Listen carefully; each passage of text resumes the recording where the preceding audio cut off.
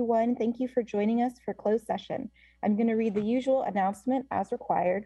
This meeting will be conducted in accordance with City of Mountain View City Council Resolution number 18618 in accordance with Assembly Bill 361.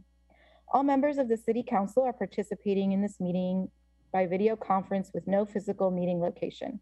Members of the public wishing to observe the meeting live may do so at mountainview.legistar.com, on YouTube at mountainview.gov/YouTube, and on Comcast Channel 26. As noted on the meeting agenda, members of the public may provide oral public comments during the public comment period by visiting mountainview.gov/meeting to enter the Zoom meeting, or by phone by dialing 669-900-9128 and entering webinar ID 834-4698-5143. Any emails received by 4:30 p.m. today were received directly by City Council. City Attorney Chopra will make remarks, and then the City Council welcomes public comment on the item listed for closed session. Thank you, Mayor. The City Council will now meet in closed session on one item, item 2.1, Public Employee Appointment, California Government Code Section 54957, Title of Position, City Attorney. That concludes the closed session announcement. Great, thank you. So would any member of the public on the line like to provide comment on the closed session item listed on tonight's agenda? If so, please click the raise hand button in Zoom or press *9 on your phone. Okay, I am not seeing any hands, so I will close public comment and bring this back to item 2.1, which is our closed session. So council will recess to closed session and return here for our regular meeting at 6:30 p.m. Thanks, everyone.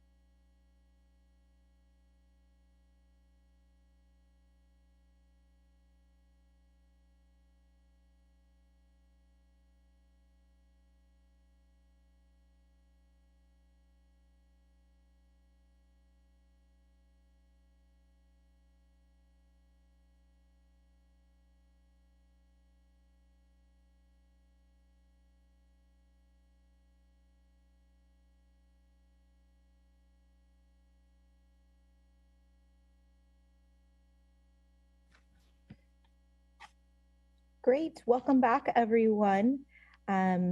Welcome to the City Council meeting of December 14th, 2021. I'm going to read the usual announcement as required. This meeting will be conducted in accordance with City of Mountain View City Council Resolution number 18618, in accordance with Assembly Bill 361. All members of the City Council are participating in this meeting by video conference with no physical meeting location. Members of the public wishing to observe the meeting live may do so at mountainview.legistar.com, on YouTube at mountainview.gov/YouTube, and on Comcast channel 26.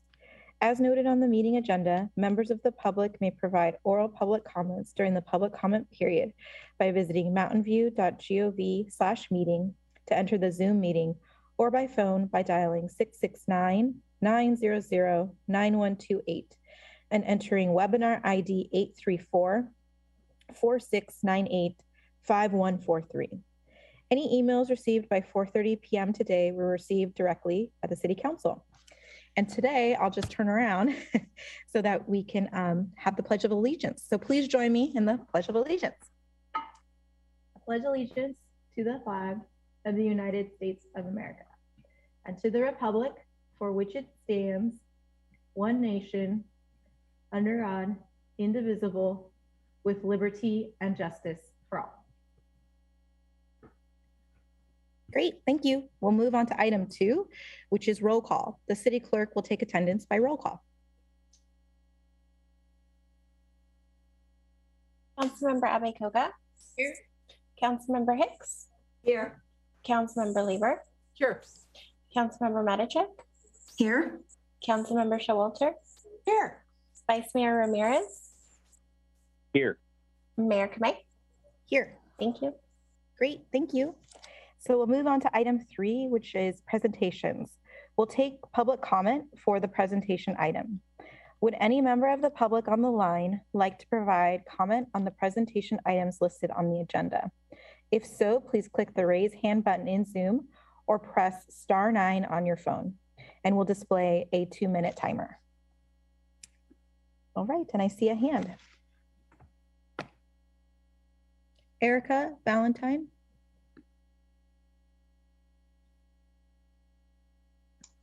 Just to confirm, this is for the Google project, correct?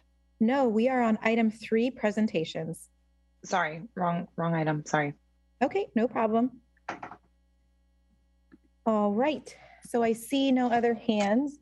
So I'll close public comment for item 3, which are presentations, and bring it back to council. And we'll start with item 3.1, our proclamation in recognition of City Attorney Christian Chopra on his retirement. Of course, City Attorney Chopra needs no introduction, but this is his last evening for his final council meeting as our city attorney after announcing his retirement on September 8th. And I'm honored to present him with this proclamation.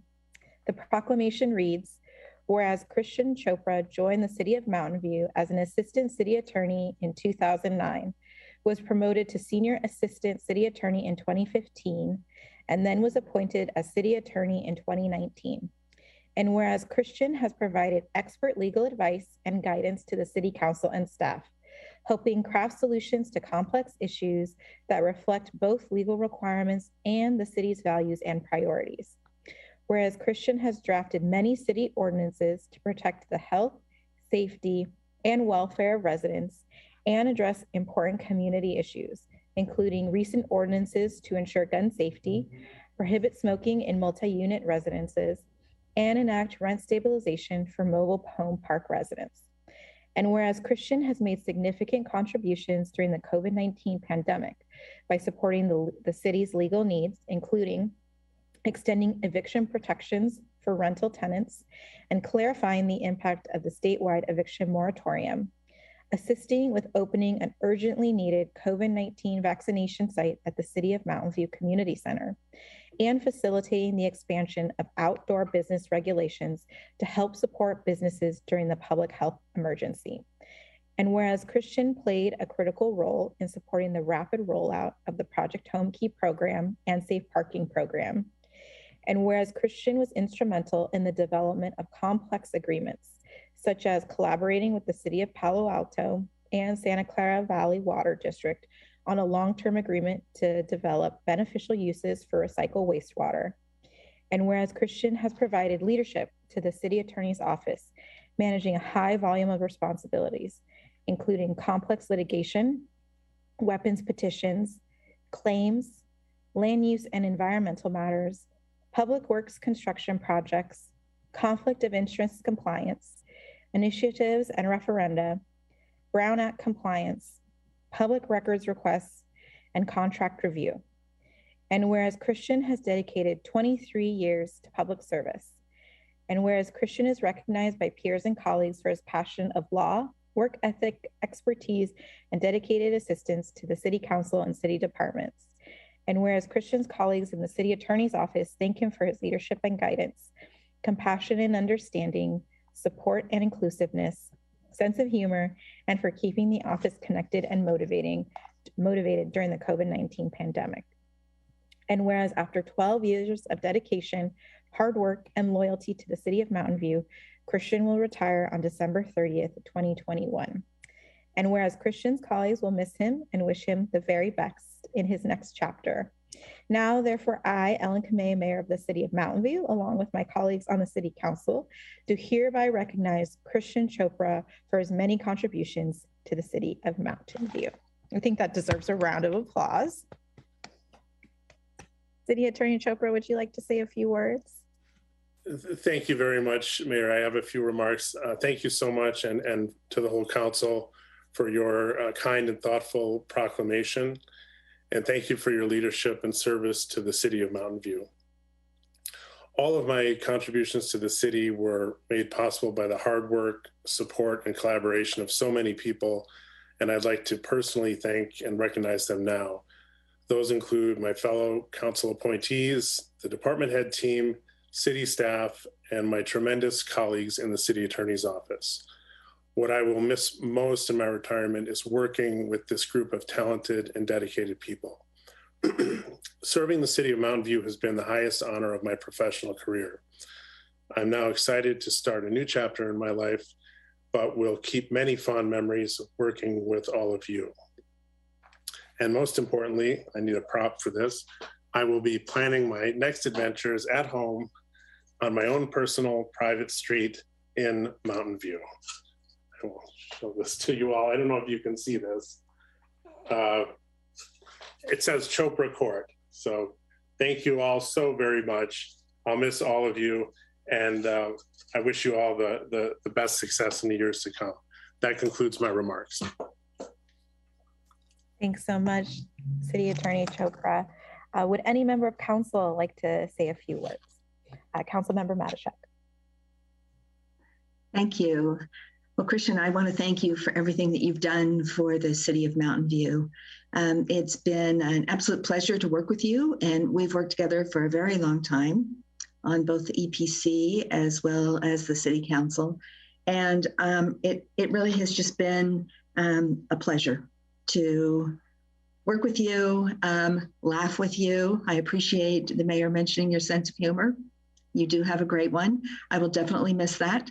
And I'll miss seeing you every Tuesday night. And I wish you all the best in whatever you do next. So thank you again. Thank you so much. Great, thank you. Councilmember Abe Koga. Thank you, Mayor. I too want to just offer my deepest gratitude to Christian. Thank you so much for all that you've done. You hold a special place in my heart because you joined the city during my first tour as mayor. And so 2009, it's been a long time and a long and wild ride at times. But you've always been very upbeat, positive, hardworking, and I love your sense of humor. But mostly, as mentioned in the proclamation, I really value your genuine heart and your loyalty to the city. I always knew that you were doing your best and you sincerely care about Mountain View. Of course, you're a resident here, so I think that, that means a lot. but I really appreciate your genuineness and your true heart. And I will certainly miss you. I hope that you'll keep in touch since you'll still be a resident of Mountain View. But thank you so much for all of your work all these years. And I wish you all the best in your new ventures ahead. And I'll miss you. Thank you so much. Great, thank you. City Manager McCarthy. Thank you, Mayor. Christian, just on behalf of myself and the entire department head team and the entire organization, I just want to thank you for everything you've done.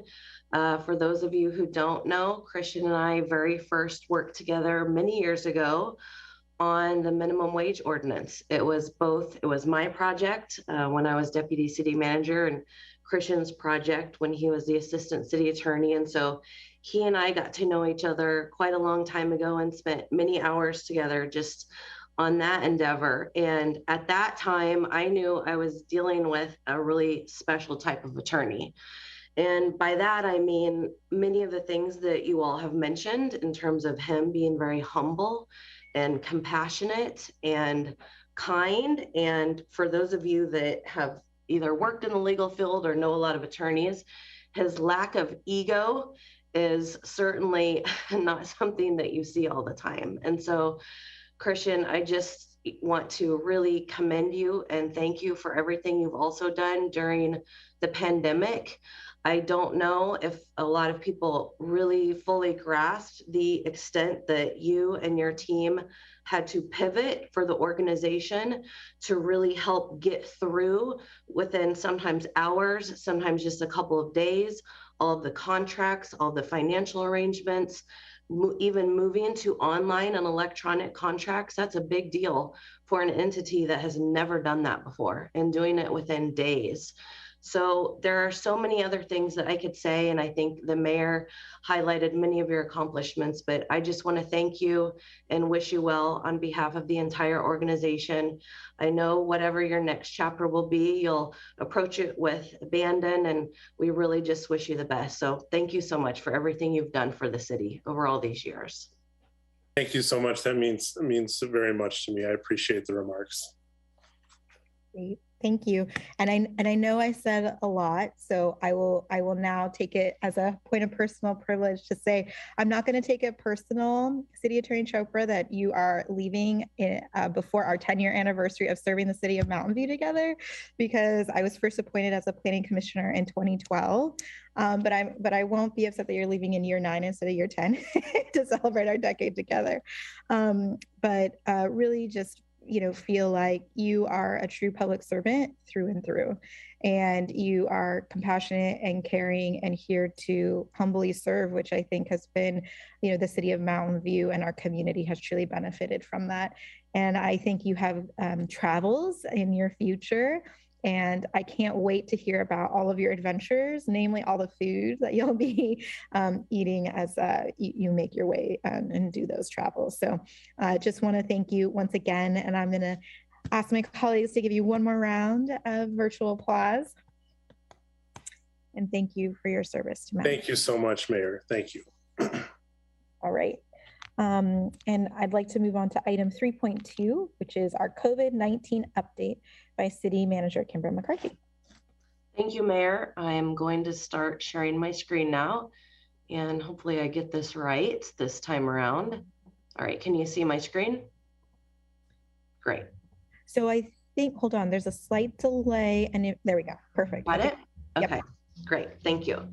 So I am here tonight to talk a bit about the things that we have learned just since the last update in terms of COVID and all the changes that have occurred. And then I also wanted to present some information and data about all of the programs that the city has had in place, not only over this past year, but really since the beginning of the pandemic in 2020. So in terms of starting with the latest on the pandemic, you all know and you've all heard that the Omicron variant is now here in Santa Clara County. So the good news is that we do have 80% of all residents are fully vaccinated. And just this past Thursday, when the county announced the very first resident with the Omicron variant, The county really is really pushing for folks to go get their booster shot. Only 39% of the population in the county has the booster shot. So again, 80% fully vaccinated, but only 39% boosted. So health officials are anticipating that we will see more transmission of this variant in our county, along with other places along the Bay Area. So with that, we do have a new travel advisory that the California Department of Public Health has issued, along with some new COVID-19 guidance, due in part to this new variant, but also because we're going into this holiday season. So since Thanksgiving, the statewide 7-day average case rate has increased by around 47%. Hospitalizations have increased by 14%. So in response to this, taken with the Omicron variant, the Department of Public Health has issued this new guidance, which requires indoor masking regardless of vaccination status through January 15th. Now in our county, we have always had this indoor masking, but there are other counties across the state that haven't necessarily had indoor masking. So now the state has put this masking requirement out statewide. Also, we have what they're calling new mega events, which are crowds greater than 1,000 people indoors or greater than 10,000 people outdoors. Those crowds of people are going to be required to either be vaccinated or have a very recent negative COVID test. Another new thing for the holidays is that travelers arriving in California from out of state or out of country are recommended to be tested for COVID within 3 to 5 days of arrival. So this was just announced, I believe, within the last day or two. So these are obviously going to be big changes going into the holiday season. And it's looking like we are not going to have that masking requirement lifted anytime soon. In terms of what's happening with the booster shot, so right now, everyone over the age of 16 can get a booster shot. So only the Pfizer shot is authorized. And the way that it works is if you have the Pfizer shot, you can get your booster 6 months after. Also the same for Moderna. But for those people who've received the Johnson & Johnson shot, it's recommended to get your booster 2 months after that shot. You can still schedule your appointment at sccfreevax.org. That also includes our Mountain View Community Center that's part of that sccfreevax.org site where you can make an appointment there. And you can also check out our website, and it has information about our testing as well. So this chart really just shows what's happening with vaccinations. The orange line that you see at the top is the case rate for unvaccinated residents. The gray line is the county overall case rate, and the blue line that you see at the very bottom is the positive case rate for fully vaccinated residents. So you can see here in the chart that there's quite a disparity between the cases that we're seeing of people that are vaccinated versus unvaccinated. So just to reiterate the times that you can get vaccinated at our community center, it is Tuesday through Friday, 8 to 6:15. So we have expanded those hours so that more children can be vaccinated and more people can go there to get their boosters. Again, this is free, but you do have to make an appointment. So then I also want to present the snapshot of what the countywide COVID-19 numbers look like. So what you're seeing here are the chart from the last update I gave compared to this current update. So you can see that cumulatively across the county, there are around 149,000 in my last update about a month ago. Now we're at around 154,000 cases. We do have around 80% of folks, as I mentioned before, that are fully vaccinated. Compared to about a month ago, there was around 74%. So we definitely are making progress on the vaccinations. In terms of what's happening here at the city, in the last update, there were 77 new cases. And since then, we have 145 new cases. So you can see in that third column from the left, the cumulative positive cases in Mountain View.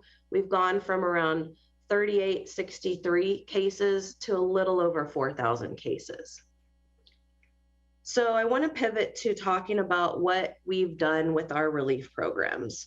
And I'm really pleased to report that we have had several thousand residents not only benefit from our rent relief program, but also our small business assistance program.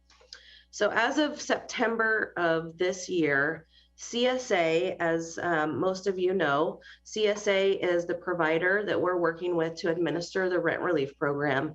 They've used funds to provide rent relief to over 1,000 households. So 1,204 households have received rent relief that has helped almost 3,000 residents, so 2,914 to be exact.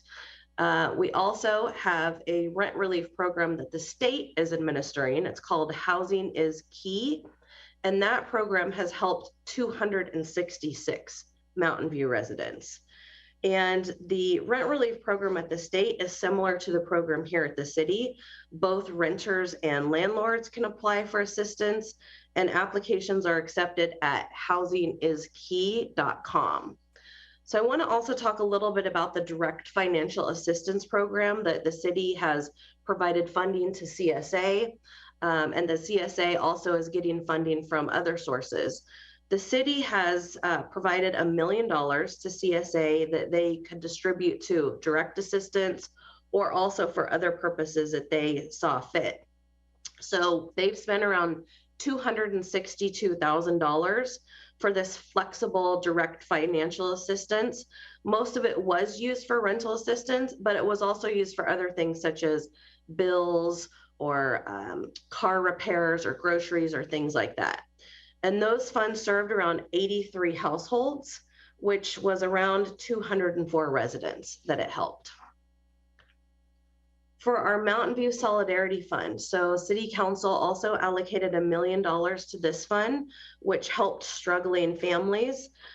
We have so far given out 2 rounds of funding. The second round actually was just released yesterday. In the first rounds of funds, we distributed for around $400,000, and it helped 473 residents and around 130 households. In the second round, it's $300,000 that has been provided, and it's expected to also help over 100 households. So far there's been almost 400 inquiries for assistance. So you can see that between the rent relief program, the direct assistance with CSA, and the Solidarity Fund, that the city has really stepped up in a leadership position to help those most vulnerable residents in our community. And we've worked very closely and have had a really great collaboration with CSA to administer these programs over the last almost 2 years now. I also want to provide an update on our eviction help center. So at these clinics, residents receive one-on-one assistance in applying for rent relief. And currently the eviction help center is open 2 days a week now.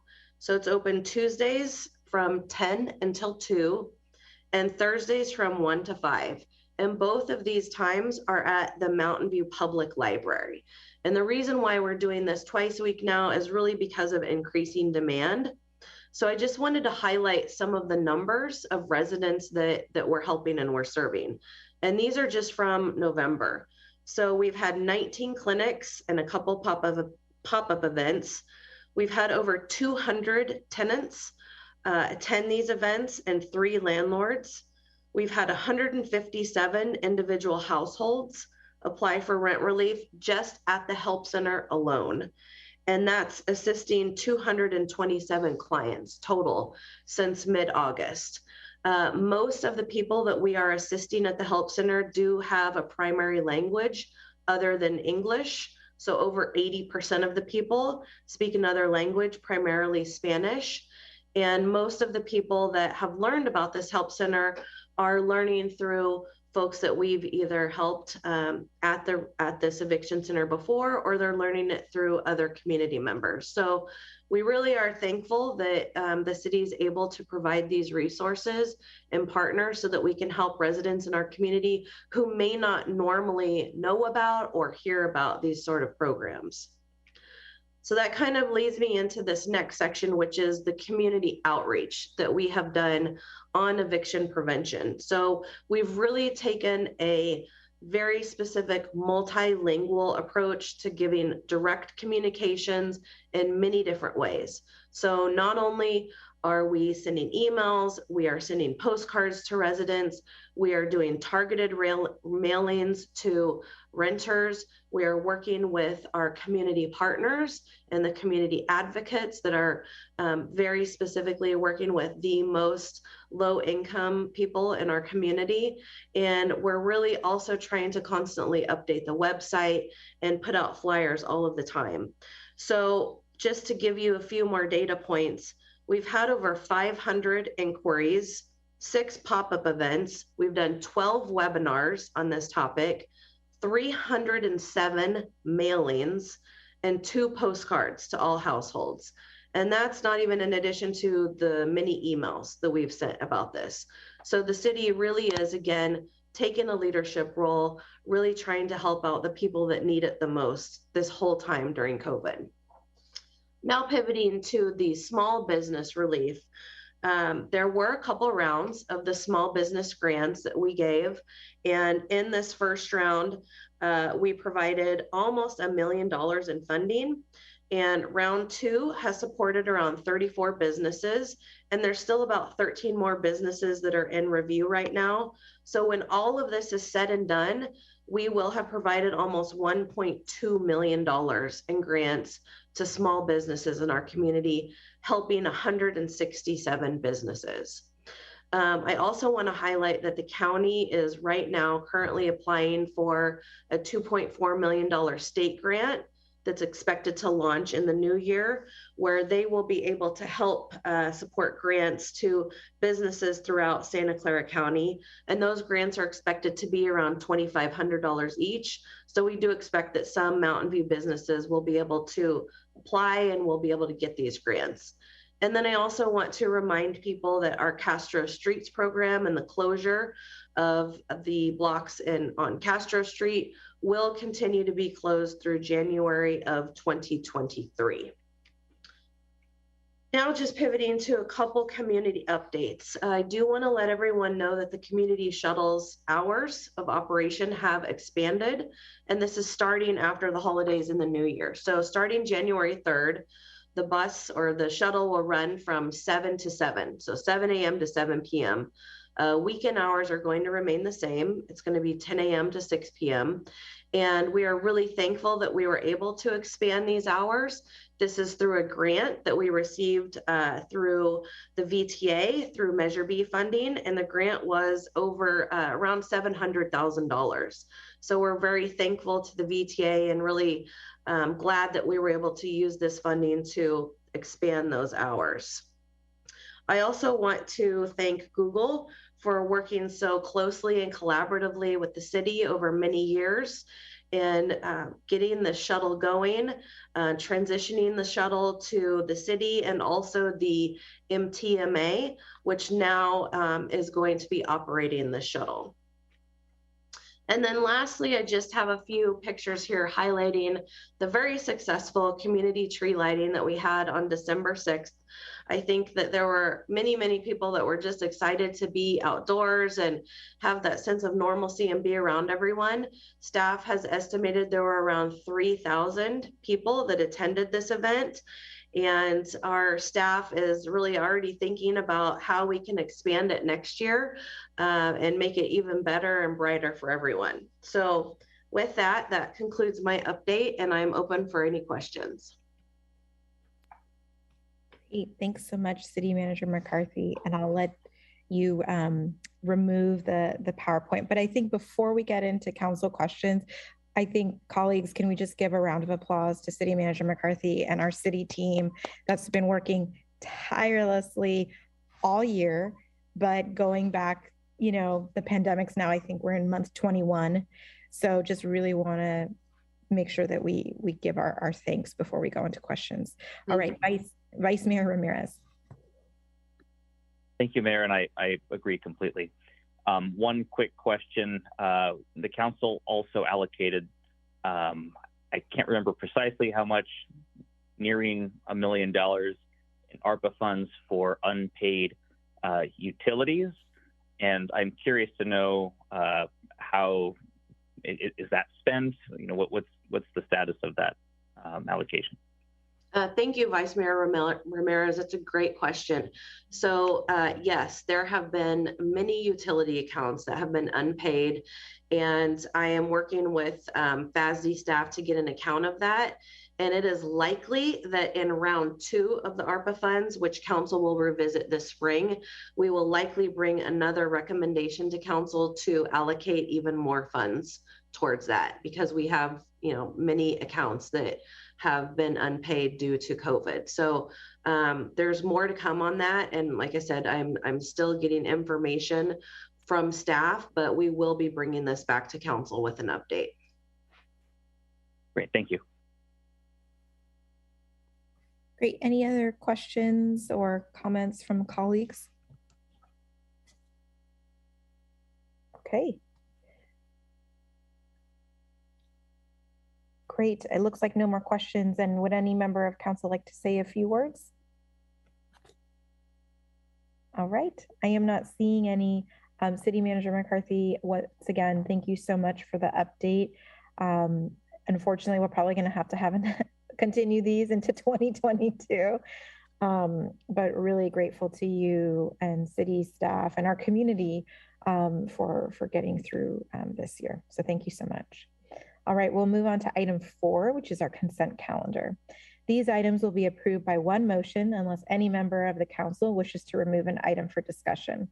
The reading of the full text of resolutions and ordinances will be waived unless a council member requests otherwise. As a reminder, the purpose of the consent calendar is for the council to efficiently and quickly consider a high volume of routine or administrative business items with one motion. Although council members may remove items, it is generally not intended for the council to have a lengthy, substantive discussion on consent calendar items. Would any member of the council like to pull an item? Councilmember Hicks. I don't want to pull an item, but I do want to, there were some very interesting items and I just wanted to highlight several of them if you can tell me what might be the appropriate time to do that. I believe now is the appropriate time to make comments, although I do see some other hands raised. So City Attorney Chopra, shall we do comments and pulling items for consent, or shall we do polls first? Yeah, we can do them all together. We can treat Councilmember Hicks's comments as a pulled item just for her to comment on that, and take the other council members' items they'd like to pull also. Perfect. Okay, that's what I thought. Thanks. Just wanted to double check. Councilmember Hicks, go ahead and make your comment. Sure. Again, I'm not pulling these, but I just want to welcome the public to read through the consent items. There are often very exciting things on there that are not worthy of us taking time discussing. In particular, I'm going to call out right now 4.14, which is amending some council policies. I won't read all their letters and numbers, but we have, if you read the details, we've added maternity and parental leave for giving birth and adoption as sort of a sign of the times. I believe that, you know, as of several decades ago, there were not even any women on council. So you can tell things are changing. So that's one I'm very proud of. And then another is 4.10, the MTC Mobility Hub Pilot Grant Program, which is going to have something that many people I know who want to ride e-bikes have been asking for, which is upgrading the bike room with new racks and electric charging for e-bikes and e-scooters, which I know people like to often like to park electric bikes in bike garages like this where they're extra secure. So I'm hoping that will encourage people to buy e-bikes. There are a number of other interesting ones, but maybe people will be pulling those and we'll be talking about those more. Thank you. Great, thank you. Councilmember Matichak. Thank you. I'd like to pull item 4.7 for discussion. Okay. All right. Councilmember Abikoga. Thank you, Mayor. I don't want to pull these items, but I just wanted to comment on a couple. For point 10, as Councilmember Hicks mentioned, I was just really excited. I saw this on our MTC agenda a while back, and we were one of a handful of projects that was granted the funding. So I'm very proud of our city's application and look forward to that project moving forward. And then 4.8, always very excited about the community shuttle, as mentioned by the city manager. We're expanding as in January, which is great. I was excited to see that our ridership is starting to come back, and that even pre-COVID, our numbers were doing quite well. As it says in the staff report, VTA has a minimum of 15 boardings per hour, I believe, for their service, bus service, and I think we were at 24 or so. So I'm very happy to see that interest in our community shuttle. Look forward to the expansion, and then I hope that pre-COVID, we were starting discussions with the Air District. They actually have funding under their TFCA, which I can't remember now what it stands for, but it's the Clean Air Fund. And my hope is that we can resume conversations with the Air District to see if we can get some funding to, as we actually get close to having to replace the vehicles, because that's one area that they seem to fund. So thank you. Great, thank you. Councilmember Showalter. Yes, just adding to the kudos, I would like to congratulate the staff of the City of Mountain View and also the Coastal Conservancy on item 4.9 and the U.S. Fish and Wildlife Service for the South Bay Salt Pond restoration. These are agreements that they've been working on for a long time, and they will lead to the restoration of Pond A2 off of our shore, which is really the first major sea level rise protection project that we are embarking on. And that's just great news. So congratulations to the staff of all of the organizations that have worked on this. Great, thank you. Councilmember Lieber. Thank you, Mayor. Well, I wanted to particularly thank my colleagues who are on council policies and procedures for their work in moving forward 4.14, the policy to provide for parental leave for council and our boards and commissions. My reasoning in requesting this item was that I think it's really critical that we have the full diversity of the community involved, both at the council level and also on our boards and commissions. And this is an important move towards doing that. And I'm proud to say that we do have a feminist council here of 6 women and 1 feminist man. And this is a great example of that kind of policy that we need. And I wanted to join Councilmember Showalter in giving my thanks to staff for moving forward 4.9 on the South Bay Salt Ponds item. My understanding is that this is going to help to release some actions that can help us start the restoration as early as January. And given that we just have about 8 years to make these needed environmentally sensitive restorations on the bay, this is really critical. Time is of the essence. And then on item 4.6 on the Castro Street closure, I wanted to say that with regret, I'm going to be abstaining on this item, because I do feel that there is needed work that we can do in terms of improvements before moving towards a $500,000 expenditure. And I think that sometimes it's easier to go to a consultant to rely on them to take the steps that are needed, and that could actually, I think, delay us from pursuing some very simple and effective things that are really needed to keep up the quality of Castro Street and to make sure that the closure is a good and beneficial and economically strong situation for all of our businesses. So I'll be abstaining on this item tonight, but I will definitely continue to work with staff and with council to try to get those needed improvements done so that we have an attractive and well kept up Castro Street. Great, thank you. Any other council members would like to pull an item or make any comments? All right, I am not seeing any hands, so we'll move on to public comment. Would any member of the public on the line like to provide comment on any item on the consent calendar? If so, please click the raise hand button in Zoom or press *9 on your phone, and we'll display a 2-minute timer.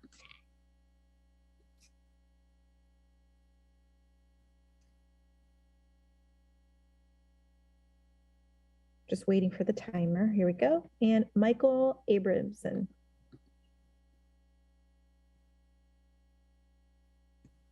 Can you hear me? Yes. I'd like to comment on item 4.8 about community shuttle.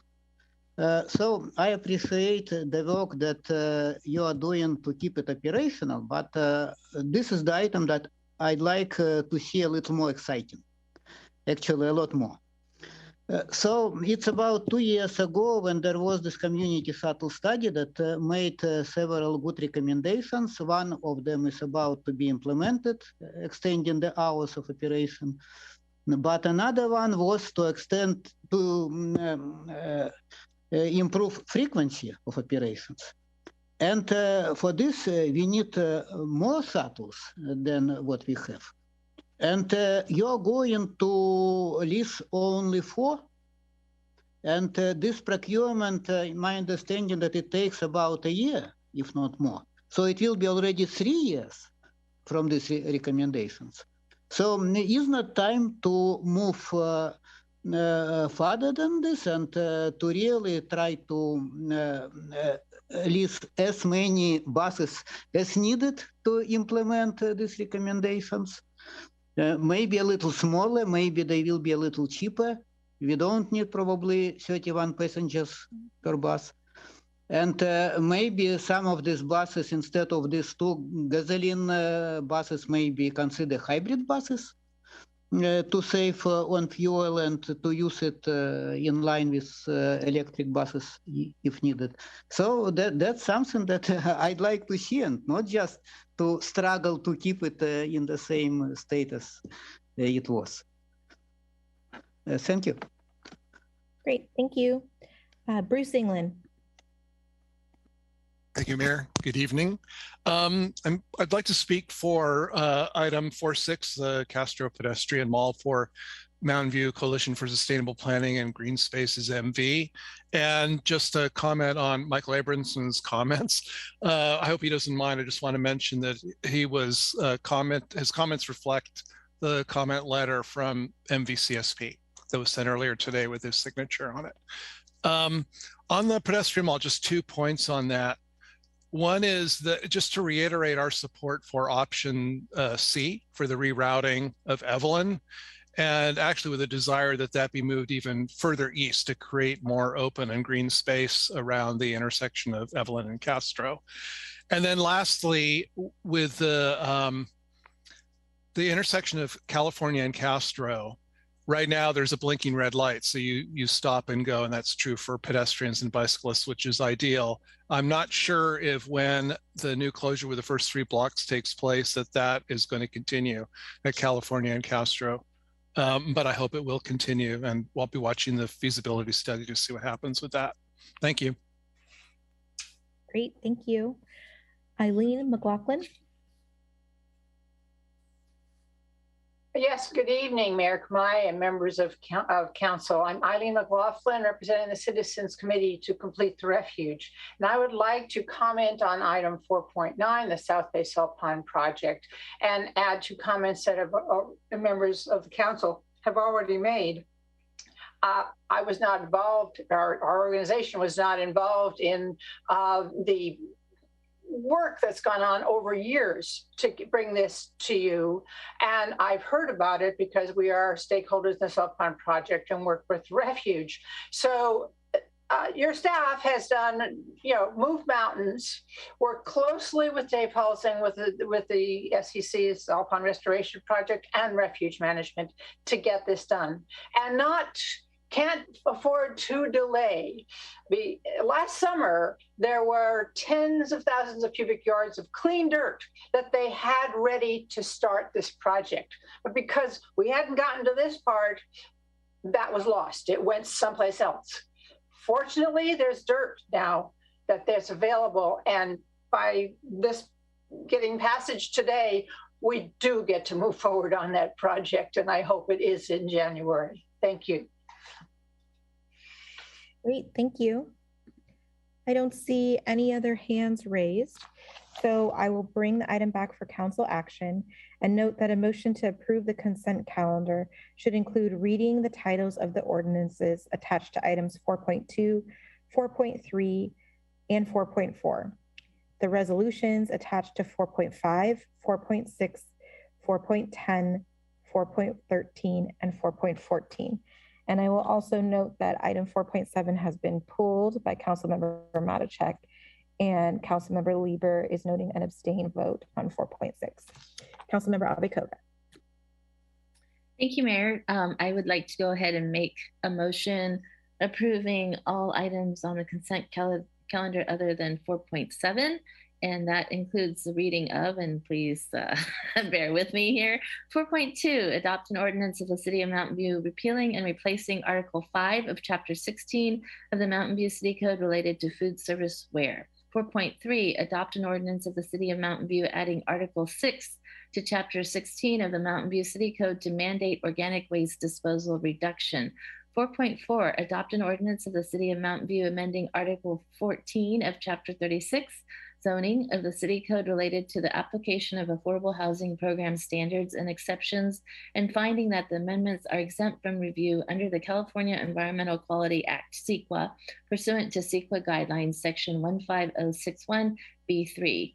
Item 4.5, adopt a resolution of the City Council of the City of Mountain View directing all legislative bodies of the City of Mountain View subject to the Brown Act to continue to meet remotely in accordance with AB 361 and making findings pursuant to AB 361.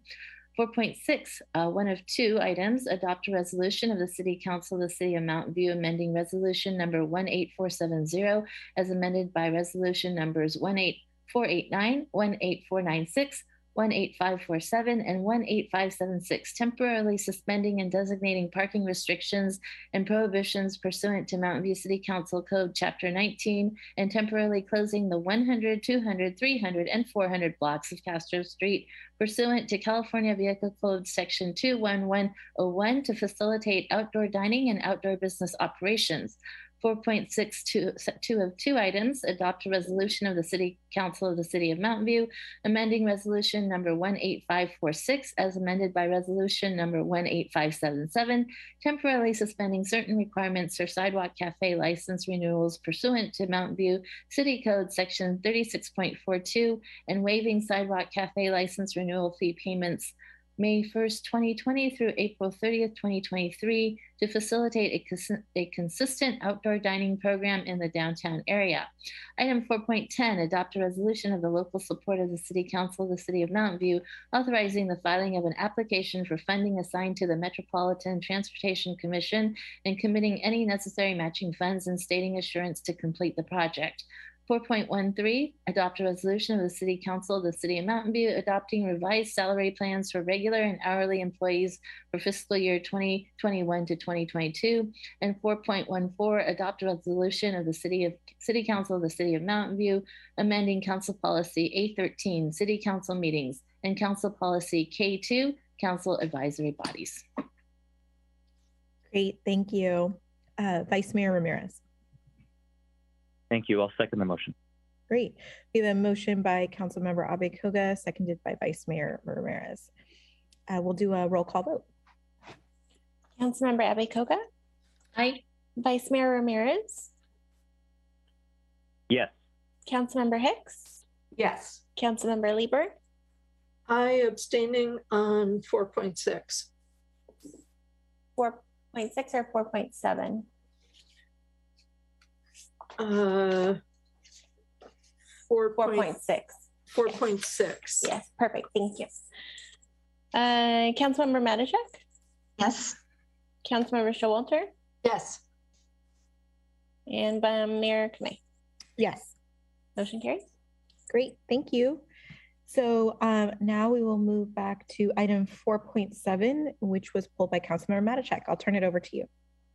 Thank you. So when we first talked about this and we're considering it, putting it on the work plan, I know I was a little bit hesitant.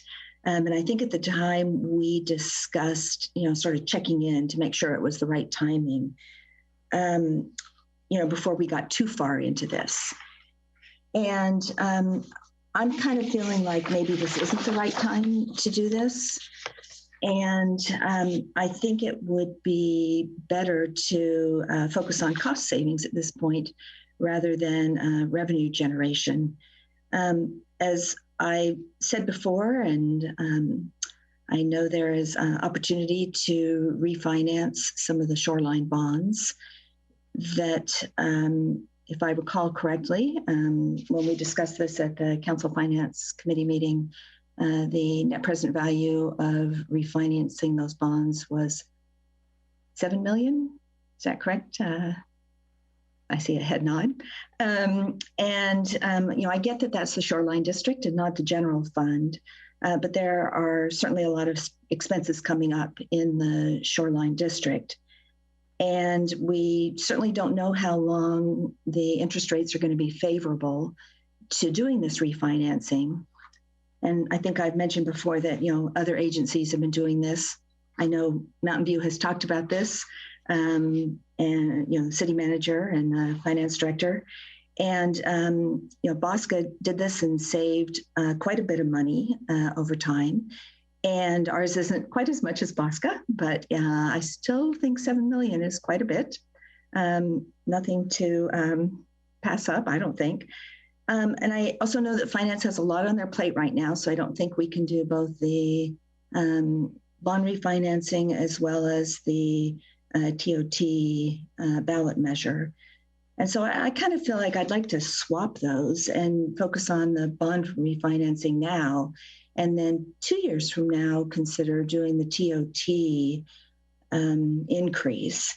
And I think in 2 years, hopefully, the economy will be in better shape and we'll have recovered more from COVID, and that maybe the timing is better a couple years from now. So I guess I'd like to propose that to my colleagues, that we swap those two projects, because again, finance can't do both of them at the same time.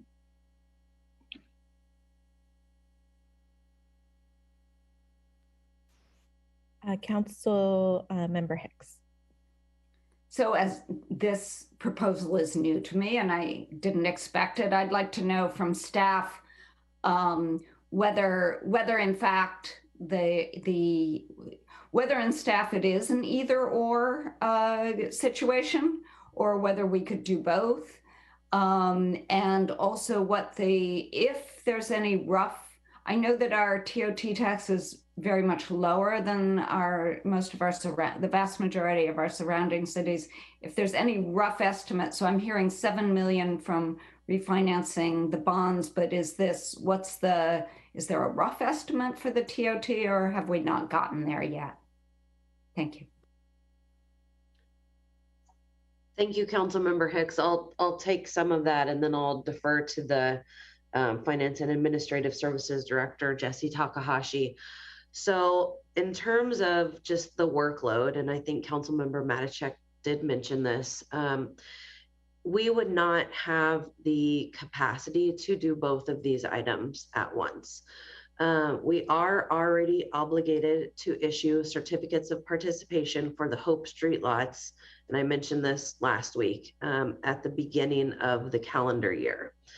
And we're also, as this study, or excuse me, this staff report mentions going to be embarking on the TOT measure at the same time. So we couldn't add, it would be very difficult to add another refinancing to that. So I think that's what Councilmember Matichak is proposing, is for council to discuss your priorities and, you know, the timing.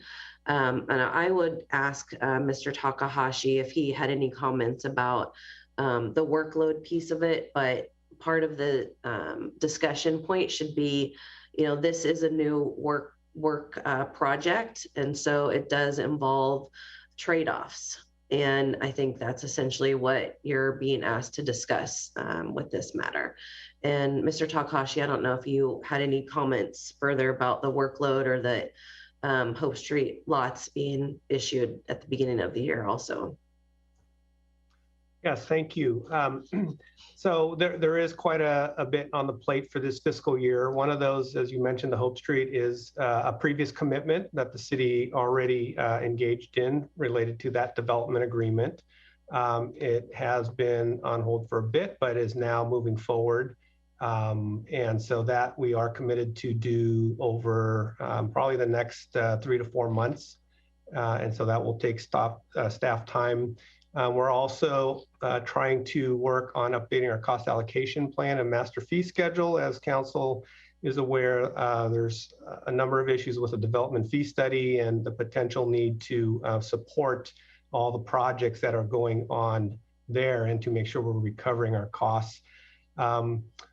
Yeah, we're also doing projections for our Education Enhancement Reserve, JPA, and that is taking will be taking a lot of the staff's time as well as the ongoing pieces of the normal budget development process and some other things. We will also be losing 2 very experienced folks in our finance department. And while we have been in the process of transitioning that, there, you know, will be certainly some loss of knowledge over that, you know, 30 years of knowledge for that, and someone working on our budget. And so there are quite a few things, and we are feeling like there is quite a bit to do. So we would, in order to be, you know, give adequate time to do these things, like to, you know, space that out. We feel we could probably start something maybe towards the end of this fiscal year, probably early into next fiscal year. For that refunding would probably be a reasonable time given all that's going on. And we still have two vacancies we're also trying to fill in the financial management division as well. So there's quite a bit of financial analysis that still needs to occur. And so that's why we're just trying to look and balance everything out. Thank you. Councilmember Abikula. Thank you, Mayor. So regarding item 4.7, the TOT tax, if I remember correctly, I believe it was unanimous that the council put it on as one of our projects in our priorities.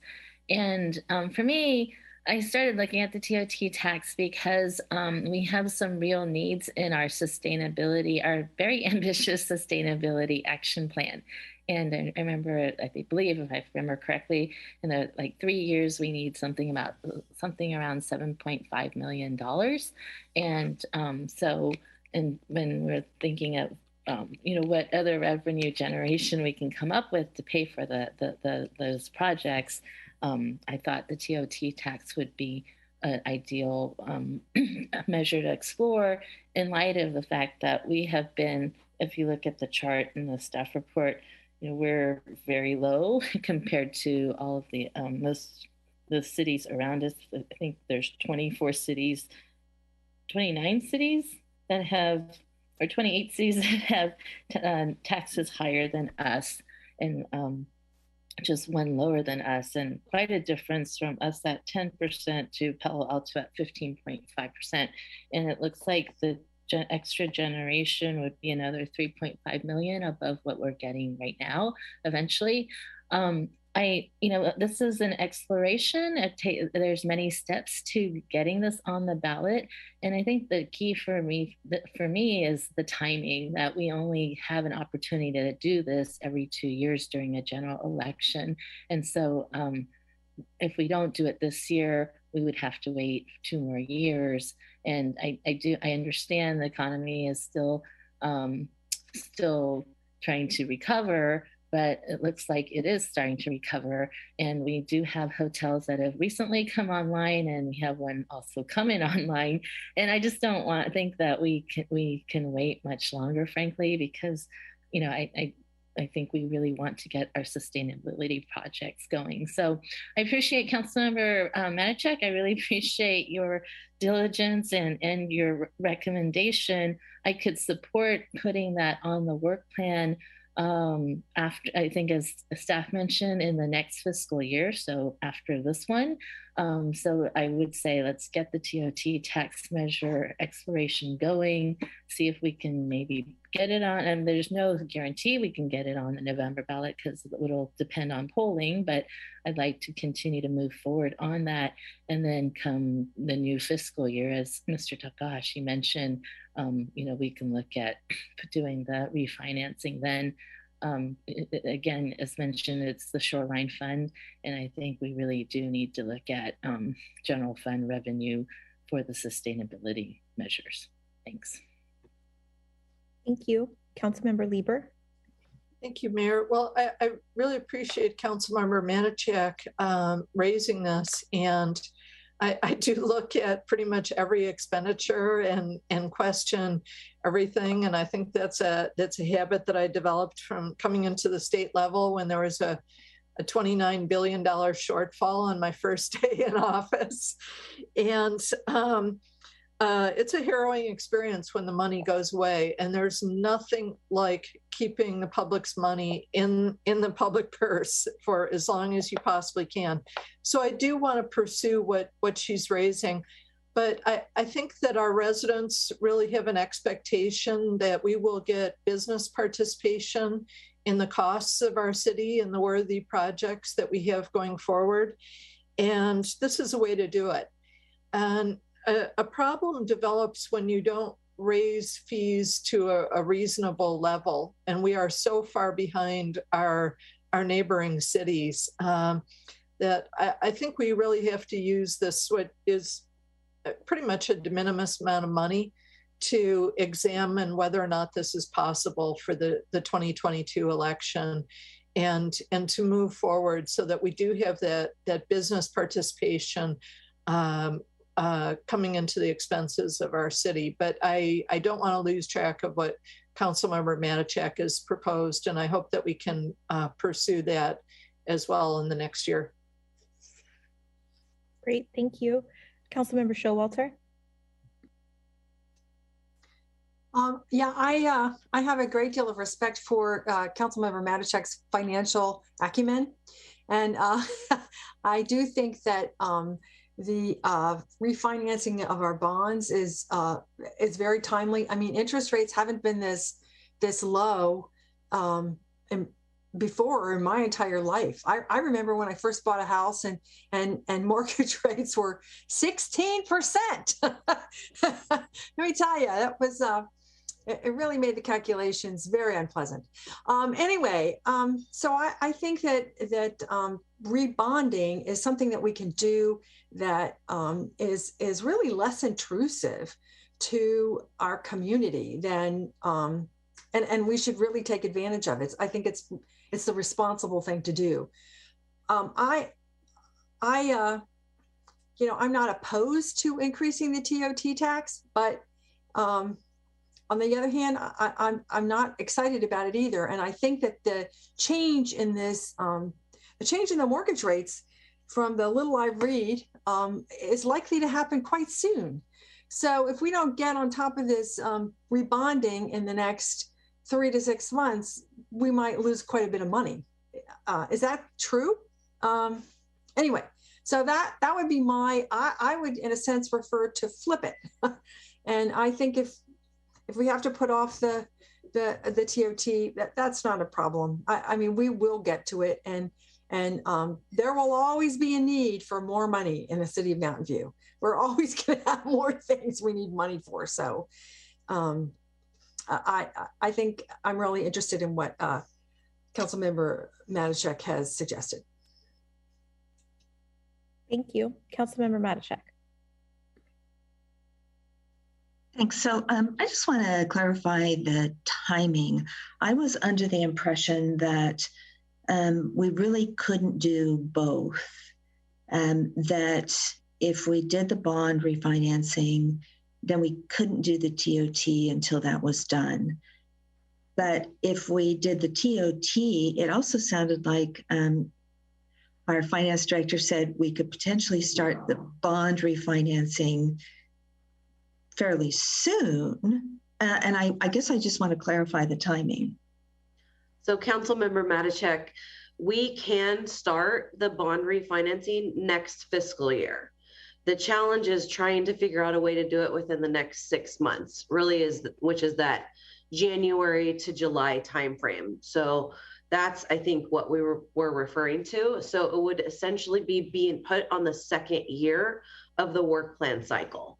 So I think we can manage to do that. It just wouldn't be until the next fiscal year. But we'll actually have done the work at the staff level on the TOT by then.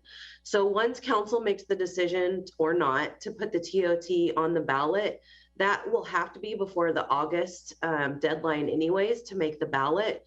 So you all will have made your decisions and done your work before that summer. So then after that is when staff could start the refinancing, which is into next fiscal year, if that makes sense. Thank you for the clarification. Great, thank you. Vice Mayor Ramirez. Thank you, Mayor. One question for staff, and my apologies if you've already answered this and I just missed the answer. We have funding available for some amounts of time for our sustainability and homeless services work. When do we expect that funding to be exhausted? Vice Mayor Ramirez, so there is a one-time amount of funding that was set aside, I believe back in 2019 when this issue was discussed. I believe it's around $3 million, but would ask Mr. Takahashi to verify that amount. So that one-time pot of funding was just to help get the program started. There was also the recommendation to hire a considerable amount of new staff, which we are in the process of, including the Chief Sustainability and Resilience Officer, which we're in the middle of right now. And so once that one-time pot of funding is exhausted, there is no ongoing funding that has been identified to cover the staffing costs for this program. So that money would essentially run out pretty quickly. I couldn't tell you right now off the back of my hand exactly, what year it would be, but $3 million to cover several staff wouldn't last that long. Did that answer your question? Yes, I know it's difficult to put a date on that, but I think it's fair to say it would be exhausted probably around the time when we would start seeing if the TOT is placed on the ballot and approved by the voters. By the time we start collecting meaningful amounts of revenue from that increase, we may likely have exhausted the initial funding for those programs. I don't know if there might be some overlap, but we wouldn't see an increase in TOT until, the beginning, I guess, January of 2023, right? Correct. And then with time to ramp up. I'm going to move the staff recommendation for a couple of reasons. It doesn't commit us to placing a measure on the ballot. I do think there's a lot of discussion that will have to occur. I appreciated the email from Peter Katz at the Chamber offering to participate as a stakeholder. I think that will be essential in the council making a final determination about whether to pursue a TOT increase. I do think we will have to think about ongoing revenue to support the programs that the council has already put in place, whether that's through a TOT increase. I think that's for us to determine at a later time, but I think it's worthy of exploration. And I appreciate it that the chamber, I'm guessing, with the tacit consent of some number of members who, who operate hotels, expressing support for the exploration, that seems, an appropriate action to take right now.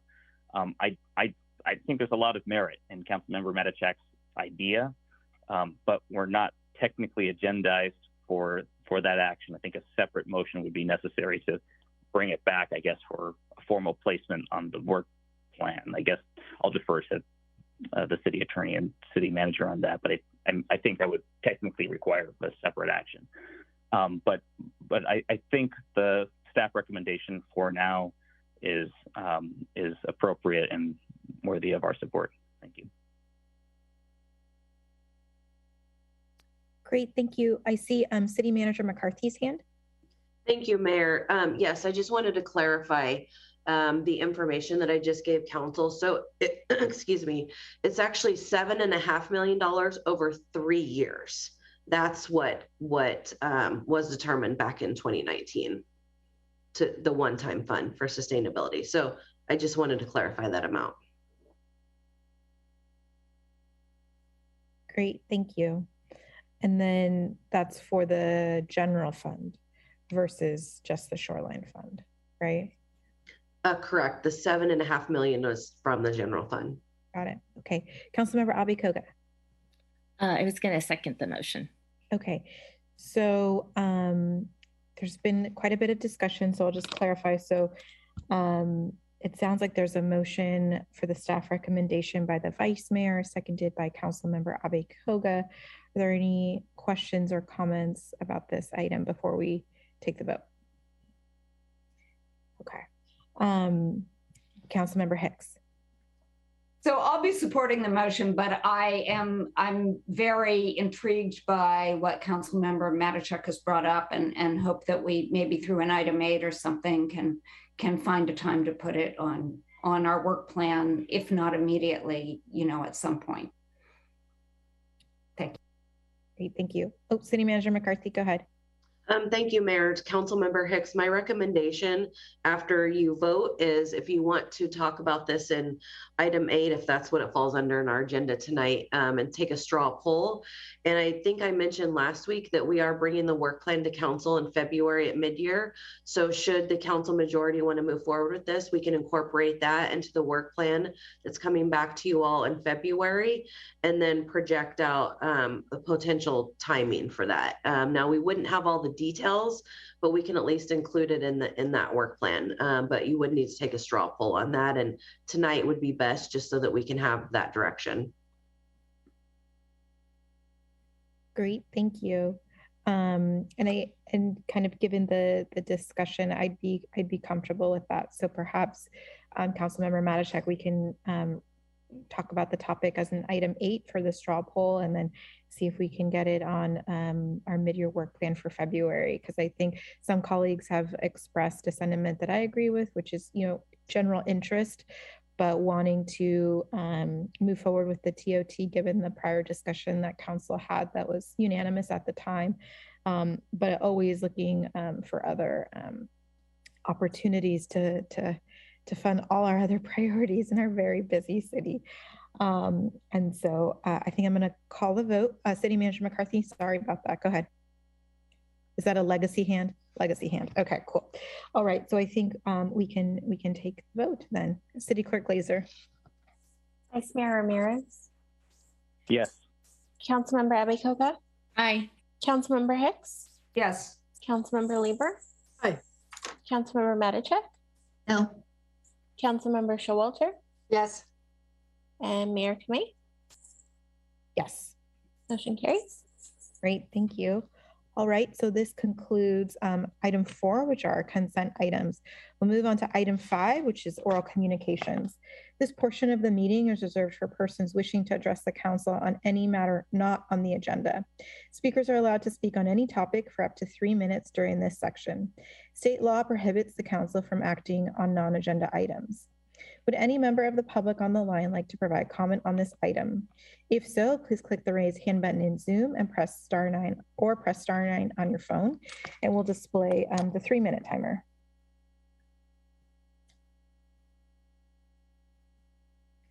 Devin Conley. Good evening, Mayor Kamei, Vice Mayor Ramirez, and council members. I'd first like to thank you all for supporting Supervisor Smidian's proposal to the Santa Clara County Board of Supervisors regarding establishing a North County clinic. It was passed unanimously today by the Board of Supervisors, and I know that the city played an advocacy role in making that happen. I hope that the city can also reach out to Supervisor Smidian's office around trying to find a space to locate that clinic.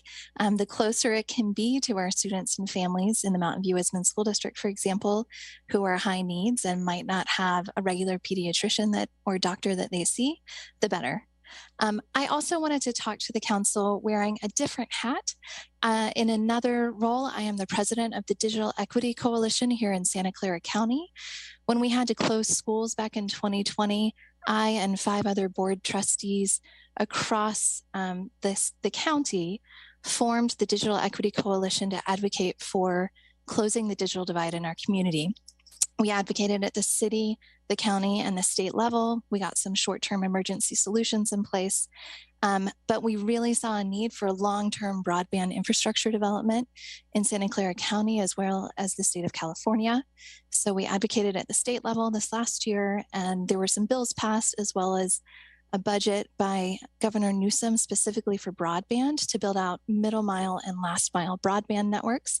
And today, the Santa Clara County Board of Supervisors unanimously voted to begin the process to form a municipally owned internet service provider that can offer affordable and reliable broadband internet service to our unserved and underserved residents and businesses in the county. This is going to be possible by drawing down those state and then also federal funds that are available to expand broadband right now. It's coming back to the Board of Supervisors, a full proposal on the 15th of February. So if Mountain View wants to be involved or get, some of that infrastructure for our residents who don't have internet access, the time to engage with the county around it is probably now to be part of the planning phase. I'll send a follow-up email with more information, but I wanted to bring it to your attention. And a lot of trustees across Mountain View from the high school district, elementary school district, our neighboring Los Altos school district, over 50 trustees from across the counties either wrote in or spoke out today to get the Board of Supervisors to pass this, and we're thrilled it's happening. Thank you for your time, and thank you for your service of our community, service for our community. Thank you, President Conley. Stephen Goldstein. Thank you for your time this evening. I just wanted to say, unfortunately, I feel like I'm replaying a tune again. But I remember around January, February of 2020, I was discussing how COVID was going to be becoming a problem. And now we have Omicron. And at the same time, we are still, in the county, we only have less than 100 ICU beds available when our county has 3,000 ICU beds. At this point in time, it appears that Gavin Newsom has, in fact, extended his emergency order until March. I'm starting to think that we are about to, unfortunately, replay January and February 2020 all over again, because even though we have vaccines, they are not necessarily going to work on Omicron. People are saying it's likely, but no one's gotten any scientific proof yet that in fact, that the vaccines are going to be of any use with Omicron regarding moderating its impact. In fact, unfortunately, Omicron is more contagious than any version that we've seen. And so, unfortunately, I'm asking one major question.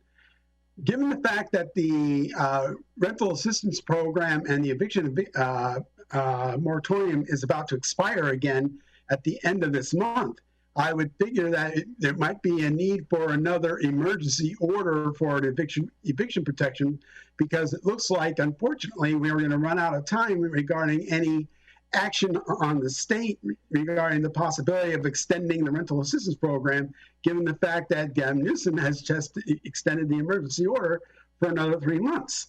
So if anything, I'm simply asking at this point in time, the City Council should investigate the possibility of enacting another emergency eviction protection plan for at least 30 days, starting in January, so that the state can catch up on this situation. Because from what I'm also seeing is that, unfortunately, the evidence is coming pretty clear that this is going to be maturing just as the turn of the new year starts. And we are probably going to be winding back up where we are before. The fact that the masks have been reordered, I think what's going to happen is that the indoors capacity limits are going to be reinstated, and it may be even worse because of the fact the ICU beds are so low at this point. We are far below the 10%, the 15% level we had last year. And last year we were in code blue, meaning that everything was locked down. So all I'm saying is, please, I would strongly urge the city to consider a new moratorium for the next meeting. Thank you. There's a phone number, 650, and last 3 digits are 176. I think to unmute, you have to hit *6, I think. If you are a phone number, oh, there you go. Can you hear me? Thank you. Yes, I can, Mayor. My name is Stephen Nelson. I'm a retired school board district member. I wanted to thank the staff and the council for the great agendas that you guys have. I'm always well informed by them, and I like to see that you're putting the cost of things up in the resolution. So it's very easy to somebody see whether this is a $10,000 or a $50,000 or a $250,000 budget that's being discussed about. I wonder, I happen to notice, since I notice Brown Act things a lot, whether you made an announcement of the last vote. I heard the vote being taken by roll, but I don't think I heard the chair announce what the final vote was. Perhaps it was unanimous. But you might review whether you actually called the vote or not. Thank you very much. All right, I don't see any other hands, so that concludes public comment. So I will bring it back to council for item number 6, which is our study session. Item 6.1 is Google North Bay Shore Master Plan. The purpose of this study session is to receive council input on the proposed Google North Bay Shore Master Plan. After the staff presentation, the council has a set of 4 questions that we will be answering. And I will read those questions when we get to that part of the process. And the following representatives are available for questions on behalf of the applicant. From Google, we have Michael Timoff, Director, Real Estate District Development, Jeff Hosey, Urban Planning Lead, Javier Gonzalez, Head of California Local Government Affairs and Public Policy, Nikki Lowry, Community Development Manager, Marla Weinstein, Urban Planner, Transportation Infrastructure, Drew Wenzel, District Systems Lead, Mountain View. From Lend-Lease, we have Andrew Chappelle, Head of Development, Charlene Matchniff, Development Director, Entitlements, Faith Kirkpatrick, Affordable Housing Manager, Tiffany Lacey, Senior Development Manager. I think we will start with a staff presentation, followed by an applicant presentation. So I'm not seeing staff over yet.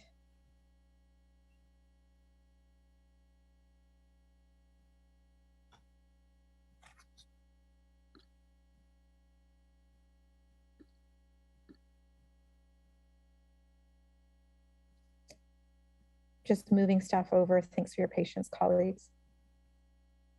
Hi, Ms. Pancholi. Sorry about that, but I see you. I know we have quite the list today.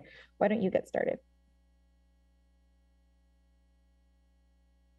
Thank you. And I just wanted to make sure, can you see my presentation slides?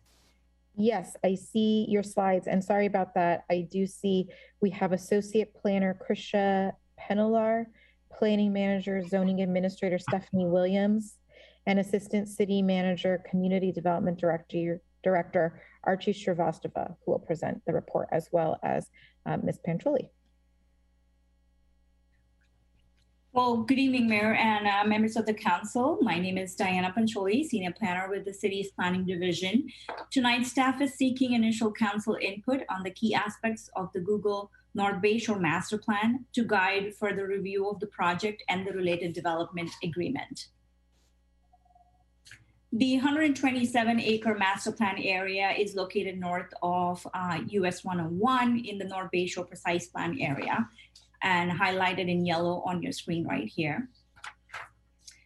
In March 2021, City Council authorized requalification of 1.3 million square foot of non-residential floor area ratio to Google, subject to contribution of minimum 42 million in community benefits. At this meeting, Council also provided input on Google preliminary master plan. In general, Council supported the preliminary master plan proposal, and the majority council input on various aspects of the master plan are highlighted on the slide above. Based on the council direction, the applicant Google Inc. has refined their proposal and submitted a formal master plan in September this year. Google is proposing to demolish existing structures in the master plan area in order to construct around 7,000 residential units, up to 300,000 square foot of ground floor active uses, approximately 31 acres of open space, 1.3 million square foot of net new office, along with new public and private service streets, pedestrian and bicycle infrastructure, district parking and utilities as well. Staff and Environmental Planning Commission, EPC, generally support the land use plan since it is consistent with the general plan and the precise plan as well. The master plan includes 15% affordable units through land dedication and 5% inclusionary units. The project's affordable housing proposal exceeds the 15% requirement in the North Bay Shore Precise Plan. Overall, staff and the Planning Commission are supportive of the land dedication and on-site BMR unit proposal since it is consistent with the Precise Plan. Additionally, the land dedication option provides the greatest flexibility to the city to target a specific affordable housing mix. A little bit about the open space strategy. The plan also includes public parks and open space spread across the master plan area. This includes 12 distinct open spaces, which accounts for 19 acres of public park space and 12 acres of privately owned and publicly accessible POPA areas. The master plan proposal includes dedication of 4 acres of parkland called Shorebird Yards to the city, which you can see outlined red on the slide here. At the March 2021 City Council study session, Council supported partnering with the Mountain View Wisman School District to provide a 3-acre school site and 1 acre of joint use space, open space. Staff is continuing to research options to allow for this approach and will bring back a plan for Council consideration with the master plan. Overall, APC and staff are supportive of the proposed open space plan since it's consistent with the precise plan and the previous Council direction. In compliance with the precise plan, the proposal also includes shared parking facilities for both office and residential uses and a district parking approach to help manage parking demand, which helps support vehicular trip reductions in the area. The district office parking strategy includes a parking garage proposed at Shoreline Amphitheater Lot C, consistent with the council support at the March study session. Before the city can entertain a long-term lease or sale of Lot C to Google for parking purposes, the city will comply with the process set out in the state's Surplus Lands Act. Google is requesting up to 30 years to construct the master plan in 8 phases to rebuild their existing office space and demolish some of the existing office space and make space for new residential development in the area. About 80% of the dedication of the parkland dedication and 42% of the new housing units are proposed to be provided by phase 2. Staff will work with the applicant to further refine the phasing in conjunction with the development agreement. Staff and EPC are generally supportive of the phasing since it's consistent with the vision of the precise plan to create complete neighborhoods and prioritize early delivery of housing and creation of open space. Since the inception of North Bay Shore in 1970s, it has been a suburban office development with trees-lined streets that are primarily built for automobiles. The precise plan lays out standards that envisions a transformation of existing street network to create an integrated street network to support new land uses envisioned for the area, supported by infrastructure to support walking, biking, and transit. Google's master plan proposal complies with the conceptual street network prescribed in the precise plan.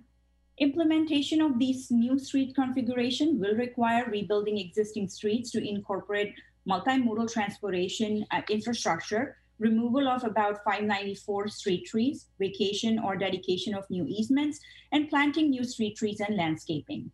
This replanting and re-landscaping of streetscape will provide unique opportunity to achieve the biodiversity goals of precise plan, supporting the council's strategic priority as well.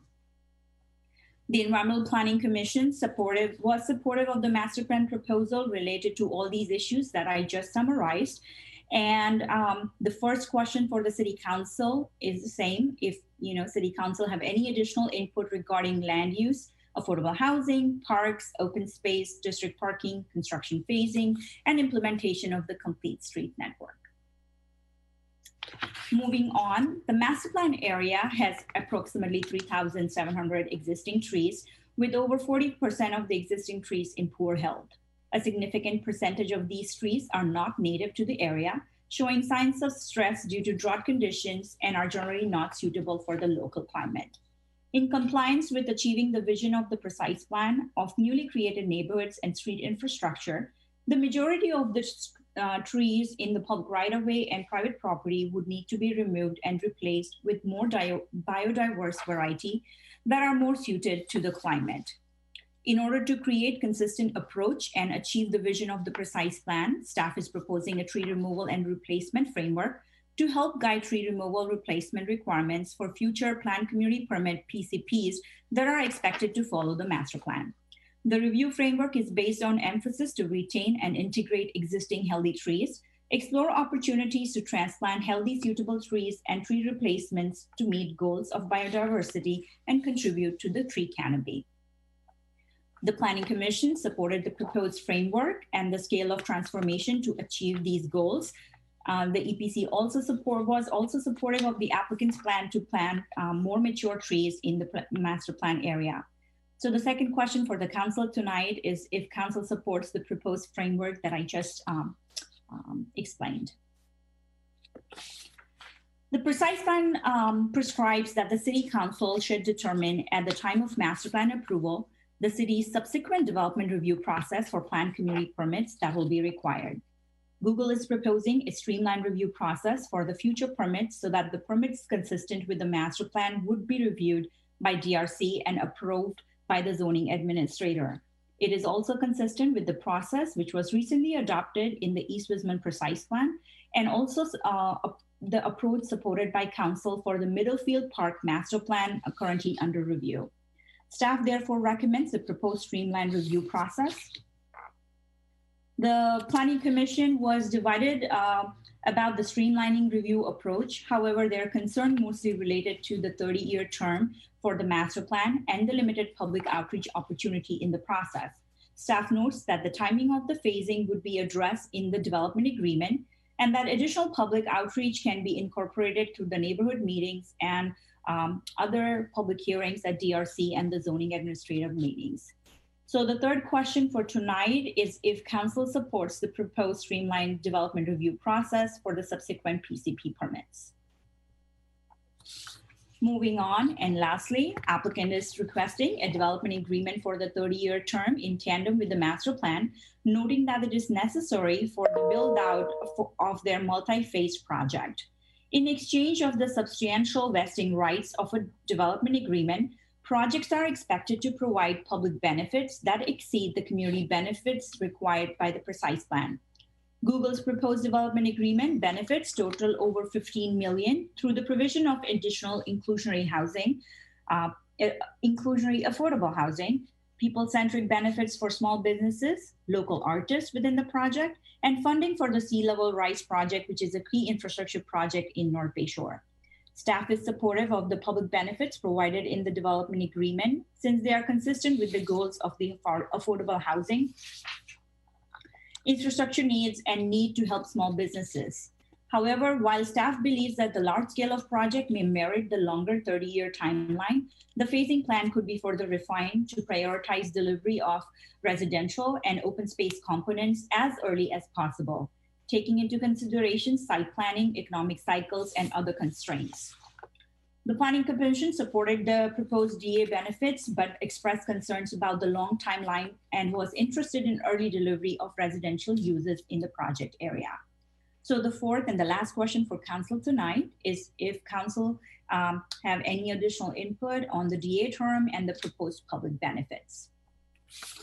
Following the City Council study session direction tonight, staff will begin Project CEQA review, further review the project and DRC and additional community outreach as well. Staff has also created a project webpage as noted on the slide here. The webpage has information about the project and also allows people to sign up for future notification on the project updates. That concludes staff presentation. The applicant is present here tonight and has a brief presentation for the council as well. Thank you. Great, thank you very much to staff. So we'll move on to the applicant presentation next. Good evening, Mayor Kamei. Could you make Michael Timoff a speaker as well? And I will share my screen here.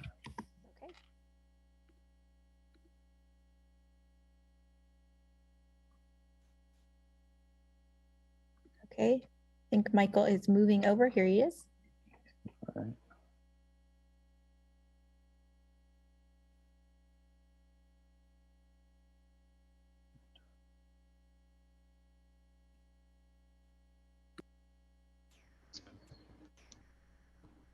Great. Good evening, Mayor, Vice Mayor, and council members. My name is Michael Timoff. I am Google's District Development Director in Mountain View. Diana did a great job providing you with an overview of our plan, and I'm going to share our perspective on the questions before you tonight. The city began planning for the transformation of North Bay Shore many years ago, and in 2017 amended the precise plan to add up to 10,000 new homes, much needed homes as we face a housing crisis across the region. This year, the city took two more important steps. Last week, you approved the city's own Gateway Master Plan, and in March, you provided valuable feedback on our preliminary North Bay Master Plan. Looking forward, we now have the opportunity to start delivering on the promise of the precise plan together. The paths to solving the housing crisis and the climate crisis are intertwined and start by meeting the community's needs where they are needed the most. Our plan places much needed housing close to jobs, allowing people to walk or bike to work, and the opportunity for more people to be able to afford to live in Mountain View. In partnership with Lendlease, Google is committed to seeing that 7,000 new homes can be built on our land, 1,400 of which will be affordable to households across a wide range of income levels. I will now hand it back over to Jeff Hosea, our lead urban planner, to walk you through the master plan in more detail. Thanks, Michael. Good evening, council members. As Michael said, my name is Jeff Hosea. I'm Google's urban planning lead. The North Bay Shore Precise Plan lays out a transformative vision for the district, not just in its land use and introduction of housing, but also in the focus on human scale and enhancement of natural habitat. Our master plan is really driven by a philosophy of connecting people to each other, to a place, and to nature. And that starts with a strong pedestrian and bicycle green loop. This is part of a new 4-mile network of pedestrian and bicycle paths and a central foundation to the project. It stitches together residential and office, connectivity of the ecosystems, as well as providing connections to Permanente and Stevens Creek. Anchored to that green loop is a 30-acre open space network that provides for a spectrum of experiences. Along Shoreline, we're able to create more urban conditions focused on walkability and social experiences. As we move east or west, the project scale allows neighborhood open spaces with active and passive recreational opportunities. Further to the east, we're also building on ecology that already exists at the retention basin with the addition of the Shorebird Wilds and the EcoGem parks. Vibrant places require the right amount and the mix of active uses, spatial comfort, and interest, as well as accessibility. It is also critical to meet the day-to-day needs of residents and workers in North Bayshore by providing a market, community spaces, dining, and entertainment. That mixing of uses while meeting the needs of residents describes the social spine. This is an intimate, pedestrian-only street lined with restaurants and shops, gathering spaces, and art that stretches from the intersection of Shoreline and Charleston south to Shorebird Way. Our master plan aims to create a highly connected district where multifunctional spaces complement one another within a human-scaled network to create a vibrant neighborhood to live, work, and visit. But as we look to implement the precise plan, there are a great number of elements that need to be balanced. Our team, the city, and the community have been looking at these elements and many more as part of the larger transformational and sustainability story of North Bayshore. One example of that is the tree replacement strategy. Our plan affords the city and Google the opportunity to work together to create a sophisticated approach to urban forest management at the district scale. As we plan ahead over the next 20 years, we will replace existing non-native trees with a more diverse, more water-sensitive, and healthier ecosystem that is better suited for the new streetscape with wider sidewalks, cafe seating, and storefronts. This new ecosystem will also include the critically important understory that is largely unable to grow in today's redwood berms. This will attract butterflies and pollinators and help manage our stormwater more naturally. And it has already begun with the retention basin. Additionally, we are thinking ahead and growing thousands of trees on a farm so that the replacement trees and their canopies will be more mature at the time of planting. And finally, during this master planning process, we're also identifying healthy existing trees that can remain to add biodiversity as part of the complete neighborhoods. These tend to be at key corners, along the green loop, and in parks and open spaces. In the end, North Bayshore simply must evolve. However, projects of this scale are complex. It will be delivered over many years and in many phases. Even while we need to demolish existing fully occupied office buildings, we are committed to, and our plan is designed around, delivering housing as soon as possible and bringing forward parks and infrastructure that will benefit the broader community. For example, approximately 22 acres or 70% of our proposed parks and open space network will be delivered in the first 2 phases. This includes the Shorebird Wilds and EcoGem, which total about 15 acres of restored open space that can be delivered in phase 2 once replacement office is delivered. Michael, back to you for the delivery of the housing. Great, thanks, Jeff. Our plan also looks to accelerate housing with over 1,100 homes in phase 1 and 3,000 or 42% of the total housing program by the end of phase 2. 31% of the homes in phase 1 will be affordable, more than doubling the 15% requirement. And by the end of phase 2, 670 affordable homes would be built. In total, we'll be dedicating 4.7 acres of land to the city to build 1,050 affordable homes. And as part of our community benefit package, Lend-Lease would build the other 350 as inclusionary units within market rate buildings. Phases 3 and 4 would see the completion of the office space in Shorebird, while phases 5 and 6 would add another 1,500 homes in the Joaquin neighborhood and another 1,800 homes in phase 7, with the remaining 730 homes to be built in the Gateway in phase 8. While the graph here shows these as discrete phases, in reality, they will overlap in time. As an example, phase 5 would start around the midpoint of phase 2, and by the time phase 2 is complete, nearly 2/3 of the total 7,000 homes would be under construction. To put this in perspective, an average of 310 new homes have been built in Mountain View per year over the past 10 years. Our plan would see an average of 250 homes being built each year just in North Bayshore alone. While many factors affect the pace of residential development, including the cost of capital, availability of labor and materials, economic cycles, and the city's development, approval, and permitting processes, we want to see this housing get built as fast as possible. And we want to continue to work together to change the landscape of North Bayshore, to secure the city's position as a leader on housing, and to unlock the value creation in the form of a robust community benefit package via the development agreement.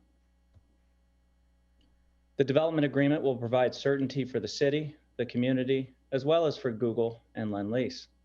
Certainty that the housing will get built, that the community benefits will be delivered, and that we will have sufficient time to complete all phases of the project.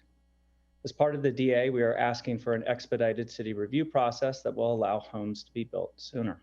This is the same process City Council endorsed for our Middlefield Park project and that staff is supportive of here. We're also asking that in-kind improvements count as a credit towards our park and infrastructure fees. This would allow us to construct and deliver the Eco Gym in phase 2. And finally, we are also requesting full credit for the 4-acre school site towards our parkland dedication requirements, as well as needing certainty as to when the city will deliver its own district-wide transportation improvements that will enable the full build-out of North Bayshore. Together, we can deliver on the full potential of the precise plan. We're grateful for everyone who has worked so hard to make tonight's conversation possible, and we look forward to hearing all of your feedback. As mentioned earlier, I'm joined by a number of my team members, and we're happy to answer any questions you may have. Thank you. Great. Thank you so much. Appreciate the staff and the applicant presentations. Since this is a study session, we're going to move to public comment first.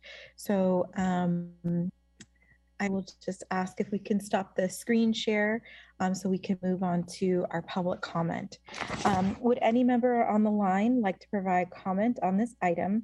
If so, please click the raise hand button in Zoom or press *9 on your phone, and we'll display a 2-minute timer on the screen. And as soon as I see that timer, I will call on our first public speaker. And that is, let's see, Juliana Pendleton. Good evening, Mayor Kamai and council members. My name is Juliana Pendleton, and I'm the Environmental Advocacy Assistant for Santa Clara Valley Audubon Society. Audubon has engaged in planning in North Bayshore and with Google for over a decade now.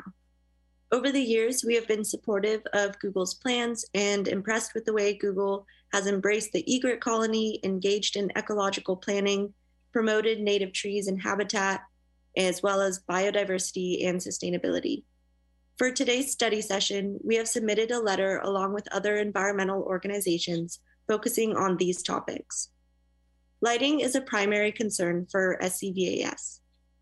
Artificial light at night is an increasing threat that affects the health of virtually all living organisms, including humans.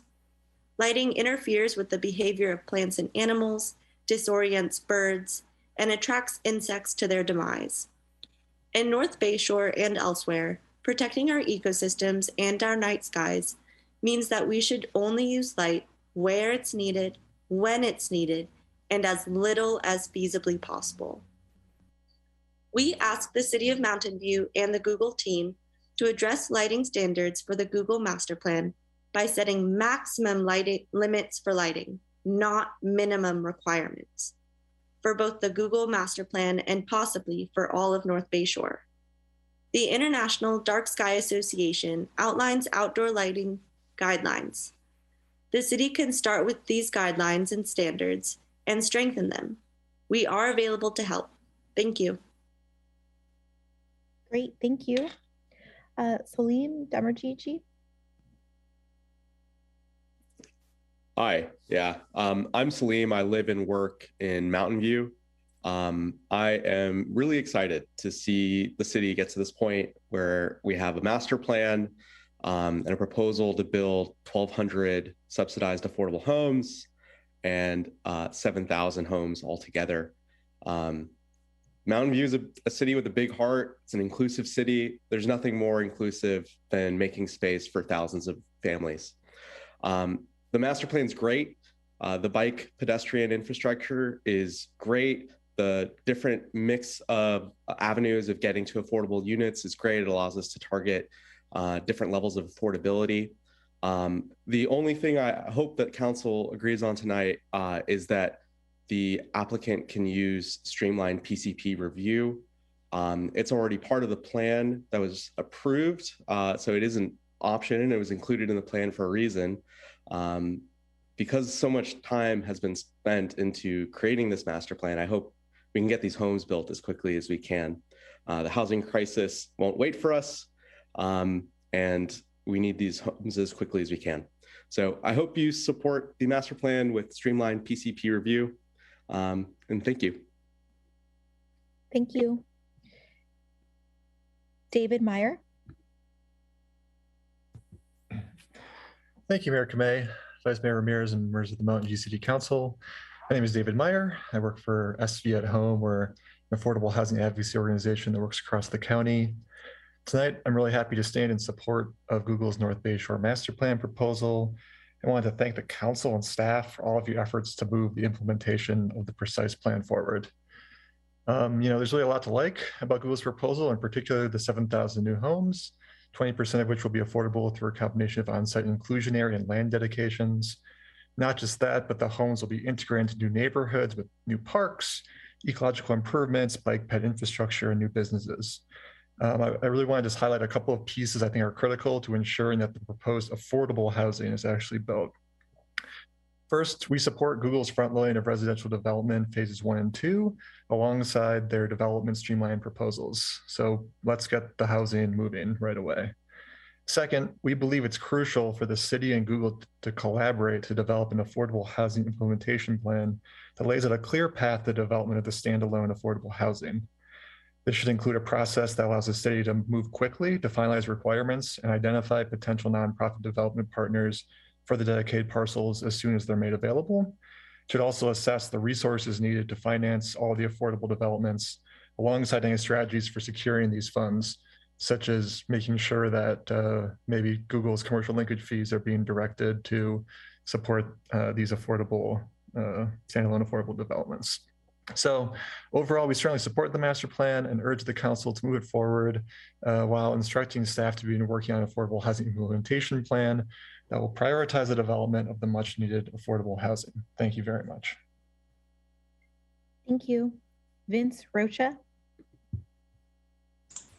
Good evening, Mayor and Council. My name is Vince Rocha. I'm the Senior Director of Housing and Community Development with the Silicon Valley Leadership Group, representing the largest employers in the region. And one of the top issues we hear from our member companies, from startups to our large employers, is the urgent need for housing, especially housing near jobs.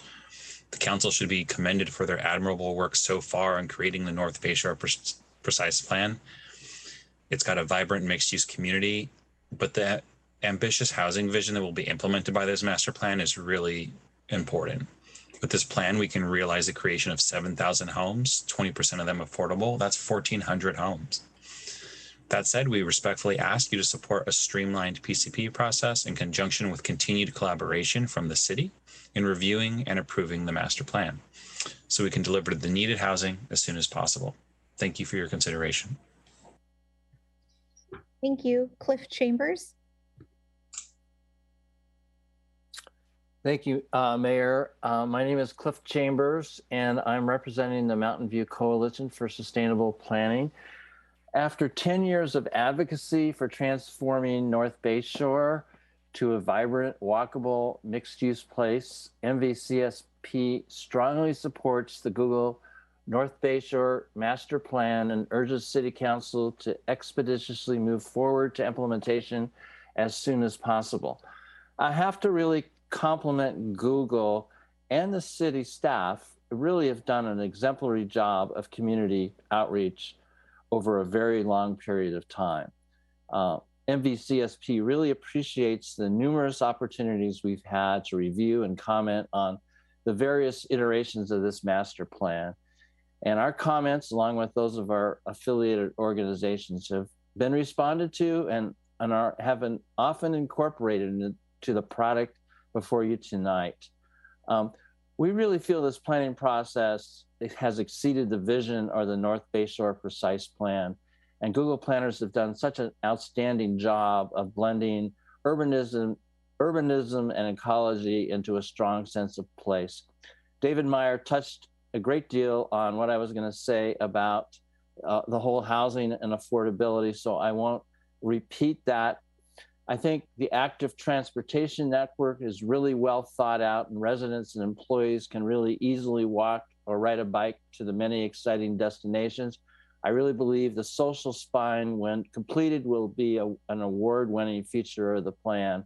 And we really support the development and agreement.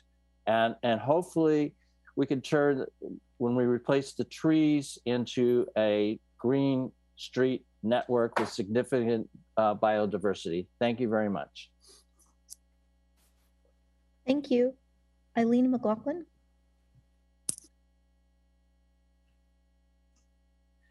Good evening, City Council. I am Eileen McLaughlin, representing Citizens Committee to Complete the Refuge, and a co-signer of a letter that came from multiple environmental groups.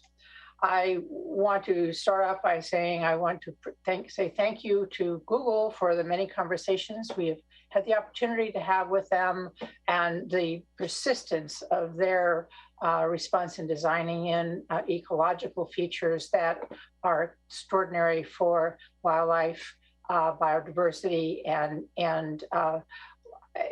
actually water features. I only wanted to speak to two particular topics here, focused on the EcoGem. The EcoGem has, although it's in very early conceptual stage as far as what the design is, it's located very strategically by the retention basin and by the edges of the PG&E corridor and then Stevens Creek. It is uniquely placed for future service as a floodplain, as natural adaptation as sea level rises in the creek and in that PG&E right of way. So it has service that it can provide. And that's something we look forward to there, as well as it being just open space. So we hope that that's developed earlier than later, so that vegetation takes time to establish. And another thing I wanted to speak about was something on sea level rise itself. The city has, and we've complimented recently, an excellent sea level rise forward-looking plan. And we would like to see that the plans for Google or other developers also have to parallel the 5-year review of sea level rise data that is in the CIP. And that should be parallel and complementary. And finally, that there should be studies of how rising groundwater can affect the spread of toxic materials that are underneath the ground. Thank you. Thank you. Albert Jeans. Albert, do you have a presentation, or is it? Of course.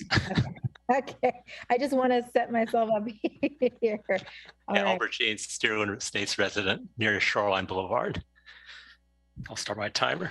Yeah, of course, the master plan is really great. It looks like a really nice community, but I'm really surprised and dismayed at how little attention is being paid to traffic congestion that this project will bring. Next slide, please.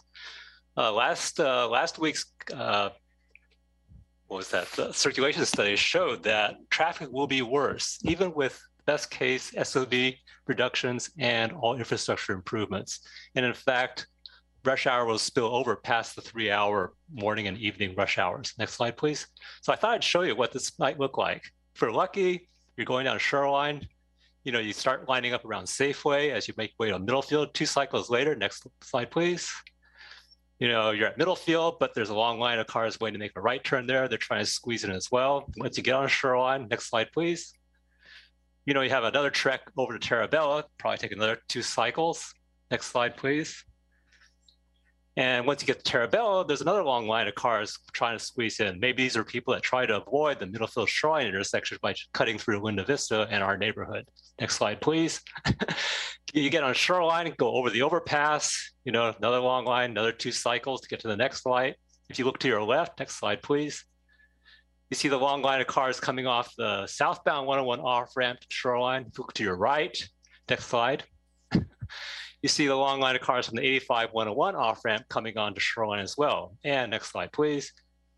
Finally, you're within sight of your destination. You still have maybe another 2 blocks to go, another 5 or 10 minutes, but you might have finally made it to your destination. And this is likely to happen every day on not only this gateway, but Rangsdorf and San Antonio as well when North Bayshore is fully built out. And that's what the traffic analyses tell us. We should do something about it. Thank you. Thank you. Daniel Holsey. Can you hear me? Yes, we hear you. All right. So, hi, I'm really excited to support the Gateway project. I have a few points that I'd like to say in support of it. First is that, a lot of people like to talk about these projects being as for Google, but really they're going to benefit the community as a whole. Google isn't the only large organization with a lot of employees in the North Bayshore. You can think of some of the others. So it's going to be good for those employees. It's going to be good for a lot of renters. More supply lowers rent. Plus we have some affordable units in here. A lot of employees, live up there and would prefer living there in addition to working there. And so creating this housing would remove thousands, of stressful, carbon polluting, dangerous commutes from all those people. In this way, it also reduces traffic. The second point is, we kind of have to do something like this in order to meet the next RENA cycle. So, if not this, it's going to need to be something else. And then 3, this community looks very nice, in all the conceptual drawings. I like all the bike infrastructure and transit infrastructure. It looks like a very nice place to live and work. That's why you see a lot of support for it, I think. So to close it off, I'm in favor of the project, and I'm in favor of a streamlined review process for it also to make it get through quicker. Thank you. Thank you. Allende Rudolph. Hi, Dr. Rudolph. Hold on. Oop, here we go. Oh, happy holidays, City Council members, Mayor. It's great to be here as usual. Just wanted to first start off by thanking staff for their thorough report, as well as the work that they've done thus far. And we look forward to hearing their solution for us as a dedication for a school. Just to be quick, for the past 6 years, I've been working on this project, and it has definitely underwent many changes over time. But obviously the 7,000 units that are being planned signal the impeding growth in the North Bayshore area. Creating a robust and vibrant community requires all of us to work together, not only to create a space for a school, but also affordable housing as well as open space. It also requires your continued leadership, for which we are grateful. And together, I believe that we can create a community that will serve as a model for urban planning. We still have a lot of work to do, and under your leadership, as well as with the work of staff in Google, I remain ecstatic as well as hopeful that we will be able to solve the problem for not only open space, affordable housing, but also a new urban school in the North Bayshore area. Thank you. Thank you. Laura Blakely. Good evening, Madam Mayor and council members. I'm Laura Blakely, president of the Mountain View Wissman School Board. Thank you for allowing me to speak this evening. As you know, as you just heard from Dr. Rudolph, Mountain View Wissman is very interested in making sure that there is at least one elementary school located in the North Bayshore communities that are being developed. We're grateful the 4-acre Shorebirds Yard site is potentially designated for the development of a school and shared park space. Without significant contributions from our partners such as Google providing land and the city helping with tax revenue streams, the school district would be forced to resort to other forms of financing, such as the creation of a Mellow Roofs district to finance land acquisition and school construction. But we much prefer to work with partners to help put our land and financing package together. Please give the school district permanent assurances that the space will be dedicated to construction of a school and a joint park with the city, and direct staff to identify a mechanism that will guarantee this site will be available for a joint school park use at the appropriate time, and that it cannot be revoked by a future council that may be less interested in partnering with the schools. So long as thousands of new housing units are being constructed in North Bayshore, the students who live there deserve to be able to attend neighborhood schools just as the children living today in our existing neighborhoods can.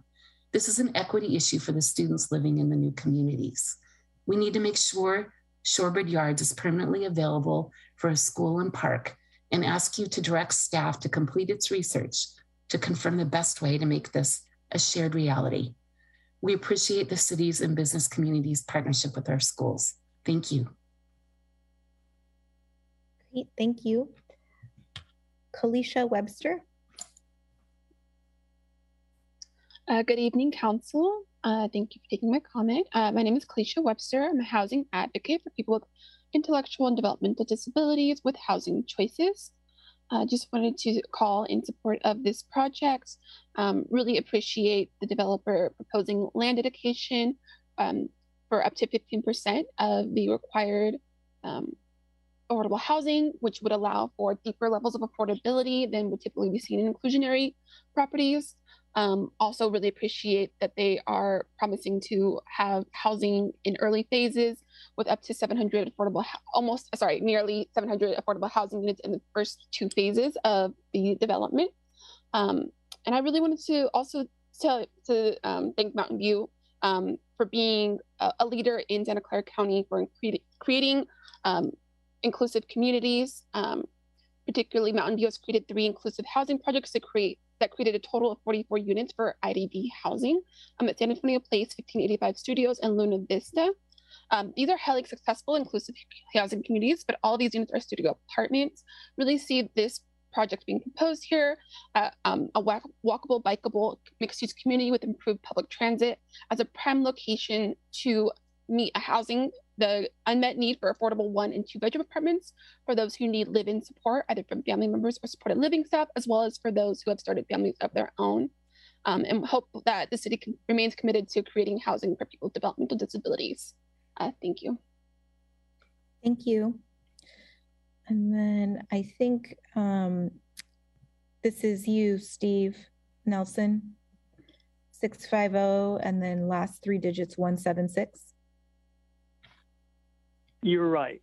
I want to say I really support this development. It looks like it's been worth the years that it's taken and the council changes and all the community input. I also wanted to say the woman who first spoke about the issue of illumination. For some project, I think it was maybe downtown, put in a comment about using the International Dark Sky suggested lighting schedule. This is good for wildlife areas also. So I'm glad she brought it up, and I hope it's considered in the terms of how this development works. I always want to remind you about schools, since I'm a former school board member. There are acres of permanent park use land that the school district owns that would be ripe for acre swapping if the Mountain View district wants more space. There's tennis courts at Wisman on Easy Street that's actually on district land. They're part of the tennis courts at Darakoff-Stevenson Park. They're on district land, school district land. Sylvan Park has 9 acres dedicated for a school, which some of it might be swapped. And Cooper School near the city park also has maybe 1 or 2 acres that could be swapped. All of these are ripe for deed trades if the school district is really, really serious about more than the 4 acres or the shared or the 3 acres that they might put a school on. School boards has really no members who have professional development experience like council members Hicks and Ramirez. The school district staff is also very inexperienced about complex land development. I, as many other people, rely on the council majority, not the school board majority, for these complex community development of land use decisions. So I hope you support this. I think it's a very good, well-run development. Thank you. Erica Valentine. Good evening, City Council and Mayor. and Vice Mayor. I present to you on a dual role. My name is Erica Valentine. I represent Local 393, which we have 3,000 members in Santa Clara and San Benito County. I also am speaking and representing over 16,000 construction workers, a part of the MEPS coalition, whom work and live in also Mountain View. These are electricians, plumbers, sprinkler fitters, and sheet metal workers. They are active in their communities, supporting projects that are sustainable and promote equity. Over the past years, many of our Mountain View members have spoken in this chamber. We are excited about the potential of the plan proposed by Google. We certainly need the workforce housing that will come with the build out of this project. We are also hoping to see that a construction workforce drawn from the area will be employed to build the project. We understand the importance of the housing, and coming out of the pandemic, local families need the certainty of this work to be more economically secure. Our local small business community needs and millions in construction wages to be paid to construction workforce to be spent here, should be spent here locally. The use of apprentices on a residential project is not guaranteed. This project could mean hundreds of new opportunities for our youth or at-risk workers to gain a career pathway to the middle class if there's a commitment to use apprentices by the developer. Your North Bayshore specific plan calls for these types of community benefits to be part of outcomes when it is built out. We look forward to future discussions with Google and Lend-Lease regarding the use of apprentices to see that our community gains all the benefits this proposed plan has to offer. Thank you. Thank you. Laura Berman.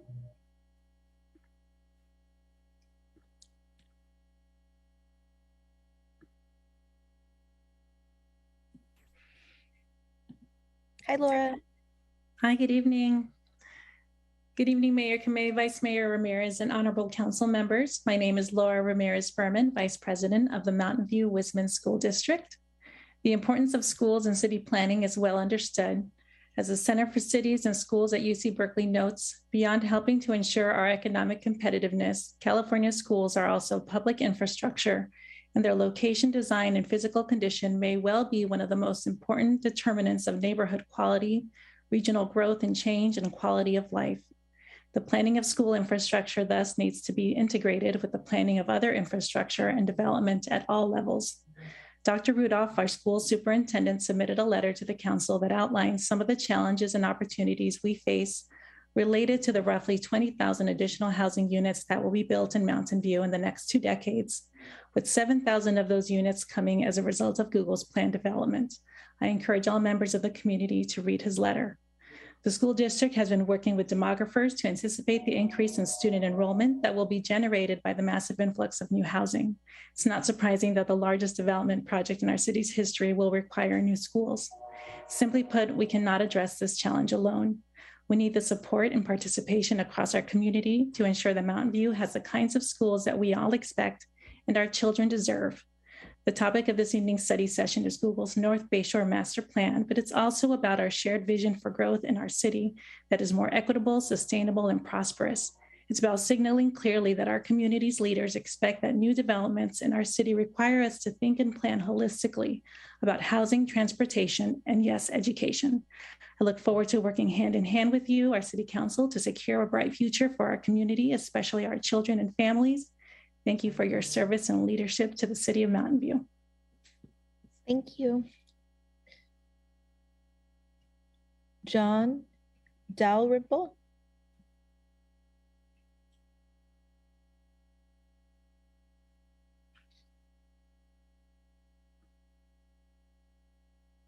You just have to click the unmute button. Thank you so much for calling me. I'm going to pass on making any comments. Thank you. Okay. All right. So we'll just lower Jean's hand since he's not going to give a comment. Kevin Ma. Evening, Council. My name is Kevin Ma, resident in San Antonio neighborhood. I'm not going to say very much. That this project probably needs to get faster than it ever has been. We still are suffering housing issues. The environmental groups are all in support of this project, especially it spends money on trying to mitigate sea level rise, as well as providing the park space and bird safe design that is necessary for this city. provides the amount of housing that is proportional, that it would be useful to address our housing crisis. Though obviously it can always move faster. In particular, I do echo the concerns that we should be making a plan to deal with the affordable housing land dedication, because inherently it takes a while to make those action projects. And let's just get it over with. Thank you. Riza Singh.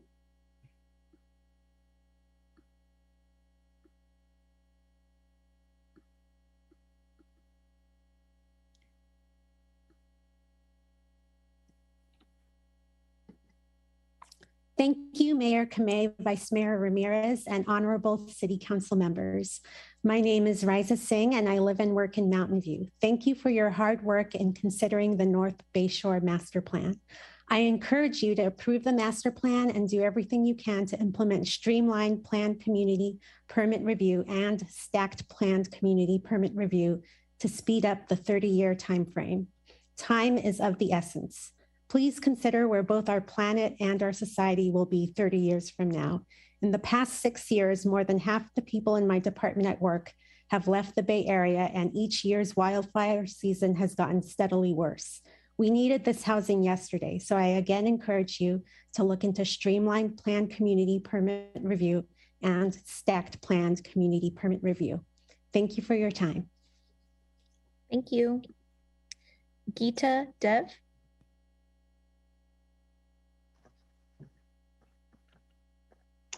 Good evening, Mayor Kamei and City Council members. My name is Geeta Dev, and I'm speaking on behalf of the Sierra Club, Loma Prieta chapter. The Sierra Club has been involved in the development of this master plan over several years, and we are supportive of it. We do have some observations about it that we'd like the council to consider and staff as well. The one of them is the phasing. It's a 30-year master plan, which is very, very long. And phase 1 and phase 2, it came out in the Planning Commission meeting. Phase 1 and phase 2 are anticipated to take approximately 15 years, maybe 10, 15, possibly more, depending on market conditions. Therefore, we would like you to think about putting some milestones, as others have mentioned earlier, and maybe 5-year milestones in coordination with the CIP and the sea level rise studies metrics would be a useful time to keep track of both the housing metrics as to the mix of affordable housing, as well as the EcoGem. We'd like to suggest that the EcoGem is very key in this very vulnerable area, because it's not only open space, it's biodiversity, but it's also flood resilience. And we would like to see the EcoGem in possibly the end of what is phase 1, or potentially the beginning of phase 2, so that there is open space during this huge construction period of 10, 15 years for the residents who are living here. Thank you. Thank you. B.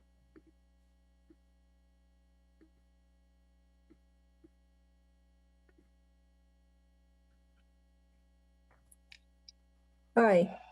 Okay. Yeah, I'm speaking on behalf of the Santiago Villa Neighborhood Association. We are the only community of residents in North Bayshore, as you know.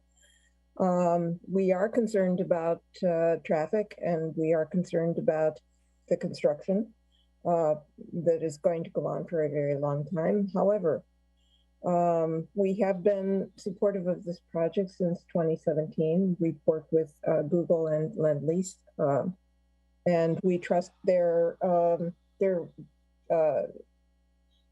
determination to support the neighborhoods association and the neighbors in North Bayshore, as well as all of the organizations that are concerned about the future here, such as Sierra Club and Audubon and those folks. We'd like you to move forward with this project as well you can, give your input and the land use and all of these things that have to be decided before the project moves ahead. I feel really positive about this, considering what Google and Lend-Lease have already done, especially for the bike and ped traffic. Even yesterday, they opened another leg of the bike path from between Shorebird and Space Park. That was very nice to see. They've done a wonderful job on the Charleston corridor.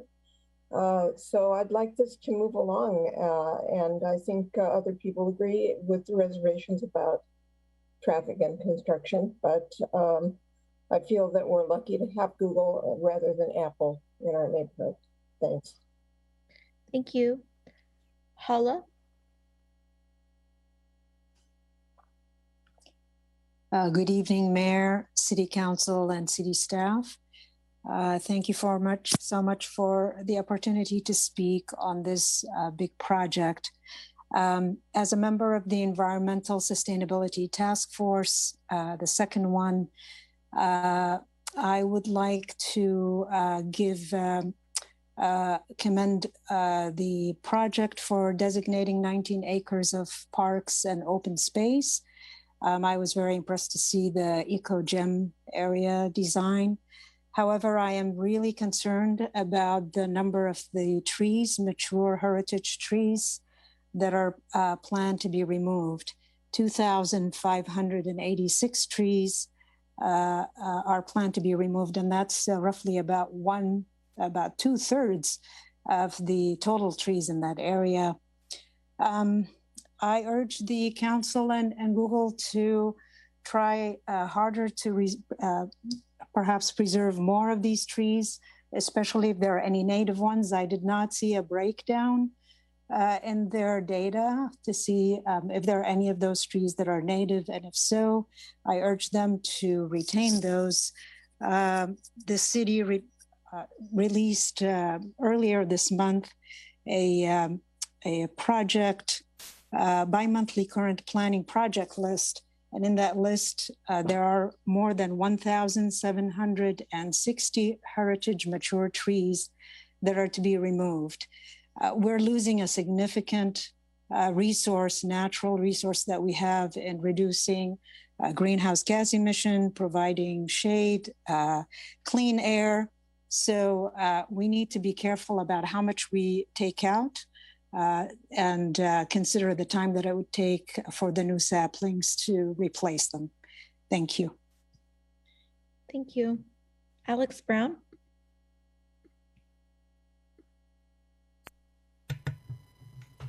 Hey all, Alex Brown, Santiago Villa, North Bayshore resident. First, can we reopen Gold's Gym while we're waiting for all this to be built? The building's just sitting right there, it's empty. Second, I agree with what our Queen Bee said. I'd also like to echo the Audubon Society's request for strong light standards. Keep the night dark. I want to see more stars. I'm excited to have all the new wildlife up here, especially the human wildlife. I wouldn't mind some peafowl either. I'd love to have a nice little park by the school in which us neighbors can promenade. Can we make sure that said park isn't eventually fenced off and surrounded with spotlights? I also would like to agree with Albert James and Daniel Hulsey. We should add robust, frequent public transit with extended hours to provide good alternatives to SOVs. I'd also like a nice grocery store and for you to bring back Gold's Gym so that us North Bayshore residents can have more amenities and walking distance. I'm patient. You know how patient I am. I'm waiting. I've been waiting patiently. But come on, let's go. It's great to see this proceeding. Please help it along faster. Let's do some PCP, all right? Thanks, and bring back Gold's Gym, please. Sandy Sommer? Hi, thank you, Mayor Kamei, and good evening, City Council members. My name is Sandy Sommer. I'm a landscape architect and urban planner and a member of the city's Park and Recreation Commission and Urban Forestry Board. Thank you for this opportunity to share my personal opinion. There's a lot to like about the North Bayshore Master Plan, but I would like to highlight 3 details I feel still need attention. The first one, the school site is not the same as a public park. I support a school site within North Bay Shore, but a school site isn't a substitute, and the school acreage should not be counted toward North Bay Shore's parkland dedication requirement. And that's because, as you know, school sites throughout the city are closed to general public use on weekdays between 7 a.m. and 4 p.m. And security fencing is being added to other elementary schools right now, so I expect it would be added to this one. Please ensure that Google meets their full requirements per the recently updated parkland dedication ordinance, either by direct land dedication, privately owned public accessible parkland, or payment of in lieu fees. My second thought, the tree removal and replacement framework lacks accountability. I support the biodiversity afforded by the proposed native oak and willow and sycamore tree plantings. However, the language of the proposed framework lacks accountability. What happens if few existing trees are preserved? Please modify the language to be actionable. Words like strive and explore need to be stronger if they're to be consistent with what the standard that we hold other parts of the city to. And the framework should express the bias toward tree preservation that is already found within the Municipal Code, Chapter 32. And my final thought, oh, I ran out of time. Sure. Thank you very much for consideration of my comments. Thank you. All right, I'm not seeing any other hands. Just want to do last call in case anybody missed it. All right, I'm not seeing any other hands, so I'm going to close the public comment and bring the item back to council. We'll start first with council questions of either staff or the applicant, and then we have 4 questions that we will be answering for staff. Vice Mayor Ramirez. Thank you, Mayor, and thank you, staff and Google for your presentations, and to the public for your input. I have a handful of questions to start with. The first 2 relate to questions submitted in advance of the meeting, which staff responded to. But just to get a little bit more information, if the council chooses to review individual development projects consistent with the master plan after approval, what level of discretion do we actually have to make modifications? Vice Mayor, I'll respond to that. R.T. Shrivastava, Assistant City Manager, Community Development Director. For projects that have an approved master plan and are consistent with the North Bay Shore Precise Plan and Development Agreement, there isn't a whole lot of discretion because they've already been, the framework has been adopted, and if they're consistent with it, then you know, they would receive the same level of review as, you know, projects in regular zoning districts that are compliant with the zoning and all the objective standards. So that's essentially the level of review we're talking about. I'm happy to explain further if you want more explanation. To just parroting back what you've said, we wouldn't be able to change very much at all because they would still be subject to SB 330, Housing Accountability Act, and state protections. Yes, you're right. Okay. Thank you. And then this one might take a little bit longer to explain, but the CEQA mitigation question 1, I think, is important for us to understand. And I think I understand staff's response. But for my benefit, can staff explain which mitigations identified in the EIR are wholly Google's responsibility to address, and which ones would require other sources of funding, so community benefits, impact fees, I guess the mitigations that are the city's responsibility and not solely the applicants. Thank you, Vice Mayor. This is Dawn Cameron, Public Works Director. I will take that one on.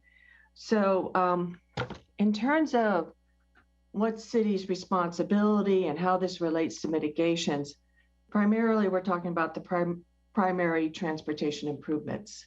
And the primary transportation improvements, of which the Charleston Transit Corridor is one, are a suite of projects that were designed to provide a circulation system to help promote transit, walking, and bicycling in North Bayshore.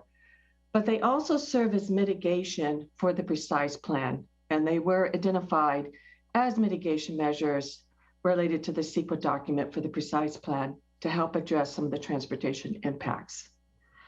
The city prepared a nexus study after adopting the precise plan to establish the North Bayshore impact fee that is applied to all new commercial development to help pay for these projects. This impact fee represents each development's share for the priority transportation improvements.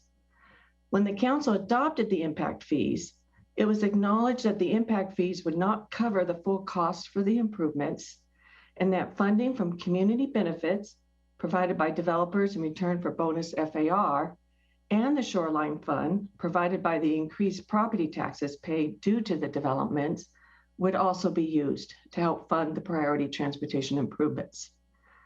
If the master plan is approved, Google will be required to pay the impact fees that were established through the Nexus study, which covers their share of the priority transportation improvements as mitigation under the precise plan. The $35 million in community benefits that have been proposed for the Charleston Transit Corridor is a further contribution that helps fill the funding gap for the priority transportation improvements and ensures that the Charleston Transit Corridor can be delivered sooner. So I hope that helps answer your questions about the mitigations and the responsibilities for the priority transportation corridor improvements. I guess let me ask a follow-up question to that. So there's going to be some additional environmental review for the master plan. And then I'm guessing with each individual development proposal that follows approval, there will be an initial study or something. So will that environmental review tell us what mitigations would be fully Google's responsibility? Is that sort of one way for us to gauge, here are the mitigations that the applicant is fully responsible for? We wouldn't use impact fees unless that's an acceptable alternative mitigation for whatever reason.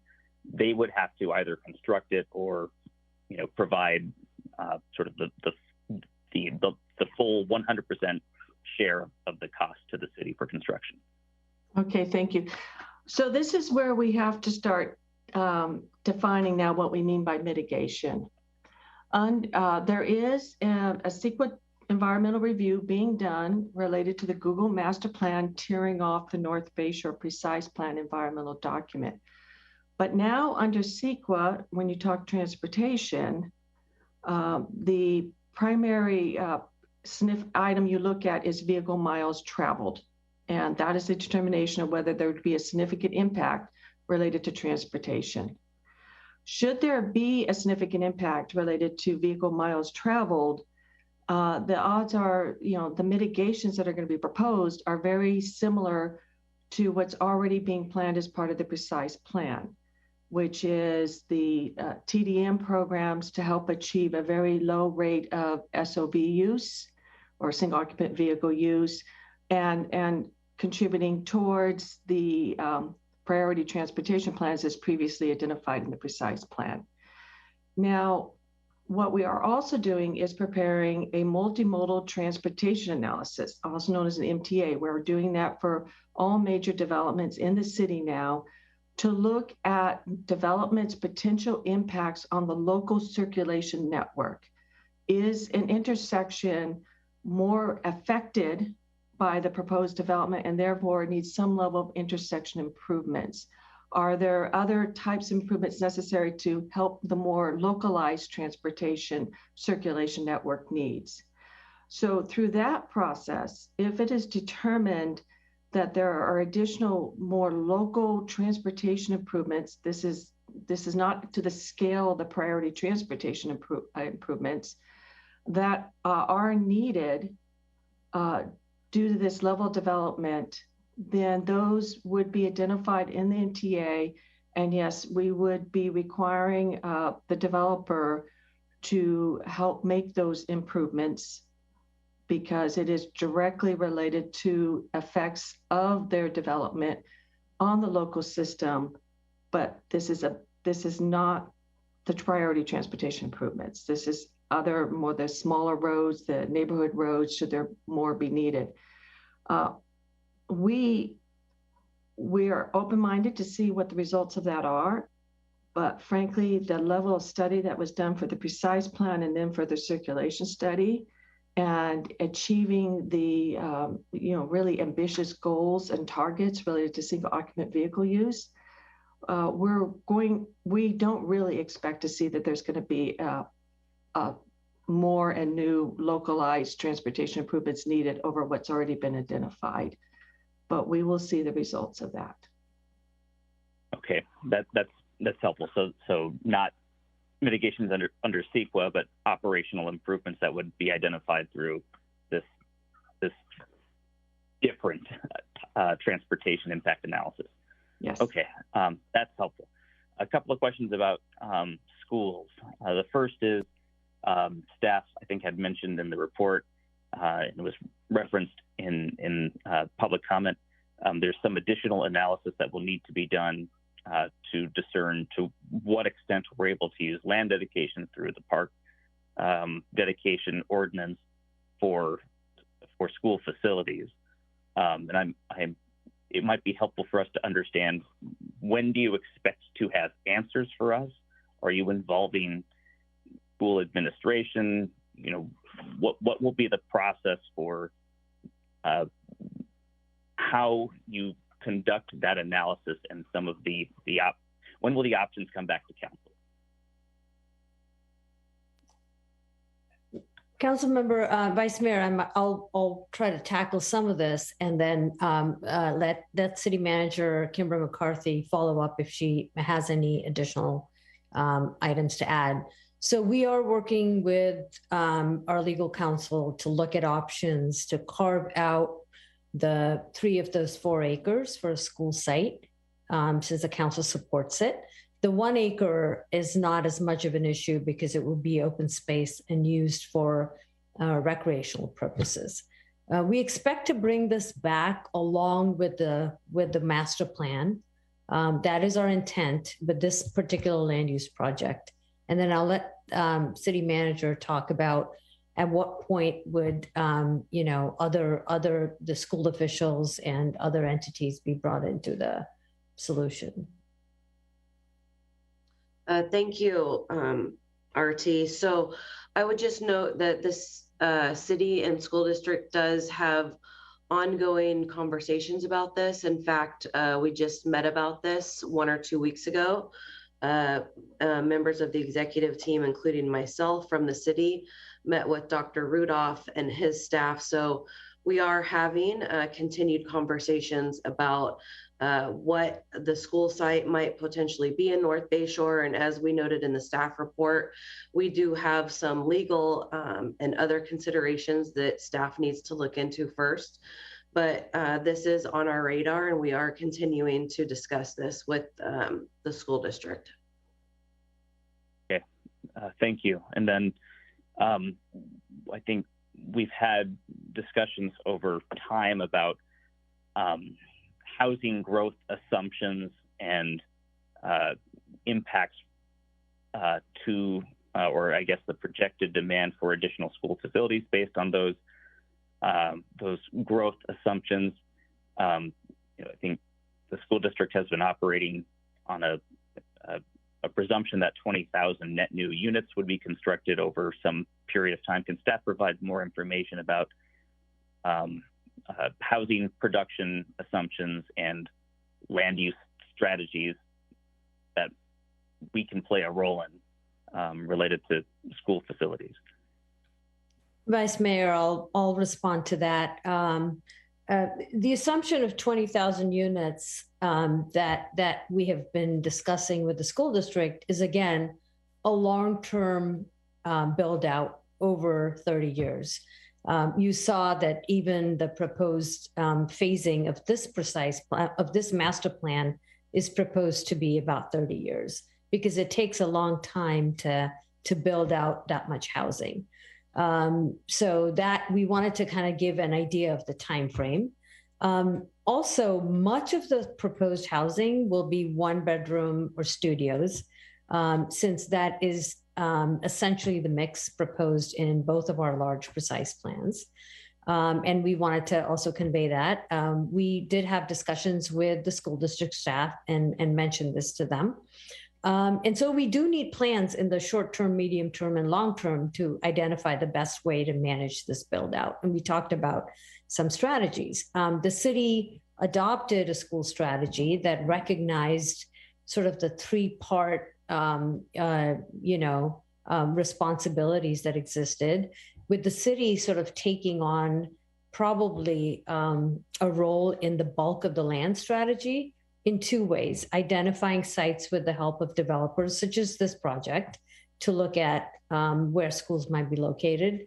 And another option that we brought up with the school district several times is the one that LASD used, which is to look at a TDR program in order to finance the purchase of a site. We have encouraged them to keep us in the loop as they're looking for land, areas where they might want to look for land, so that we can start identifying some of those strategies.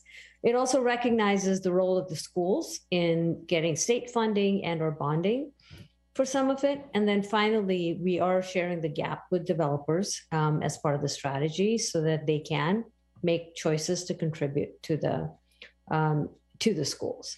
And so I think we will be staying in continued involvement with the schools, understanding that this is a 30-year strategy. We don't quite know exactly how enrollments are going to work out. We understand they're declining right now, and we're going to have to keep track and monitor some of this progress in order to stay ahead of the curve. Yeah, thank you. I have two more questions, and then I'm done. The first, I think there's a lot of community interest in the timing of the EcoGem delivery. I don't know if we have a lot of detail about how each phase will be delivered, but for my benefit, is the expectation that the EcoGem would be dedicated to the city with building permits getting pulled for a particular project within phase 2? What's sort of the technical mechanism for triggering that dedication requirement?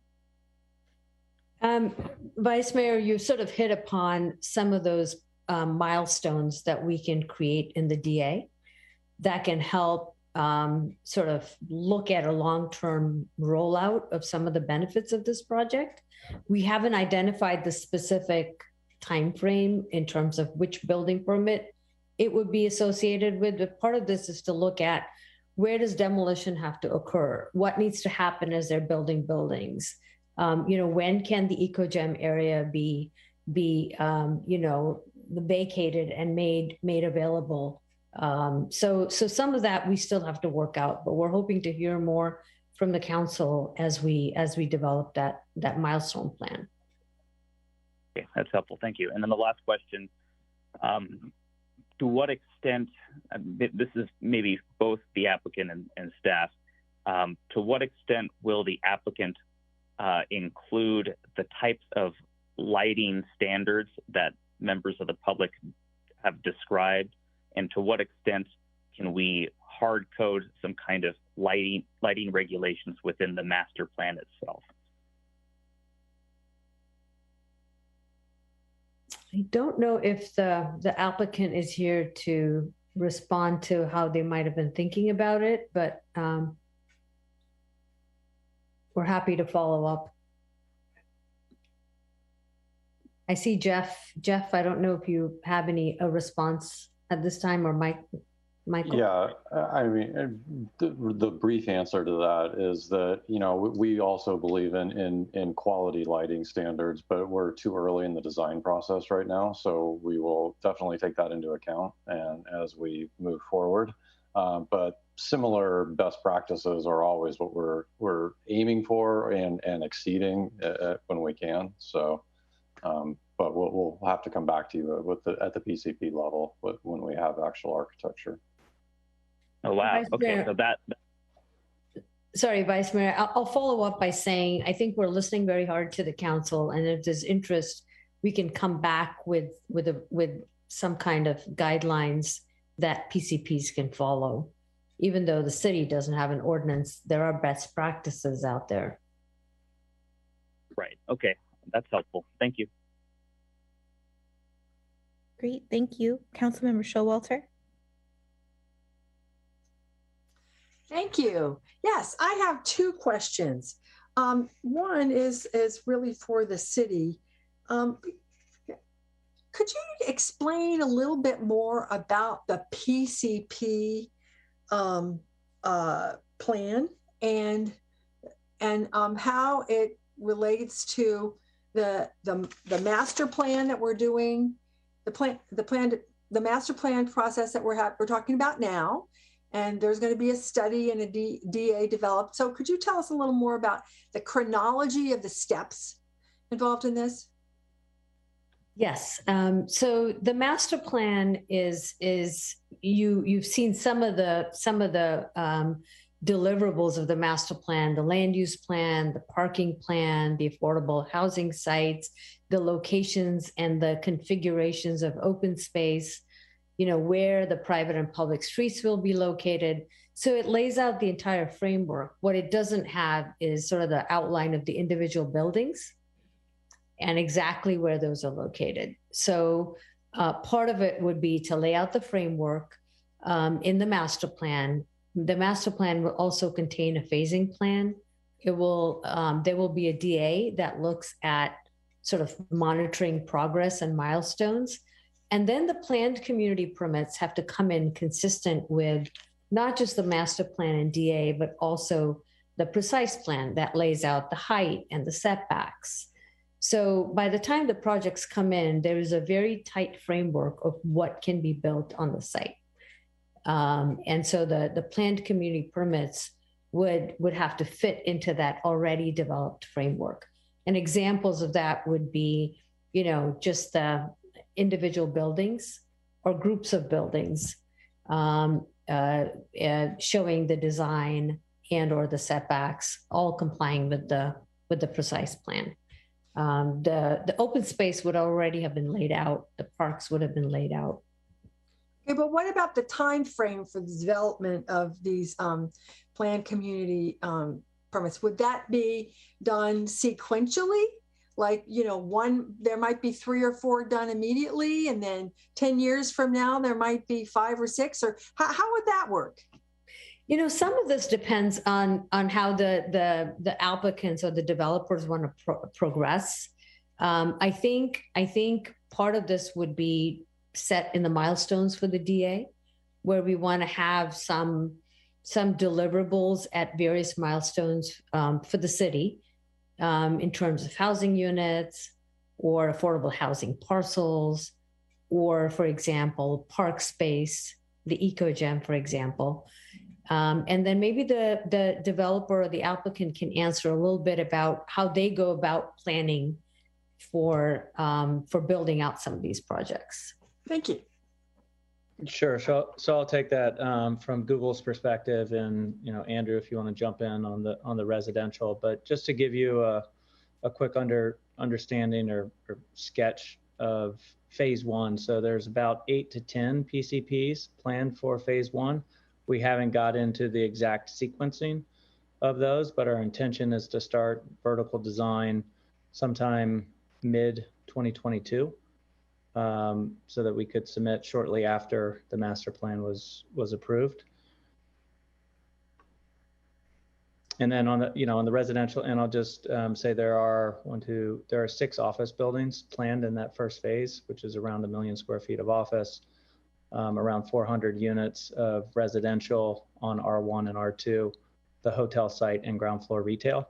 So that's really the focus of the area around the social spine that Jeff was speaking to earlier. And then shortly thereafter, there may be additional residential sites that would come forward. individual PCPs. But Andrew, I don't know if you want to chime in here.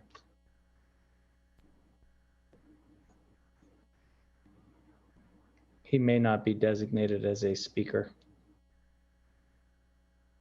I was just looking for him. I see his hand raised. Hold on just one moment.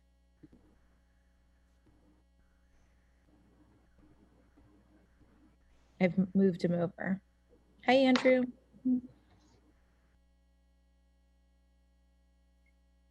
Good evening, Mayor, Vice Mayor, Council members, and members of the community. Thanks for having me here tonight to answer this question. I think it's helpful just to provide a bit of background from a housing standpoint, a bit about the rationale and the reason for asking the city to consider an expedited PCP. I think primarily it's because the planning uncertainty and the associated time delay that comes with this can end housing projects before they've even begun. And I think I heard earlier tonight on one of the agenda items, there's a real difficulty raising capital during a downturn or even a recovery for that matter. And that's often a consequence of the uncertainty associated with the planning process and the funder's decision to place their capital or lend money to faster moving, less risky projects. So, a housing project's ability to be nimble, to move fast, and to minimize the upfront cost burden associated with a protracted planning process, it's really critical to housing feasibility. And that's why we're respectfully asking the city to help us accelerate the planning process and to deliver housing faster. Thanks. Well, I'm not objecting to that necessarily. I'm just trying to understand. So the ones for phase 8, when are you going to put in the ones for phase 8? Is that going to be 5 years from now, 10 years from now? I mean, what action would it be associated with? We're really working towards getting these projects delivered as soon as we possibly can. The action required, of course, will be first of all decanting existing Google office buildings where they have existing operations. Right. So that's quite a process. And then, of course, once we've managed to do that, we need to demolish that area and make way for housing. Then we embark on the housing process, in the planning and designing process, and that can take a year plus in terms of the design and then going through the planning process. Okay, so these documents will be developed over time as they're needed. That's essentially what you're saying, right? That's right. Yeah. Okay. Thank you. That's what I wanted to get the answer to. All right, and then RT, I also wanted to talk about milestones. Milestones is another way to say it in the development agreement, but also what are the things that we can do to speed this process up? What are the incentives or structure that we can provide to help this? I mean, I don't think there was anybody that we heard, and we probably heard 30 people speak who said, oh, let's do it slower. I mean, everybody would like this to move as quickly as possible. So what are milestones that you think might be helpful and or incentives, things that we might, work out? Well, I think as you can see, the master plan is generally consistent with both the general plan and as well as the precise plan. And I think the two things that the city can do to speed up the process is to create a very strong master plan framework so that permits under the master plan are very, very easy to understand and administer the rules for. So that's important. And that's what staff aims to do when we bring the master plan back, so that council, the community, and the developer completely understand all the requirements for the subsequent permits. The other way, again, is what the applicant is proposing, and is creating a development agreement that provides that certainty to the developer that if they do deliver some of the residential and the open space and some of the benefits up front, they have the ability to build out the rest of the plan. So as Andrew was saying, certainty is very important and is probably the best incentive for any developer. And I think it's also important for staff and the community so that we know how to process permits. And on Google, does that make sense to you? And or do you have other things that you would like to suggest that might be helpful? Yeah, I think, thank you for the question. I think RT did a great job of answering it, particularly around the certainty and the DA. And, you know, we are, as discussed, certainly open to milestones, and hopefully, as it came across in our presentation, that we do take seriously, you know, the delivery of infrastructure upfront through the delivery of the Charleston Corridor Phase 2 and 3. We're going to deliver the Eco Gym as soon as practically possible. We're front loading the delivery of affordable housing sites and advancing as much housing as is feasibly possible in the early phases. So we are doing everything from a project standpoint to bring on as many of those components as possible to set up a critical mass of development to enable the retail to be commercially viable and successful, right? So we really need to get it right in the first phase, and we hopefully have done that just in terms of the mix of uses and, again, the delivery of the community benefits and the housing, that then the development agreement gives us enough certainty to make those upfront investments to know that we can build out the last phases of the project and recoup our investment. So I think those are the two things, the PCP and getting a fair DA with a 30-year term that provides enough milestones, certainty to the city, to the community, and to us that the full project will be realized. Thank you. That's my questions. Great, thank you. Councilmember Hicks. Thankfully, I think I only have one question left. And so I definitely support, on the subject of schools, I support directing staff to identify a mechanism for you know, school site delivery when that's timely. I kind of want a benchmark of student generation based on past housing unit production in Mountain View.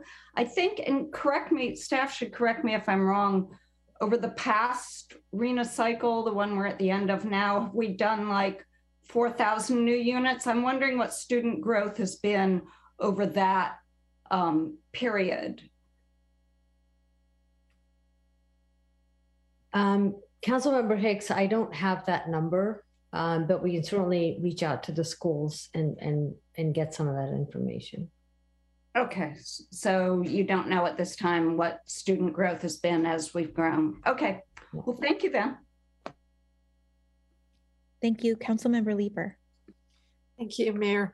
Well, I also share Councilmember Hicks's questioning in that regard, and I think that it seems logical that it would be tied to the type of units that are being produced at the time, that there would be fewer students in studio and one bedroom units if those are among the first to be produced.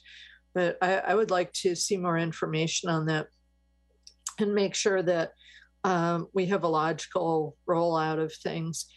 A question that I have is about the current tree population. It sounds like it's really suffered from the water situation and not having trees that were well matched with the water supply.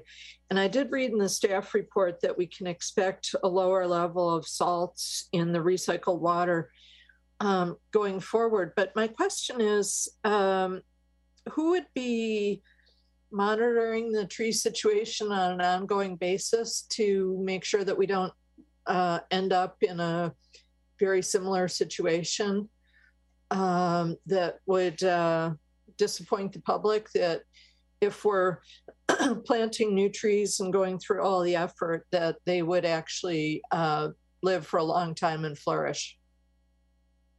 Who would be monitoring that? I can answer, just give you the basics. On private property, it would be the applicant who would be required to maintain the trees. And I'm not entirely sure if they're planning to use recycled water. Many do for landscaping purposes, but the city will be holding them to that standard. On public property, it will be the city in our parks and our streets. Okay. And relative to the questions about the timing of the eco-gem, I think I read in the staff report that it could be at the end of phase 2 that the eco-gem would be delivered, and it sounded like it would just potentially just be in a scraped type of a situation at that point. So if we're interested in seeing it accelerated and seeing it be a thing that would, an area that would attract use, would we have the opportunity to give that input and see a usable space earlier on? I would say yes, in responding to the questions that staff has asked. Council can give us that input, and we will be incorporating all of the majority council comments as we develop the milestones for the plan, master plan, and the development agreement.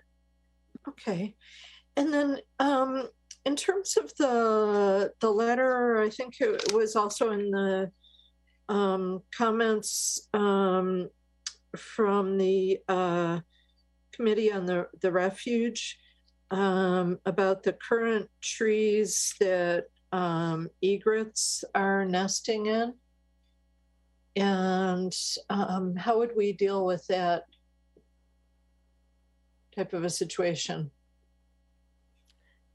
I don't have the specifics on that, Councilmember Lieber, and I don't know if the applicants have a more detailed proposal, but that would also be one of the comments we would address if Council Majority directed us to.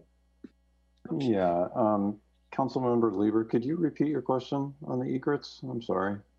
Well, there was a comment that we got that a certain subset of the existing trees are used for egret nesting currently, and I just wanted to see how that will be dealt with through the transition and things.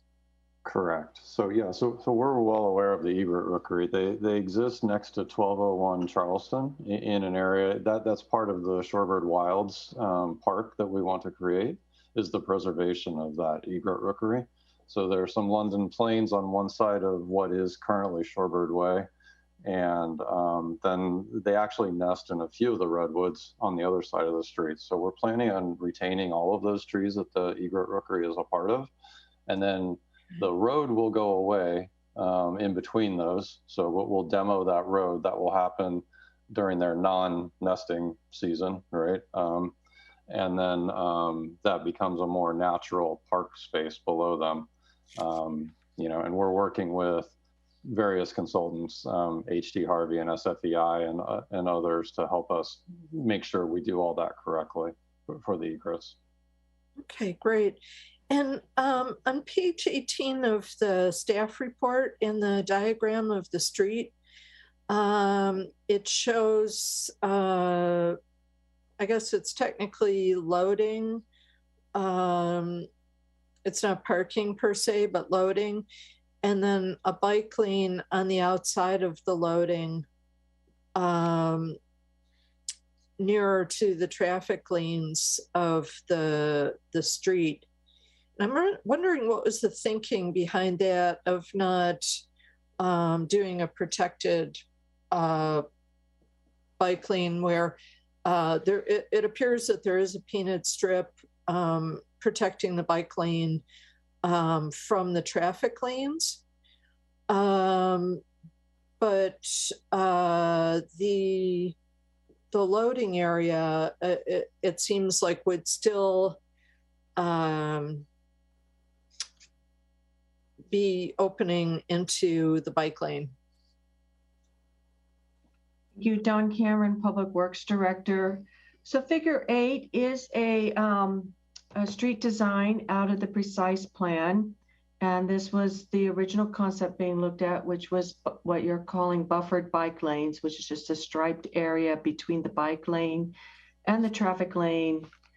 I will say that in our preliminary discussions with Google and some items they propose, which we are looking at, is for some of these streets where possible, we are looking at protected bikeways where the bike lane would be between the sidewalk and the curb zone. So we are exploring to see where it's possible to do that. Okay, fantastic. Thank you so much. Great, thank you. Councilmember Abikoga. Thank you, Mayor. Just had a couple of questions. First one has to do with schools and the school strategy. I know this, Ms. Srivastava mentioned the school strategy that includes various components, one being the TDR program. And my question is, with the LASD, Los Altos School District example, what seemed to have enabled that was that they were purchasing land that had TDRs attached to it. I guess I'm trying to understand how that scenario could play out in North Bay Shore. If you could. I think for the North Bay Shore 3-acre site, we wouldn't be looking for a TDR strategy. We would be looking at a different strategy. But the school district has identified needs in other parts of the city for schools, and that's where the TDR strategy would likely apply. Where if you purchase land that can hold a certain amount of development and you don't use it, that square footage could be sold to purchase the use of a site for school. So then are we expecting the school to, because they would need, the funding to purchase land to either bond or they've brought up the CFD strategy to do, the financing first to be able to purchase land? You mean in other parts of the city? Yes. I think again, we're going to have to sit down and talk about what's possible and what can be done, and maybe even talk to the LASD about the approach they used. So I think it's going to require a lot more discussion in order to sort of have the schools develop a kind of what we call a long-term strategy of site acquisition. Okay. And then I guess I'm trying to understand the legal aspects of this issue of Google dedicating the land to the city and us accepting it as open space, but then turning it around and giving it to the school district to build a school. What is the legal, I guess, hiccup there? Is it the fact that by doing that, we're not actually taking in open space to meet our ratio of open space, or is there something else that? I think it's what you said, which is if the land is required to satisfy parkland dedication requirements, then it can't be turned over for school purposes. So we have to find a way to carve out those 3 acres and make the parkland fund whole, either in the form of money or land, so that those 3 acres can be turned over to the school in the future for a school site. So we're just trying to work out options to do that. And we feel that we can probably bring at least one option for the council to consider. Okay, great. Thank you for that clarification.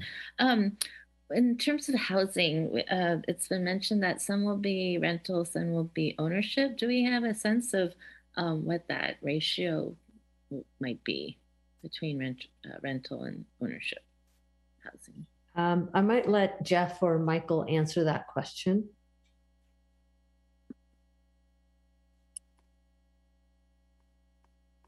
Yeah, thank you. I might actually let Andrew answer that since Lend-Lease is doing the residential development, if he's still able to jump on here. Would you mind repeating the question? Do you have an idea of what the ratio of rental units versus ownership units might be? It's a good question, council member, and that is not something that we have yet determined. First and foremost, we're looking at delivering, a feasible housing product. So we will be starting with rental product, but the hope is that in the future, as we establish the place and this becomes a really compelling place to live, that of ownership models will start to be delivered in those later stages. So we don't yet have the exact proportion, but it is something that we're contemplating in the future stages. Okay, thank you. And then finally, regarding phasing, I'm looking at the page 15 of the staff report under construction phasing. So in each phase, and each phase is a little different in terms of office building versus residential. But like phase 1, for instance, it looks like the idea is to just rebuild the existing office buildings. So I'm trying to figure out how to say this. I guess, we want the balance. We want office to equal so many residential units, or approximately so many residential units. So does staff have a sense of how that is going to play out? So, and with that question is, I've seen DAs that we've granted that have never actually been built out. And that's my concern, is we could grant this in 30 years, nothing could be built, right? Because I don't think I guess the question is, do we have a mechanism to require, at least so much build out to happen?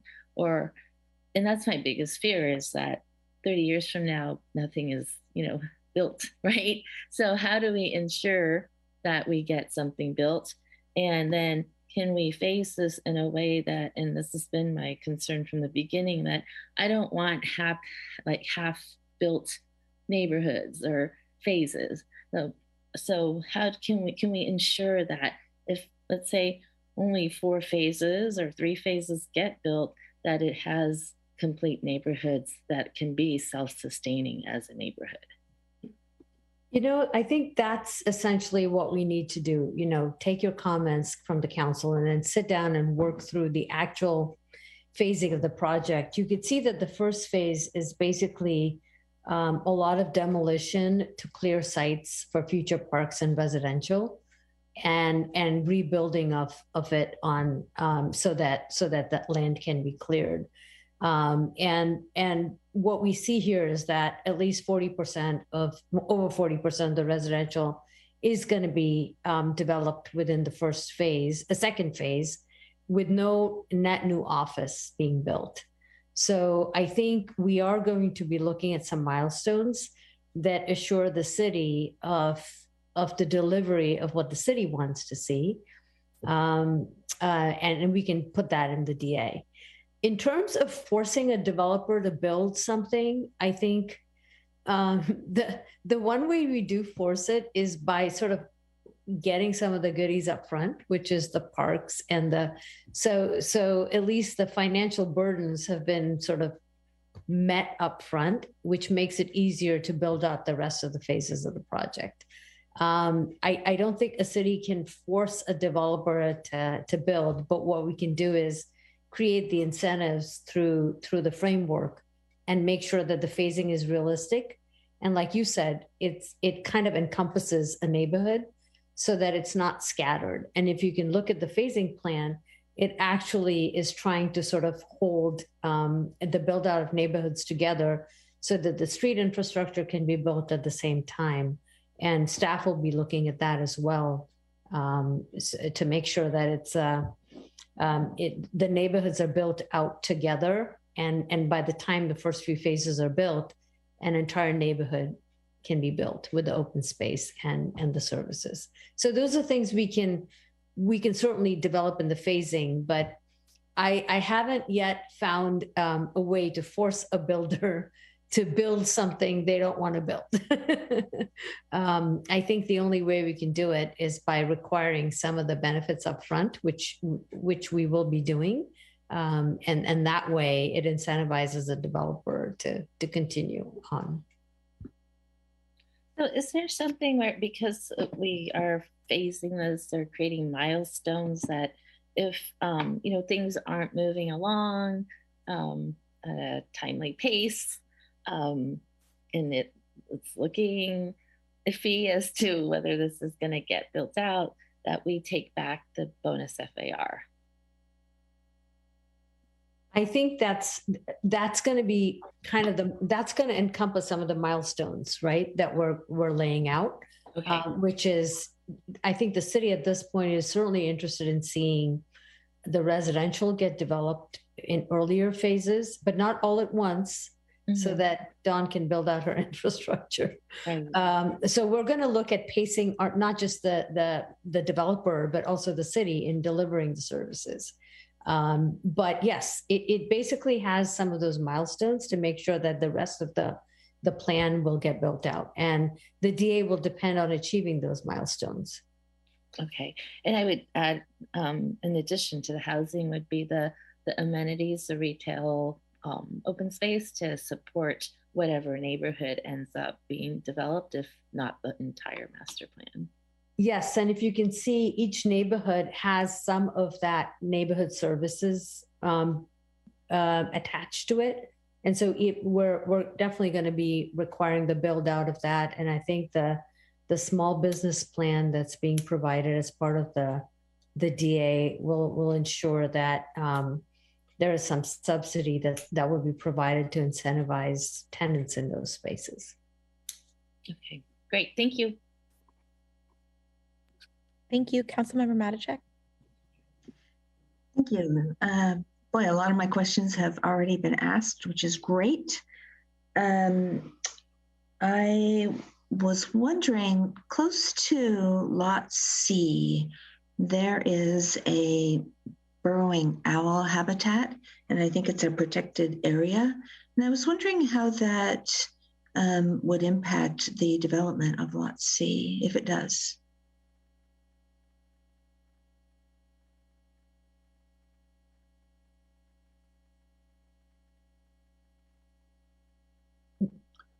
I don't know if Dawn or Jeff have responses to this. Sure.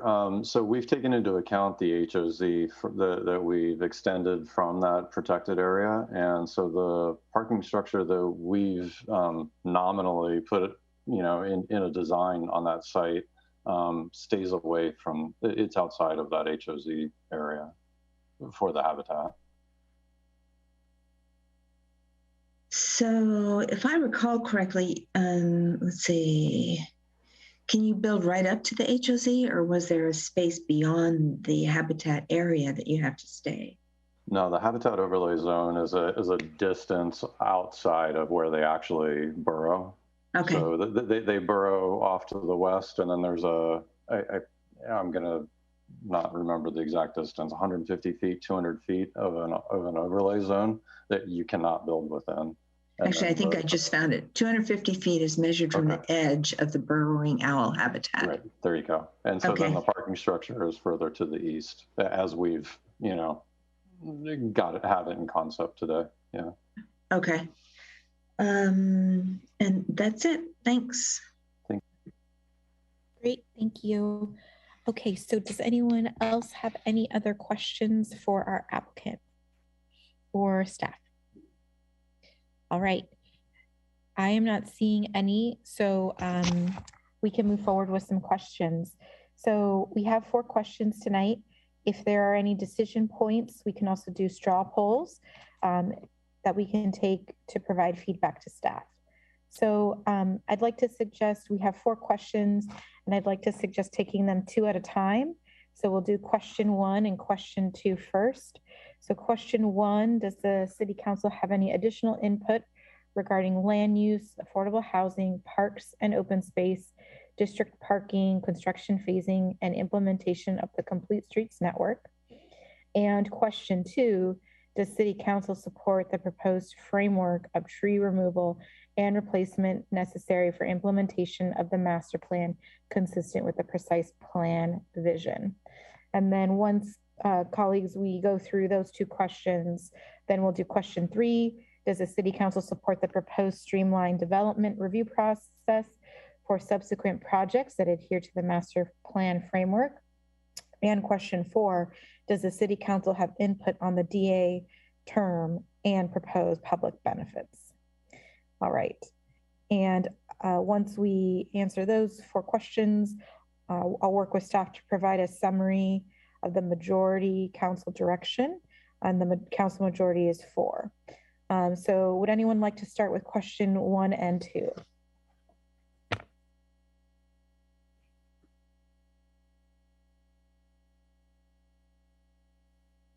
Great. And I think if you don't mind, we can take the screen down so we can see colleagues. Thank you so much. Councilmember Hicks. So I can start. Maybe we have to circle back or do a straw poll to see if I agree with what people after me think or say. Sorry, Councilmember Hicks, we'll thank our applicants, and they can leave our virtual stage while we deliberate. Thank you. It just reduces the Jeopardy screens. Thank you, Mr. Timeoff and team. Thank you. Goodbye and thank you. Yeah, thank you. Great. All right, go ahead, Councilmember Hicks. Question 1 and 2. Sorry about that. Okay. So I assume I won't read the questions, that you have them in front of you. So question number 1, in terms of affordable housing, I would like this to happen as soon as possible. I would like us to consider community land trusts for standalone affordable housing, because I think there are members of our low-income community who are very, it's less institutional, it's an ownership form, and there are members of our low-income community who are very active and thoughtful, as you can tell from our Solidarity Fund, and I think that's something that they may be interested in. I'm interested in the new lighting standards that have been talked about. I think and since this is a lot of habitat area, I think that's particularly important, and other people have mentioned that as well. I also think there's when we talk about parks and open space, I think they're somewhat different in this area. They may be a different kind of park than in the rest of the city. So emphasizing habitat more, and lawns and so forth less. So I would like Google to, if possible, design the parks, and I'm also hoping that in terms of the eco gem and so forth, which I would like to be done as soon as possible, that there be enough parks for recreation developed. That I think there's a conflict between habitat and recreational parks, and I would like enough recreational parks that we're not using habitat as a place that's too people dominated. I would like to strengthen ways to make this area car light, in particular looking at some of the streetscaping, like the figure 8 that was pictured in the staff report. I found that figure to be, there was a large part of it was loading zones, and I thought it could be greener and have more protected bike lanes so that it would appear to people that this is a place where you want to walk and bike. I think that's something we could work on, and I think SFEI, the San Francisco Estuary Institute, has done some work around that and maybe would be good people to consult with. Let's see if I have anything else? And I guess some of the environmental groups also mentioned that they said things like all the new private streets should be designed for shared mixed modes, slow streets, curved if possible with narrow lanes to ensure safety with slow traffic sharing the right of way with pedestrians, children, and micromobility devices. So take some of those measures to strengthen the alternative modes of transportation. And I would like us to take quick interim methods to make it complete neighborhoods as soon as possible if needed, like micro grocery convenience stores or CSA drop-off areas, anything we can do to get those complete neighborhoods going as soon as possible. So question 2 is about tree removal and replacement, etc. So I like very much what the environmental groups suggested on this, that we asked for long-term monitoring plans for trees and canopy to ensure that new and transplanted trees thrive, and that canopy predictions are met, and that the quality of irrigation or groundwater meet the needs of the trees. Also revise the tree palette occasionally, if need be, due to climate change. And I'm not going to read the rest of their letter, but also attention paid to the shorebird egret colony retention, some steps to take to do that. So I think those were most of my comments on the trees. Great, so thank you. Thank you, thanks, appreciate that for 1 and 2. Vice Mayor Ramirez. Thank you, Mayor. The short answer to both questions is I'm comfortable with the proposal. I always struggle with these kinds of study sessions because we're providing very high level and conceptual ideas that I feel like are difficult to distill into concrete policy outcomes. And sometimes it feels like we're asked questions a little too early, and there's a lot more investigation and exploration that has to be done. But appreciating that there's still a lot more work, I guess my high priorities are pertain to the affordable housing delivery.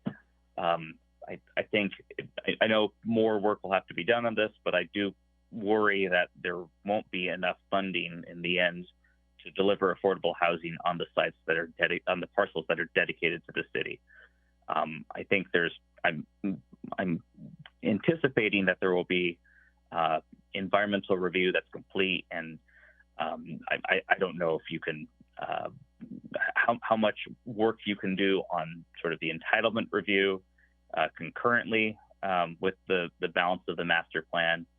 I think that's probably something that you'd have to share with the council later, but I do have some concerns about the expeditious delivery of affordable housing. So I'm hoping that as staff and the applicant continue to work on this, we could come up with creative ideas to make sure that we have a list of affordable housing developers who are ready to go, who don't have to go through 2 years of design review, and then, have to sit around for a while, while we cobble up some funding to address any funding shortages that arise, because there just won't be enough in the way of housing impact fees or commercial linkage fees, whatever we want to call them, to actually construct housing there.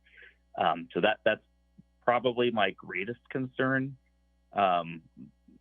And the land use configuration I'm largely comfortable with. I'm very comfortable with the district parking and phasing and the complete streets network. I think the only other outstanding question that we will have to figure out relatively quickly is the disposition of any land intended for a new school campus, and working with the school district to understand whatever constraints and legal obligations they may have, working with them also so they understand what our legal obligations and constraints may be, but working in tandem with them to the extent there are still outstanding questions about how do we get a school out there.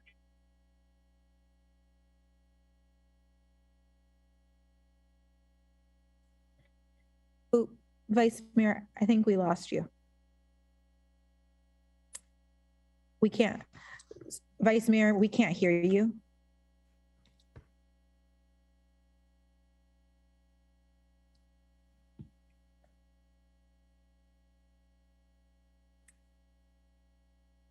Can you hear me? No. Okay. So we've lost, okay, bye. We've lost the Vice Mayor. I think he's going to try to dial back in to have us connect, because I'm not sure he can hear me and we definitely can't hear him, right? Okay. All right. Councilmember Lieber, we'll jump over to you for questions 1 and 2. Vice Mayor, we'll come back to you once you can. Okay. Go ahead, Councilmember Lieber. Great. Well, I very much concur with all the items that have been raised by my 2 colleagues that have already spoken. And I'm very heartened to hear that staff is anticipating the need for more bicycle pedestrian safety in terms of potential loading areas and et cetera.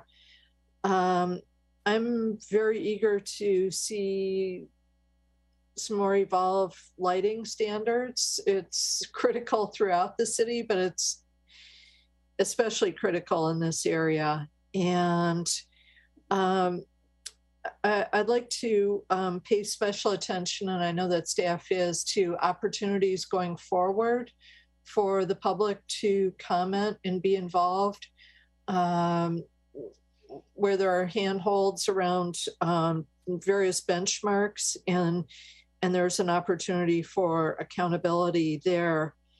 I would love to, as we're in the future looking at the affordable housing mix here, to really provide some housing in this area for individuals with developmental and intellectual disabilities. I think that this is a perfect neighborhood for that kind of specialized housing to be provided. And maybe Google can work that into their small business plan to include small businesses that are targeted to employing people with developmental disabilities and intellectual disabilities. And I think that they could set a really beautiful new standard for that. I don't know how to judge if the 500,000 contribution towards sea level rise is an adequate amount to be helpful in terms of our overall spend on sea level rise and groundwater rise.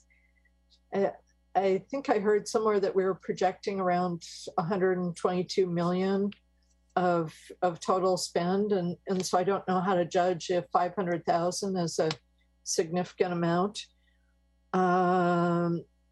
But I'm very eager to see a strong participation there. And in terms of the trees, it's hard to be asked the question, do you support or not support decimating this number of trees? But I do recognize that, this wasn't a wilderness area. In many cases, the trees were not apt for their location. And I do appreciate the efforts that Google has detailed about the biodiversity and urban forestry concepts that they're going to bring into it. And so I just want to make sure that we have some ways to look at that going forward, and to make sure that it is a reality. And I was very pleased to hear from Google about the connectivity of the areas that are used by the egrets. I think that's really, really important. That's what people go to Shoreline to see. And those are just my comments on these first two initial items. Great, thank you. Okay, Vice Mayor, I see you back. Are you able to, are your comments done or? Oh no, we still don't hear you. I'm sorry. Yeah, we still don't hear you. Okay, Councilmember Matashek. Okay. For question one, in general, at a high level, I'm okay with the proposed land use. But of course, when you get into the details, I do have some comments. When it comes to the affordable housing, I am concerned about some of the parcels. I want to make sure they really are good for housing. I would say some of them are kind of odd shapes, like the parcel that was just added to the Gateway Master Plan area. It looks like, at least on a map, it's very thin. And I'm not sure that's an ideal place for housing, let alone affordable housing. So I want to make sure we've got parcels that are comparable to the parcels where we have market rate housing. Parks and open space, I do have some concerns in this area. Probably the biggest one is that I still feel like the parks and open space are a little bit removed from the residential area. And while they've been moved a little bit to be closer, I think more could be done. And then I'm also concerned about the green loop cutting through the middle of some of the areas. It looks like it makes the area on the sides of the green loop less usable when it comes to like recreation or other activities that residents might want to do other than use the green loop. So I did try to do an analysis in appendix, I think it was appendix 4, where it had for each park or open space area what might be programmed there. And it seems like there's a whole lot of terraces, and I wasn't sure how useful they would be. And not enough area where you could have a pickup game of soccer or something else on a field. And so I actually would like to see the green loop not cut through the middle of the area, but be along the edge, so that the space that is available for recreation is larger, like a more traditional park would be. And actually, I sort of even wondered why do we need the green loop when there are bike lanes, protected bike lanes on, I think, all of the streets. And so I was kind of wondering what really is the purpose of the green loop, especially when it's having an impact, I think, on the usability of the parks and open space. District parking, when we originally talked about this, I think I had in mind that it would be open to everyone in North Bayshore, and it wouldn't be exclusive to whoever built it or one company. And so I really do think we need to think about the district parking at Lot C. And I think it should be open to others besides one employer during the day, as well as in the evenings and weekends. To me, that's the true meaning of district parking. I'm okay with the phasing of the construction, but as others have mentioned, I would like to see the EcoGem sooner rather than later. And I wasn't sure who was actually going to do the building of that. Well, it looks like the $7 million contribution would go a long ways toward the cost of the development. I wasn't really sure if the city was developing that or Google was developing that, but I would like to see it done sooner rather than later. And I'm okay with the complete street plan. The tree removal, yeah, I think the comment about, it's kind of hard to say you support removing so many trees. But, you know, I also get the big picture of what we're trying to do. And I think having trees that are more suitable for the area that have the biodiversity that we're looking for is the way to go. I also will say that updating the tree palette from time to time over 30 years, because that's a long time, is something I'm interested in. I think, you know, when it comes to a later topic, it's things like tree palettes and lighting and circulation and those things that, and others that we can't predict right now, are the things that are going to change over time. And they're things that I want to be able to change over time, because as we learn more, we'll want to tweak, change, whatever you want to call it, some of the plans. I think that's it on question 1 and 2. Thanks. Great, thank you. Okay, shall we try you once more, Vice Mayor? I'm trying computer audio. Yay, we hear you. Thank you. I've been told that the audio through my laptop is not very good, which is why I call in, but that doesn't work. This is the only other alternative. I don't remember exactly where I cut out, but I think I was largely done with my comments. Okay. So I think we got your comments for 1 and 2, or 1. Did you answer the question about 2? Maybe that's where you were getting cut off, the tree question, the framework. I'm largely comfortable with the proposal. Okay, perfect. Great, thank you. All right, yes, and I know, I hear it now. You cut in and out with your computer audio. So it's like you hear you and then it gets crackly, but we will get through this meeting. All right, Councilmember Showalter. Okay, yeah, coming this far along, a lot's already been said. I guess I'm primarily in you know, in Lucas's camp here. I'm making a chart. He's okay with staff recommendations and have affordable housing developers, want to have affordable housing developers who are ready to go. I think that's really important to me, is having the affordable housing ready to go. I also think that these requests for lighting standards are a good idea. And we want to, of course, get we want to get complete neighborhoods as soon as possible.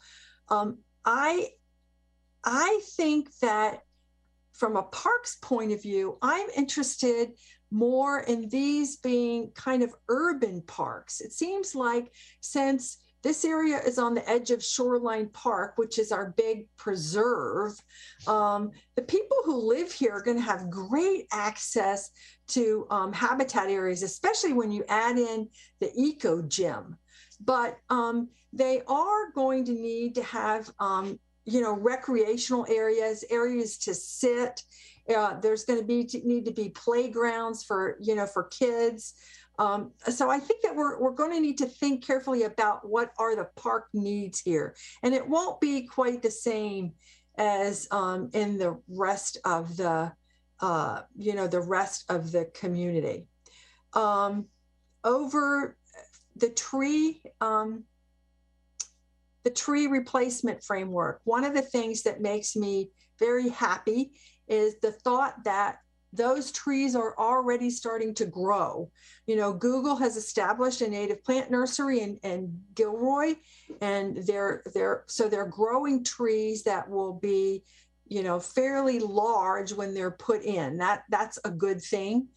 And I just concur with the staff's, you know, our standard thing of we want to reduce the reduction of healthy trees as much as possible, but it is sometimes necessary.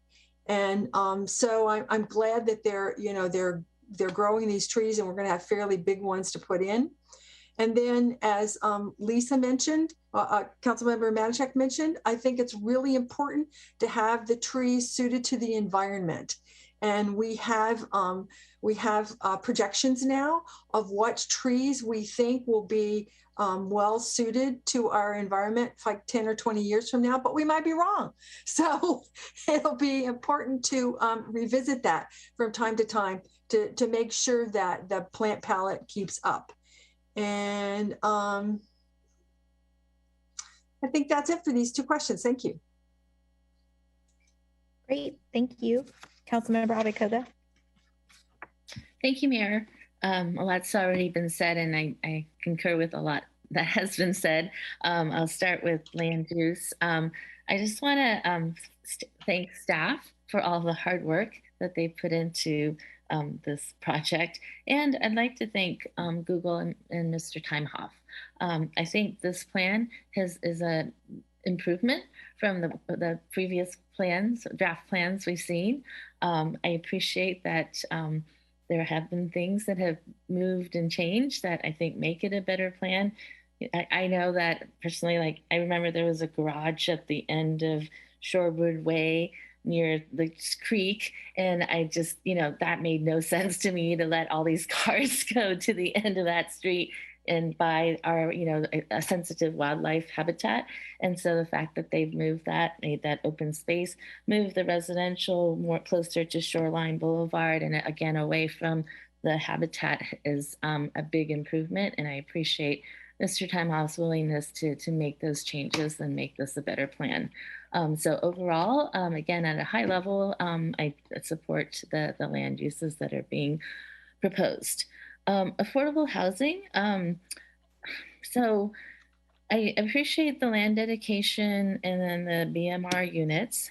But in light of our recent presentations on our RENA numbers and our increased requirements on housing and really the emphasis on affordable housing, I would like to see, and this is really tied to question 4, the DA terms, but if we can actually get more land dedication, because I believe that's the way to get more affordable housing units.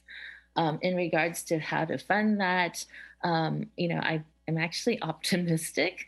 I believe the federal government and their was it Build Back Better plan or one of their recent bills has included increased tax credits for affordable housing. As I've mentioned, at the state level, there's a big effort now to look at ways to fund affordable housing. So, as Vice Mayor said, yes, we should have a list of affordable housing developers ready to go. I've been often told, they're ready to go. They just need land. So if there is a way to get more land dedication, that's where I would like for us to move. A long time ago, I wanted to do 25% affordable in North Bayshore. I was told it was unfeasible, but San Jose has that in their plan, Google plan.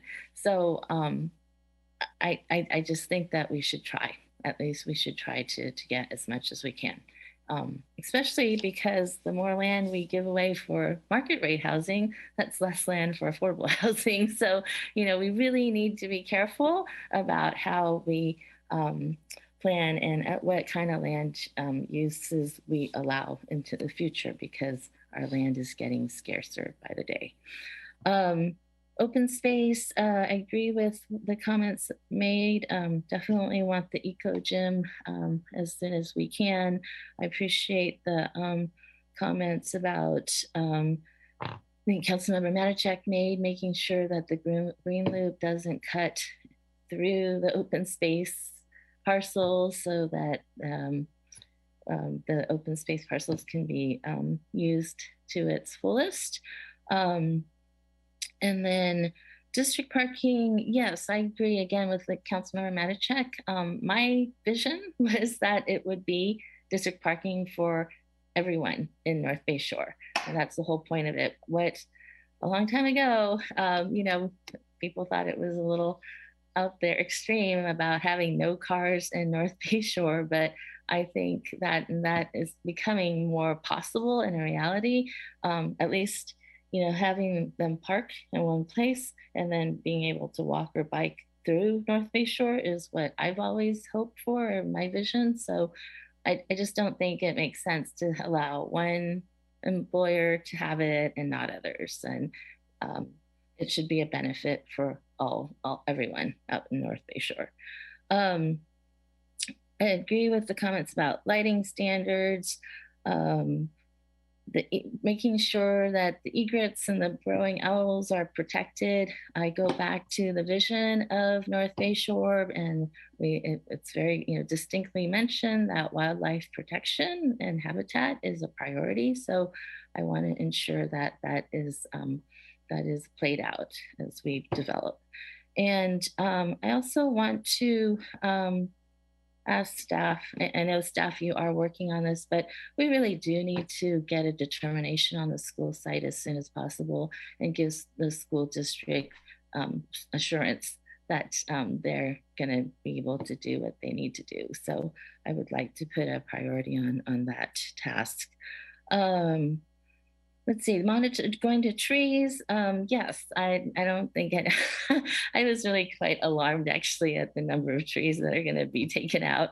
I understand it, but it is a lot. And I agree with what other council members have said about a monitoring plan and changing palette and just ensuring that what the changes are sustainable. And I think that's the overall, and maybe I'll save this till question 4, but the overall concern is that we do have a way to monitor this and as things progress and adjust accordingly, because not everything may work out, and we need to be, and things will change, and we need to be able to change with it. So I hope that we can include some flexibility as we move forward. Thanks. Great, thank you. Councilmember Showalter, did you have more to add? Yes, I'm not sure whether it's appropriate with this one or with the other ones, but this is more just in terms of making it clear to the school district that we are very serious about using an area for a school site. I think it's very important that that be depicted on the maps. And I know that we need to come up with a good disclaimer. It's a possibility right now. We haven't completely figured it out, but I think it's very important from a political point of view that site be shown on the maps, because it's been my experience that people don't respect the text that goes along with maps and figures. They just snip out the map and plop it into whatever they're using it for and go on. And so the explanation that's outside of the figures goes away. So I just would really like to see that school site on the map on a regular basis. Thank you. Great, thank you. Okay, anything else for questions 1 and 2? Okay, all right. So I'll add my comments. So want to thank my colleagues for their robust questions. And I know we had the opportunity to get our council briefing with city staff, as well as our briefings with Google. So lots of opportunity to kind of ask a bunch of different questions. And I want to echo the thanks that colleagues have mentioned for our applicant as well as city staff. It's exciting to be at this point in the process and go forward. Although I do hear what the Vice Mayor was saying in terms of, you want to provide as high level as possible because things can change, but you also want to be specific so people know the direction that you're going in. So it's a delicate balance. So I think what I'll just add for questions 1 and 2, I am supportive of the direction that city staff is headed in, along with our applicant. Regarding the land use, I think interesting to see all the different 8 phases and the parcels that go along with that. I echo the concerns about the prioritization of the 8 phases. And I think for myself, what's rising to the top is how do we reach a complete community as quick as possible? So, there's existing office as well as an existing neighborhood, some of which we heard from tonight, Santiago Villa. So for myself, I'm most interested in some of the comments my colleagues have made, which is prioritizing affordable housing, the delivery of the eco-gem, making sure that we have the complete streets, the walkable, bikeable elements to start creating, I think, a sense of community. Those are the items that I would like to see first. Access to the parks and open space network. I appreciate the comments colleagues have made about the district parking. I think the model makes sense, but the model needs to include everyone. And I think that to me is the most important part, is how is this a community for everyone and integrating. So, I think whether it's building our affordable housing or our market rate housing, as well as the construction of the school site, having a vision and a real understanding of who's going to be living out there. What is our community going to look like? How are we going to target, entryway into the affordable housing? And I think some people mentioned some potential partnerships, but I'd also like to see it be people who work at the North Bay Shore at all spectrums, right? Be able to live in that community, because wouldn't it be great for them to be able to live and work in the area, have their children go to the schools, be able to visit those parks. And I think it'd really be a way for us to kind of target those single occupancy vehicle rates that we've been talking about. So I think kind of those are just like my high level comments. And I hear unanimous concern about how we prioritize a school district site. And, I echo those, and I do feel like having amenities for our community are important. And a big part of that is a place for our youth to be able to go to school. For question 2, I think can't say it better than colleagues already have in terms of the tree removal kind of processes. I feel like anything is better than what it was prior, which was a dump yard, right? But there wasn't that foresight and thought about a community when these existing trees are planted. And so what I really like about what I've seen from the applicant is some actual thought along with the city in terms of, as people were saying, the expected tree canopy, being able to monitor the trees that are planted there, as well as I like this, the changing tree palette. I'd love to be able to incorporate, I think I heard at least 4, if not, hopefully I'll be the 4th in terms of wanting to prioritize the lighting standards, as well as concern about the habitat related to our burrowing owls and egrets. So I think for purposes of just being able to summarize most clearly, I'll turn to staff about where we are on questions 1 and 2, and then we can go on to questions 3 and 4. So Ms. Pancholi, do you have what you heard, council majority, which is 4 or more for question 1? If I may summarize, and I might need a little help with, I've been trying to look at the other comments as well. So yes, there is council support for both question 1 and question 2. In addition, there were some comments made by council members that received majority support. And that is, the first one is affordable housing to try to prioritize as soon as possible. Try to introduce new lighting standards that are compatible with the dark sky.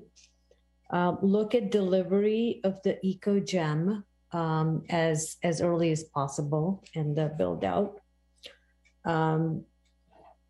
Let me see. Make sure that the staff identifies a strategy for the new school site and communicates that. And in terms of the trees, look at a long-term monitoring plan for the maintenance and the canopy, and continually revise the palette to be consistent with climate change needs. Let me see if there's, those were the main comments that received majority council support, at least 4 council members supporting. I don't know, Diana or Kimbra, if you have any additional. No, I concur. RT, I have the same summary.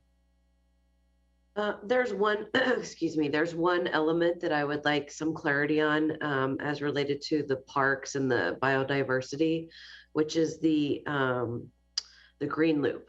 So is there council consensus to look at the green loop not cutting through the open space area?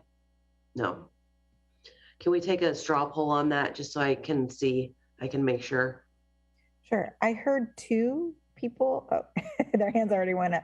Yeah, I heard 2 people mention the green loop, but I do see a hand. So colleagues, do you mind if we go to the vice mayor who looks like he has a question?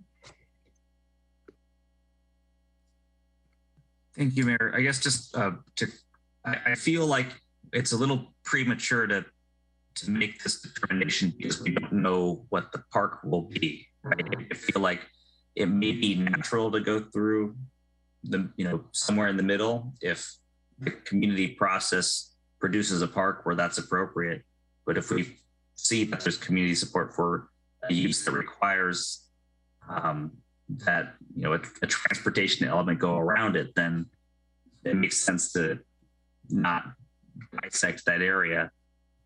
Is this something that we can revisit later? Because I feel like I don't have enough information to make a determination right now.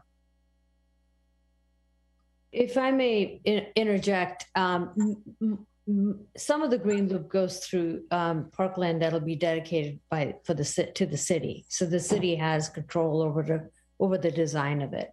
Some of them are through POPAs that will be decided as part of the planned community permits, and maybe give us a chance to just work through and kind of develop a strategy around it. I think the idea really is to make the POPAs as usable as possible. And we'll consider it a nice to have, even though it's not a majority council comment, to make them as usable as possible. And that could be a framework. Maybe that receives majority council. Sure. Colleagues, are you comfortable with the suggestion from Ms. Shrivastava? Okay, we'll take that and add that to the framework so that as PCPs come in, there is the understanding that they may have to be relocated based on the final design. Great. City Manager McCarthy. Thank you, Mayor. So there was one other item that I believe had at least 4 mentions, which was the district parking. So confirming that. Okay. For public, my notes don't show that. For all members of the public? I think there was comments about accessibility for open accessibility, which I guess we would say public for the district parking. Colleagues, maybe just for clarity, do you mind just raising your hand? Do you have a question, Vice Mayor Ramirez? Okay. Sorry, I'm not sure I understand. So this is different from the current proposal, as I understand it, is it's open to the public outside of business hours, right? So evenings, weekends, that's already the case. So would this be in addition to that? And then the totality of the structure, a portion of it?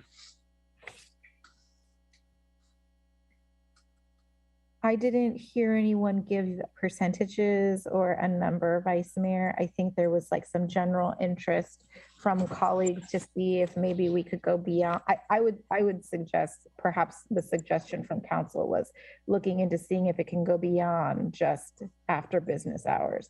That was kind of the direction or vibe I heard. Mm-hmm.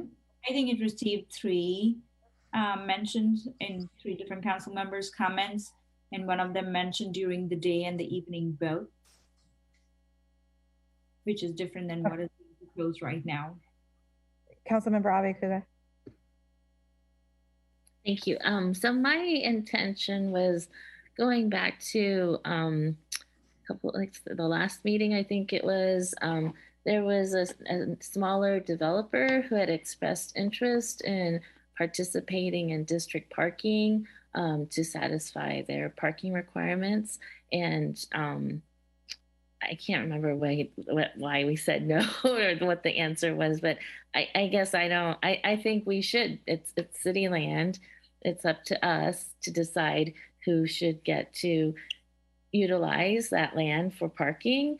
And I believe that we should have it open to all entities out in North Bay Shore. I just don't believe that it should be just restricted to one company or entity. So that's what I was envisioning. But the after hours, yes, that would just become public parking for everyone after hours. Great, thank you, Councilmember Abe-Kuga, for sharing your viewpoint. Vice Mayor Ramirez. For whatever it's worth, so I don't. My understanding is the city is not paying for the structure. If we were paying for it in our structure, then absolutely. But because my understanding is Google's paying for it and it's designed to meet that primary need, then I don't know if I'm comfortable imposing that constraint. Well, we are essentially paying for it because it's our land. I mean, we have we have some skin in the game here. So if we were to take parking fees to help pay for the structure, I mean, I'd be fine with that. But it's our land, so we should be able to determine how it gets used. So might I make a suggestion? So, and I see Ms. Cameron has joined us. Perhaps is a council majority interested maybe in exploring the opportunity? I would say I don't feel comfortable getting so prescriptive as to saying it's going to be this much percent and it's going to happen, but I would be open to city staff exploring the opportunity and just seeing if it's feasible and if it's possible as we're talking about this via a study session and doing a straw poll. So if people are okay with that being added as, staff exploring open, public access to the district parking, then I would feel more comfortable, and then it gives them the opportunity to come back to us and let us know after the analysis and the discussion with the applicant. Are people okay with that? Can I just see hands? Okay. That looks unanimous. Is that clear for staff? Yes, exploring the opportunity and coming back and reporting to council about options. Great. Thank you so much. City Manager McCarthy, did we miss anything else, or was that the last outstanding item? Great. All right. Thanks, colleagues. Appreciate it. That's why I thought it'd be easier to summarize 1 and 2 while it was still fresh. And now why don't we go into questions 3 and 4? So question 3, does the City Council support the proposed streamlined development review process for subsequent projects that adhere to the master plan framework? And question 4 is, does the City Council have input on the DA term and proposed public benefits? Councilmember Matichak. Thanks.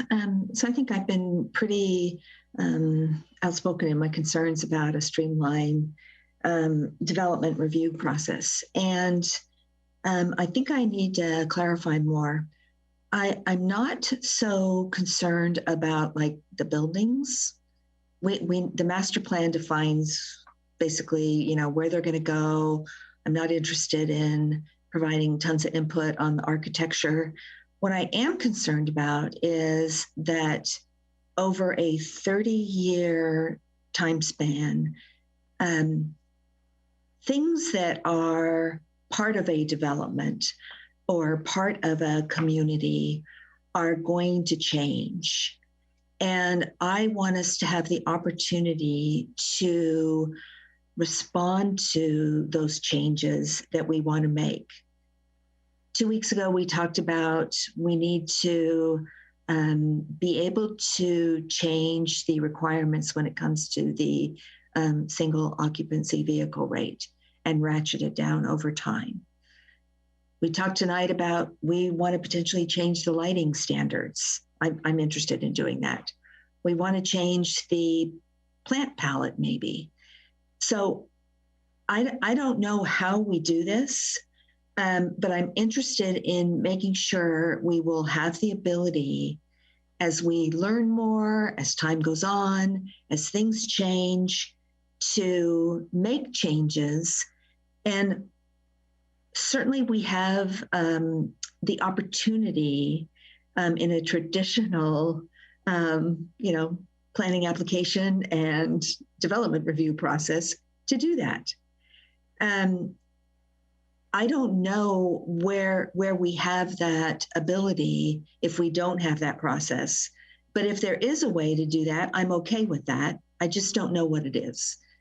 Maybe it's the development agreement that says we will be able to revisit these things and change them, tweak them. Maybe we don't change them. But I think it is good governance to take a look at things, especially when you're looking at a 30-year time horizon, and being thoughtful about, do we need to make some changes and what would they be? So that's what I would like the ability to do. And maybe, I'm not sure if that's enough direction, but that's why I've been saying all along, I wanted this to come back to council. So if there's a way to do it, great.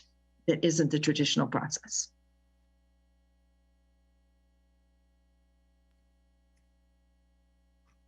I'm sorry. So was that for question 3? Did you want to do 4? Yeah, sorry, I forgot you wanted question 4 too. No worries. It kind of goes along the same lines. People have talked about milestones. I think we do need milestones. I feel like this development agreement is going to be incredibly complex. And like I said, I do want the ability to make some, whatever you want to call it, tweaks, changes, updates to certain things as part of that development agreement, or as part of this whole planning development review process. I would like to maybe revisit the community benefits for the development agreement. I've heard that perhaps what goes along with those development agreements in other cities is a lot more than what's being looked at here. So I think I'd like to revisit that and make sure that what we're getting is comparable to what other cities are getting. Thanks. Great, thank you. Councilmember Apikoga. Thank you, Mayor. I appreciate Councilmember Matichek's comments. I largely agree with what she has said. Originally, I thought, well, I could go along with the streamlined development review process. I'd be okay. Sorry, my dog is trying to act up. I'd be okay with, the longer DA terms. But things have changed. Things change. Things have changed. 30 years is a really long time. I keep saying I'm going to be 81 by the time this whole thing, if it does get developed fully, it does. And a lot changes in 30 years, and I've seen a lot of change in half that time, in 15 years during my time on council, or total time on council.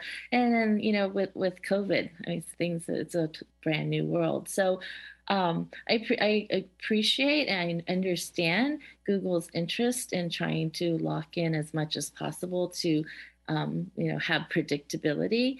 But I think on the other side of it is that because change is a reality, we have to have flexibility. And, so the question for me is, can we do some kind of check-ins? I'm willing to compromise. So can we maybe start off with some check-ins with council, and then if things are going, well and timely, then maybe we can loosen the review requirements.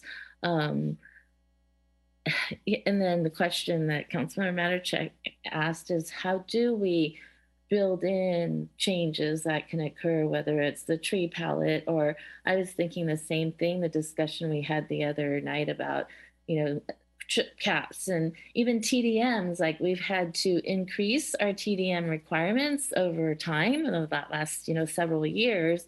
I imagine it's going to continue that we're going to have to ratchet up to really meet our trip cap and SOV targets. So how do we build that in? I mean, I think what we've discovered, right, is that this is what we're doing, is moving forward where we can require these things, but we can't. We've grandfathered in a lot already, and that's what's making it difficult for us to reach our targets. So that's my real concern about locking something in for 30 years.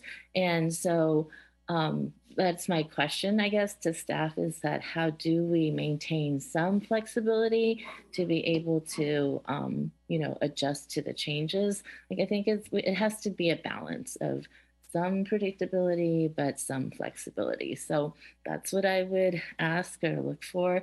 In terms of community benefits, it's been mentioned, and I think it's hard to say if this is enough or not in terms of what's being offered. And what I would like to ask staff to do, and I think staff is planning to do this, is to do some analysis. And I think we have some comparison projects that we can look at.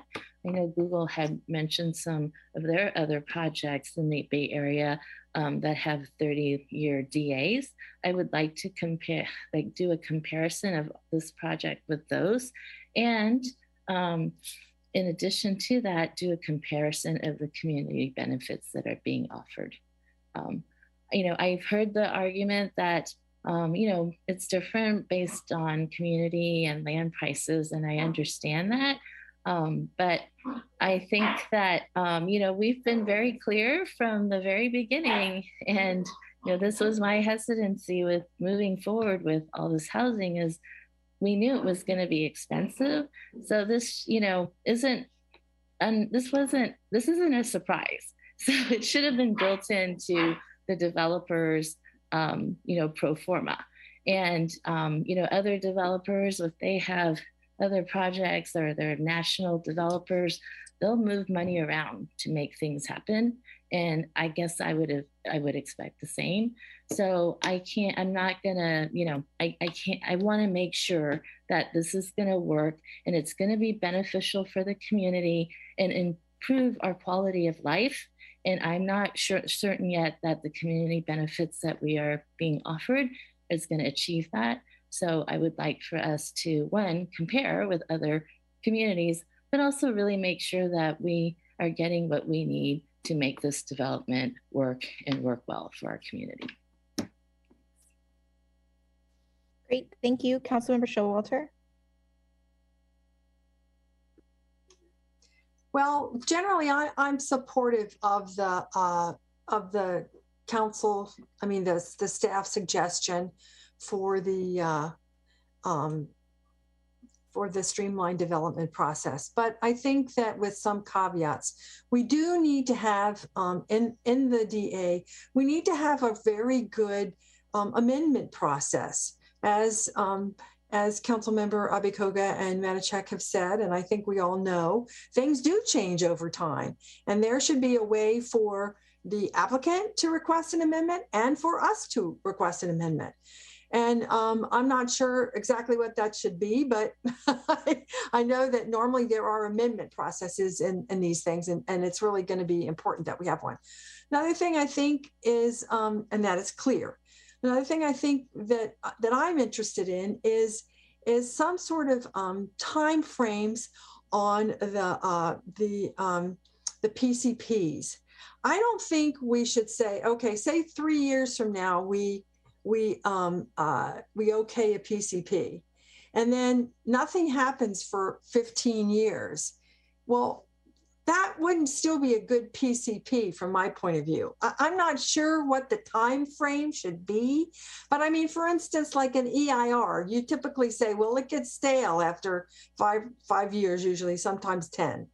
and I think that there should be some sort of an expectation built in about how long the PCPs would be appropriate. And then another thing I wanted to add into the DA, I'm really interested in supporting for sale housing. We've talked a lot about how it's good to, it's a great way for people to build wealth, and we haven't had nearly as much condo development as we would have liked. So I don't know what incentives we can build in for condos, but I really would like to see incentives for condos, incentives for condo mapping, structures, even if they are going to be rented for the foreseeable future. At least then they could, there are some different architectural standards they have to meet that they could possibly meet. Let's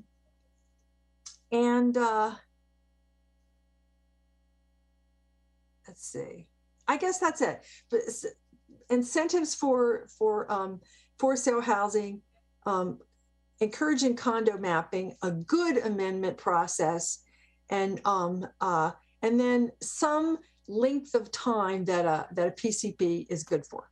Thank you. Thank you, Vice Mayor Ramirez. Thank you, Mayor. A couple of questions for staff. So I think this was covered in the presentation, but we are having a consultant analyze both the community benefit component and the public benefit component proposed for the DA. Is that right? That's correct. And do you have a sense of when the council will be able to benefit from that information? Yeah, Vice Mayor, we're going to bring that all back with the master plan, and some of the things we are going to look at is the economic feasibility of the project, comparing it with some of the other projects that we've heard about. Again, you can't do a complete apples to apples comparison because projects are different, but we will do our best to provide a comparison so that we can come back and say, this is generally comparable, or we believe this is a good set of benefits. So we'll come back with the analysis. Okay, thank you. And then is it typical for, or maybe a better way of asking the question, what in development agreements that we've approved, what has the amendment process looked like? I think the amendment process is usually laid out, and it depends on what they're asking for. Sometimes it means opening up the DA, depending on how big it is, right? Sometimes it might just look at the master plan framework. So it all depends on what the amendment is for. What I haven't seen is if the city wants to amend it, I guess they could come back. Ultimately, a development agreement is a negotiated agreement between two parties, and both parties have to agree to that. So it does open up the negotiation process. I do have some ideas about some of the items that were brought up by council, and maybe I could respond to them either now or a little bit later if more questions come up in terms of some of the things we're hearing, like lighting standards or SOV, or, how do we anticipate some of that future need? And maybe we can suggest some ideas. Okay, thank you. That's helpful. For question 3, I think I agree with Councilmember Showalter. Having that amendment process clearly defined will be very valuable because, as everyone has said, things change, and things will change for both the applicant and for the city. Having an opportunity to renegotiate, a development standard or something down the road will be very valuable. So that's something that I hope staff can come back with, a clear and defined process for amendments. And then for question, but generally speaking, I support the expedited development review process. I also don't feel there's a lot of value in having the council approve permits, especially if we don't actually have any meaningful discretion. And this is what we've seen with a lot of residential developments in conventional zoning districts. So I'm very comfortable, especially since we have a very robust regulatory framework with the precise plan and the master plan and the DA.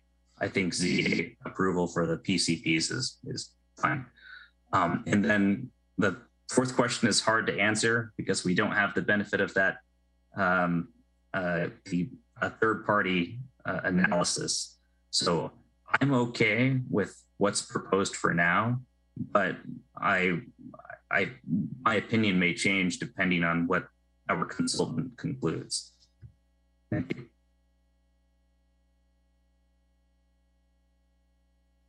Thank you. Councilmember Lieber. Thank you, Mayor. Well, I agree with so much of what my colleagues have said. I think that the community on a going forward basis needs to have some opportunity to have their voices heard in a meaningful way.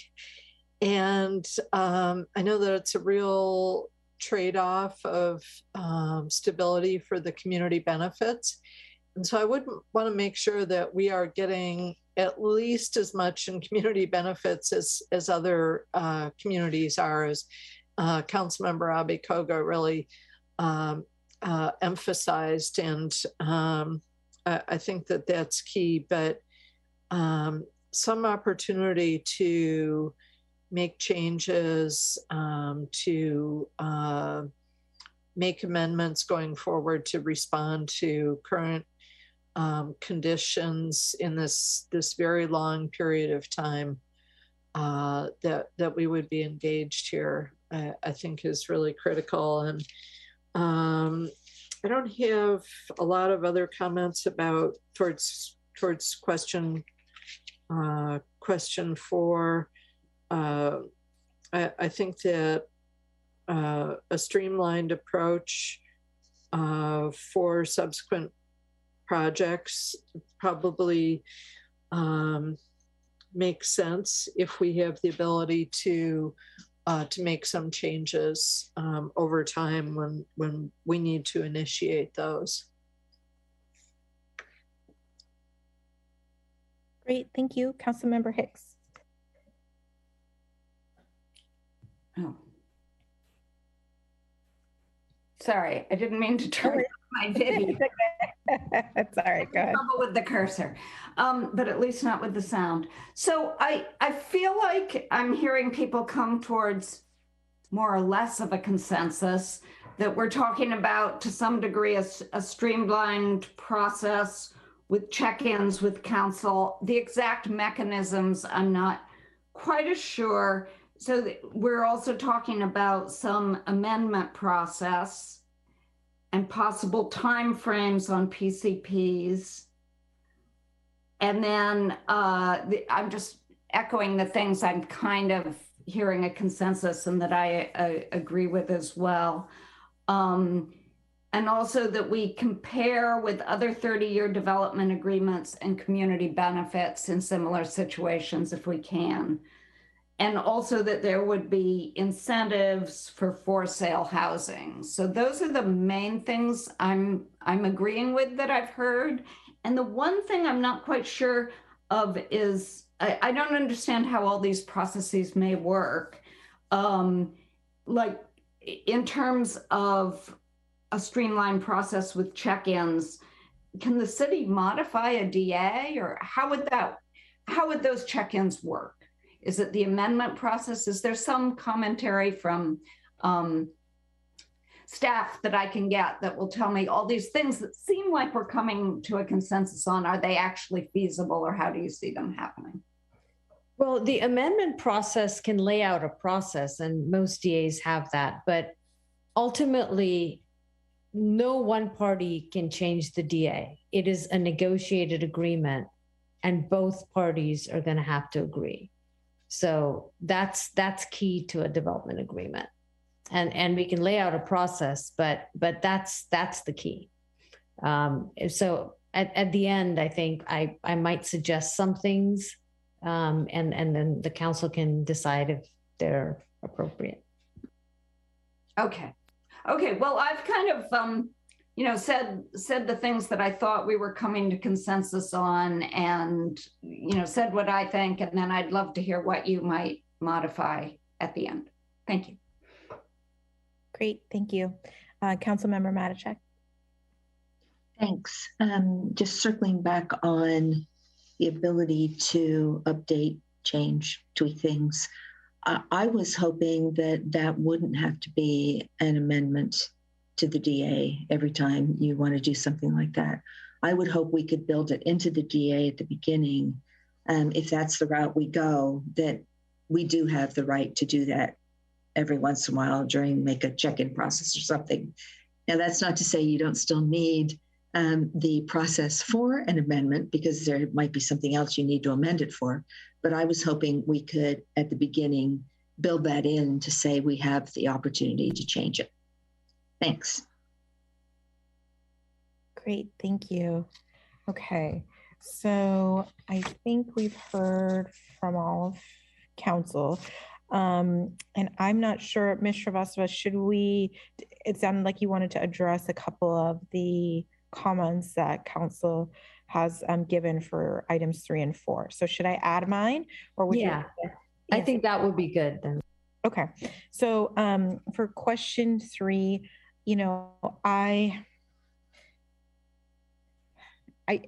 I feel a little torn. I think staff suggests the idea of doing a streamline sounds good, and I think we'll keep things on track, especially as we talked about in questions 1 and 2 about wanting to see certain things faster, right?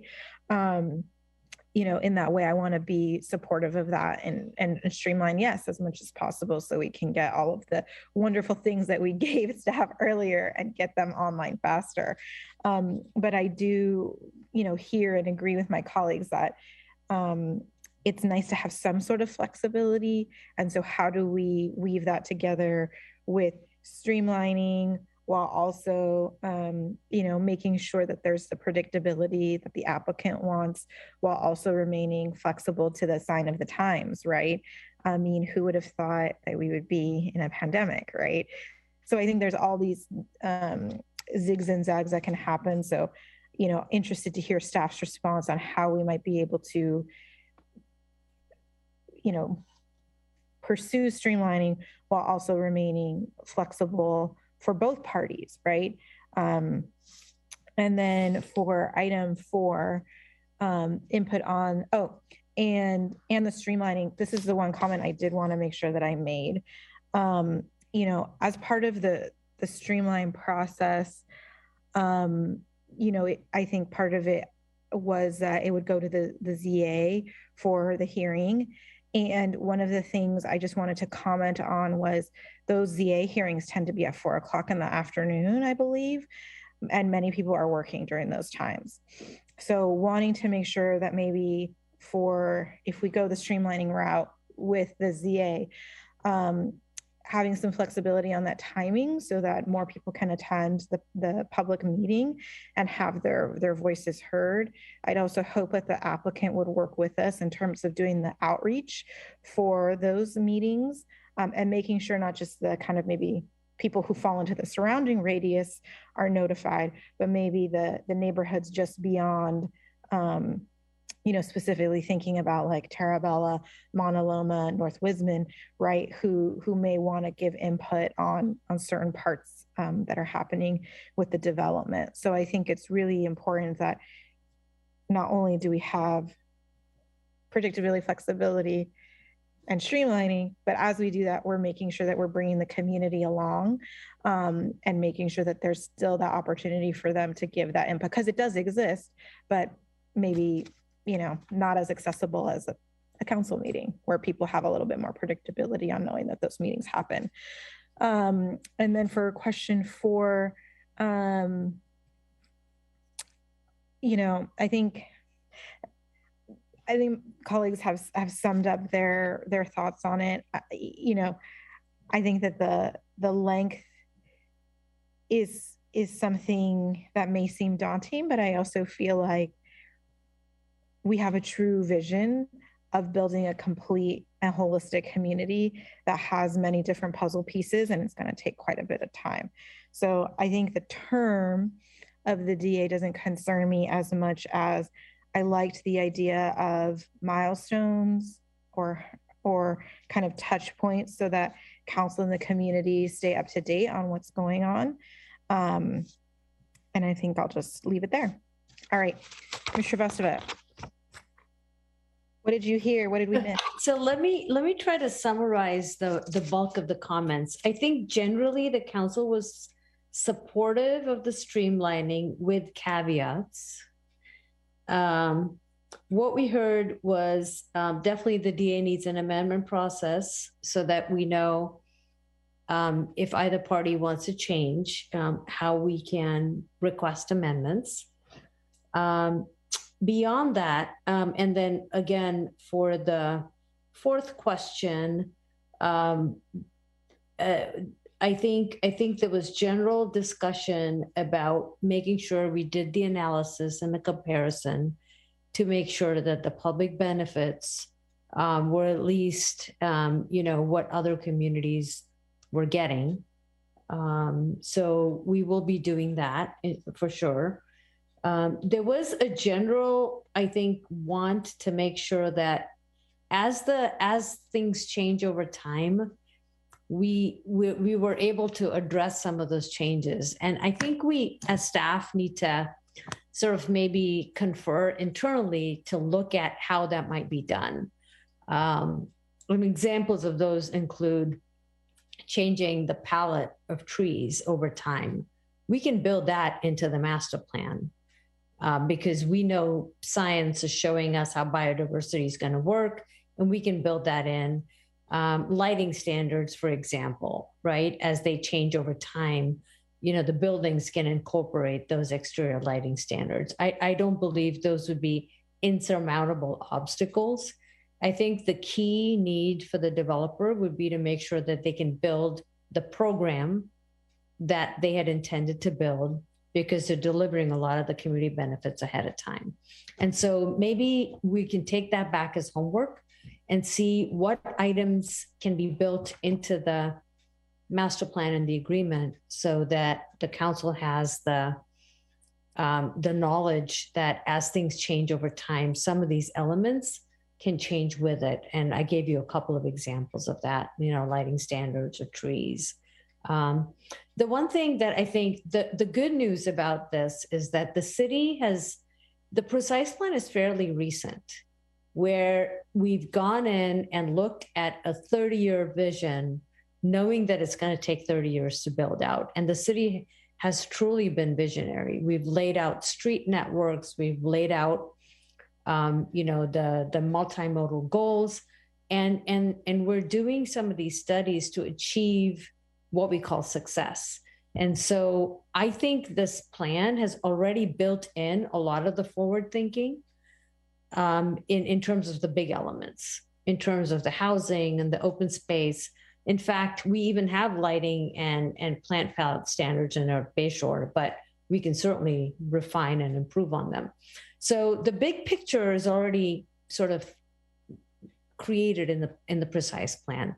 So I don't think the city has to worry about, oh my goodness, are we going to need 10 more priority transportation projects? I think we're looking at trying to do this for the next 30 years. And so we've built a lot of it. But do we have room for improvement to try to sort of tweak things? Let us as staff take some of that back and come back with some ideas to build some of it in. In terms of check-ins, it's kind of unclear about what's intended. Was the idea to say that they will come to council, or is it a reporting, or I wasn't quite sure about what that was meant, although I would say that didn't get the majority council support. I think the interest was in supporting the streamline, but making sure that the city was able to incorporate tweaks, giving the examples of lighting standards and plant palettes And we built that into the master plan and the DA.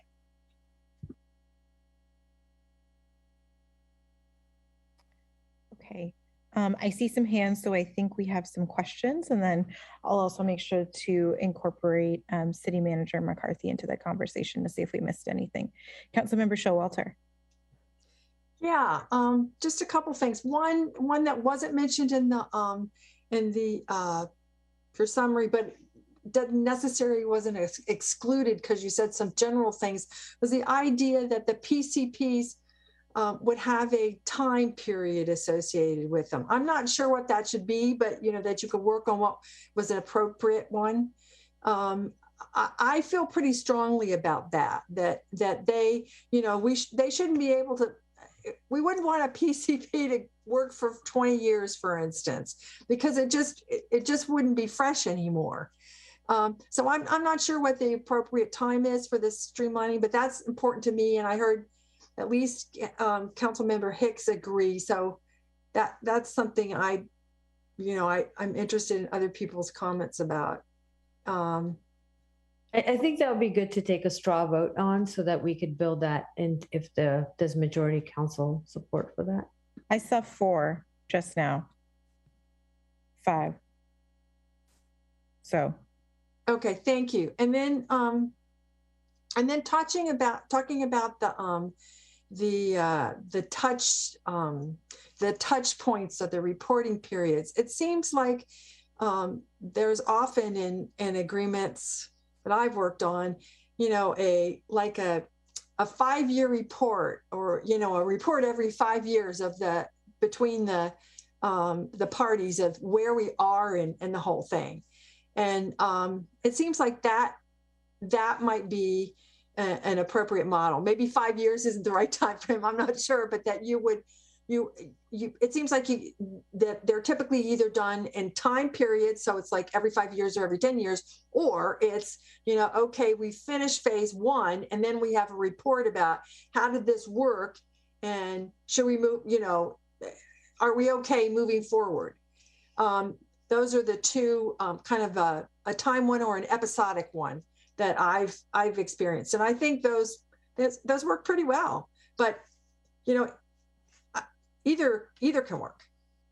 So what I hear is building in a reporting requirement into the DA. Yeah, I mean, literally, you would get together with Google and report to each other and say how and develop a joint report. And you would decide on how extensive that had to be. Was it, a couple pages, or if things weren't working well, it might be quite extensive. Okay. Can we take a straw vote on that one as well? Yes, I was going to ask if we wanted to do that. I do see 2 other hands, so I don't know if those are questions or other suggestions for straw polls, or if we can just go ahead and take the straw poll about. I think it will help us if there was a straw poll on it, and then we can summarize everything. Yeah, sorry, I'm talking to my colleagues, asking them if they're comfortable looking for okay. So I think the straw poll would be if you're comfortable incorporating into the DA a reporting requirement. Is that correct? Yes. Okay. So all those, okay, unanimous. Thank you. Councilmember Matashek. So I had a question about the comment about permits having like an expiration kind of a date. Isn't that already built into our current processes? Yes, typically permits have 2-year expiration dates, but then with the DA, I think what we're hearing is each PCP that comes in would have its own little expiration date where they would have to reapply if it went beyond a certain amount of time. Okay. So my vision of the check-ins, in addition to the reporting that we talked about, was that if we do want to make a change to something, talk about something to see if we should make a change to something, to me, that's a good time for a check-in. And I appreciate the comment about, it's hard for the public to participate at the ZA meetings at the time they're held. And what my concern about that is oftentimes we hear about things that have changed from members of the public. And so I want to make sure that that information is coming forth in a way that the council hears it as well, so that we can act on it. So I kind of feel like that's why I'm interested in having the check-ins, so the new information comes to us and not just the ZA. Thanks. Great, thank you. Okay, anything else staff needs a straw poll from us on? City Manager McCarthy, is there anything that you heard that staff could use further clarity on? No? Okay, perfect. All right. Ms. Srivastava, Ms. Pancholi, did you get everything you need for 3 and 4? Yes, I think with that last one, there was a reporting requirement that was supported by all council members, and we will add that. Okay, great. All right.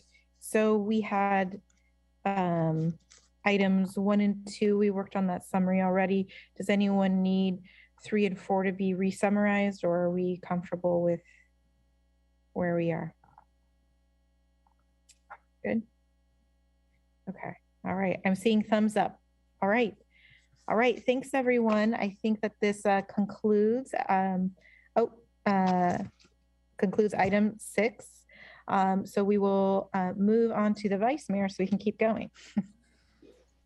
Thank you, Mayor. I'll move to continue the meeting past 10 o'clock. It's been a while since we've had to do that. Great. Thank you. Well past now, huh? Okay. So does that have a second to move past 10 p.m.? Okay, I'll second it for purposes of just keeping things going.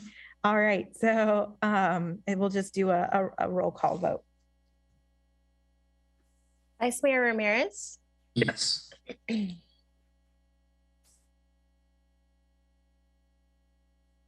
Yes. Oh, I don't think, sorry, hang on just a second. Okay. Mayor Kamei? Yes. Councilmember Abe-Koka? Aye. Councilmember Hicks? Yes. Councilmember Lieber? Aye. Councilmember Matichak? No. Councilmember Showalter? Yes. Motion carries 6-1. Great, thank you. Yes, we need to keep our John McAllister tradition alive of someone voting no. All right, colleagues, so we have item 7. Do folks need a 5-minute break? Do you just want me to keep powering through? Okay, I see a head nod. All right, so why don't we give ourselves 5 minutes? I'll see you all at, what would that be, like 11:37? Sorry, was that 5 minutes? Okay, I'll see everyone at 11:37. Thank you.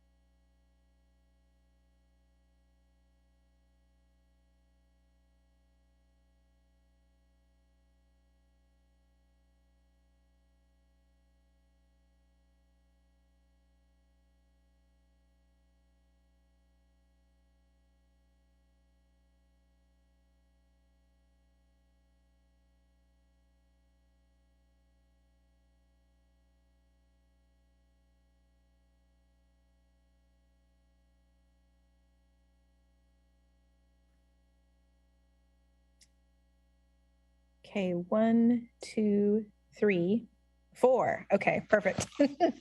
I'm going to keep us moving. Item 7 is our public hearing. Item 7.1 is our commercial development at 747 West Dana Street. Do any council members have any disclosures that they would like to make? All right, I am not seeing any hands. Associate Planner Krisha Penolar, Planning Manager, Zoning Administrator Stephanie Williams, and Assistant City Manager and Community Development Director Archie Shrivastava will present the report. Applicant Ken Rodriguez from KPR Architects will present following staff's presentation. So we'll turn it over to staff.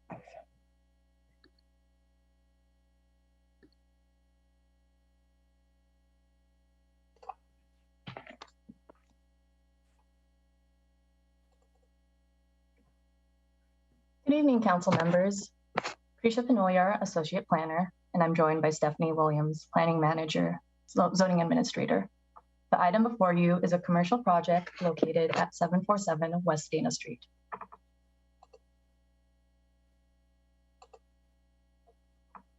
The proposed project site is located south of West Dana Street between Castro Street and Hope Street. The site is 0.07 acres in size and located in the downtown Precise Plan Area H Historic Retail District.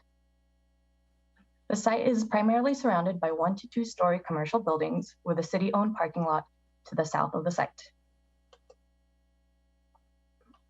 The applicant is proposing to construct a 3-story commercial building with upper story office uses and ground floor retail.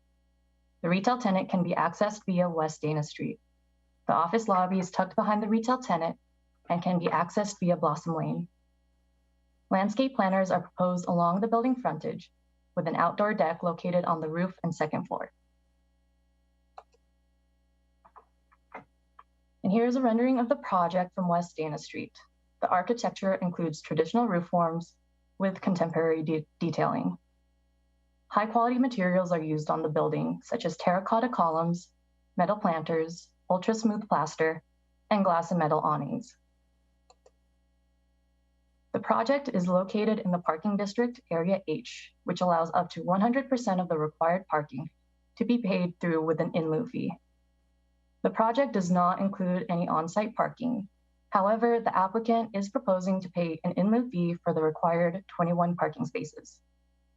The applicant is also proposing a transportation demand management plan to reduce the number of on-site vehicle trips. Prior meetings for the project include a neighborhood meeting, which was held on July 29th. A development review committee meeting was held on August 18th. At that meeting, DRC recommended conditional approval of the project. The project and associated lot line adjustment was reviewed at a combined administrative zoning and subdivision committee meeting. At that meeting, the project was approved with conditions. Staff concludes that the project complies with the general plan, zoning, and precise plan goals and policies. Staff has reviewed the proposal and based on this analysis and the findings and conditions, recommends conditional approval of the project. This concludes staff presentation. The applicant, Ken Rodriguez, is here tonight and he will follow up with a brief presentation. Great, thanks so much, Krisha. So we will move over to the applicant presentation. Thank you, Mayor, Vice Mayor, members of the council. Ken Rodriguez, local Mountain View architect. About 2.5 years ago, a few partners and I bought 301 Castro Street to do a very sensitive restoration of the building, which many of you know. We are just finishing up that original project where our latest retail tenant is about ready to be completed, their interior improvement and moving in within the next week or so, which will finish 301 Castro Street. And the back section of the property, there's a 1-story block building that was built in the 70s as an additional tool building, if you can believe it, of all things, that to support the hardware store that was in the building after Bank of America. And we would demolish that building and build this new, what we hope, and you agree, hopefully you'll agree, is a nice jewel box of building with strong retail exposure to Dana Street, a strong creative tenant mix like we've done at 301 Castro Street, and then some smaller footprints up above for or floor plates for office space. I think the project, from our standpoint, we have some experience with other buildings. We are very excited about bringing this project forward. We're excited about the work that the council and staff has done on the revisions of the precise plan and the new parking plan, and many of which, all of which actually, we've incorporated into this project. And we have also been doing in some of our other projects for the last 4 or 5 years in the 300 block with other buildings.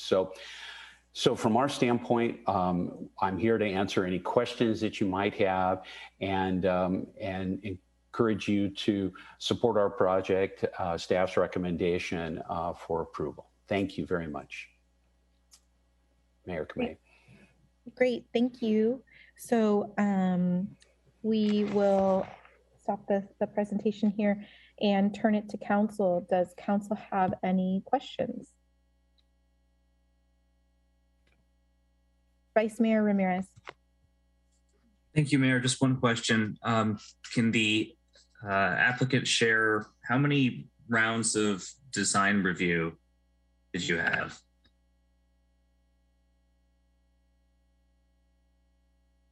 Yes, we've had quite a few meetings. I'm not sure the quantity, Acacia, and maybe you want to answer that question. It's been a few.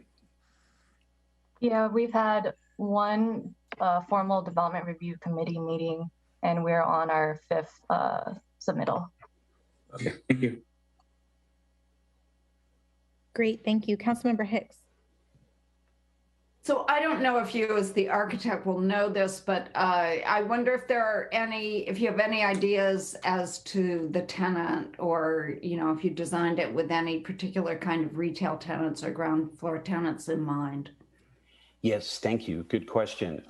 We did. We've had a lot of experience in that 300 block. You may know another building that we own and manage that Rootstock is in. Prior to that, it was a beautiful bakery, office space in the back end. Certainly at 301 Castro Street, we're taking all of that experience, and we've really been trying to do a unique retail tenant mix. That was a commitment I made to the city when we first purchased 301 Castro Street. I think the floral shop that we are will be opening in that is going to be very unique and new to Mountain View. We're looking for the same type of tenant, I think, in 747 Dana Street. Not to say that we wouldn't do a unique food use, but I think we want to bring some foot traffic and some retail sale tenants to downtown. And that's been my commitment on these other projects. And so I think that's what we're looking for here. Okay, so you don't have a line out your door, but you have ideas like the ones you described. We do, and we did talk to certain tenants at 301 Castro Street, so it was very nice. We picked one, and now we have some options to maybe enter into some negotiations if this was to get approved with those other tenants. Oh, okay, great. So you do have a possible short list. Okay, well, we do. Thank you. I'm sorry I didn't say that and be exact to your question. The only other thing I would add is we've created a retail space that I think is very unique, very high, tall windows, lots of glass, a street presence with the planters and access right on Dana Street that I think will really bring a high quality tenant to this space. Okay, thank you. Yes. Great, thank you. Councilmember Matichak. Thanks. So I was wondering if the neighborhood meeting you had, was that just the immediate neighbors, or was that the Old Mountain View Neighborhood Association, or who was the meeting with? Yeah, so the Old Mountain View Neighborhood Association, a representative showed up, as well as the surrounding neighborhood.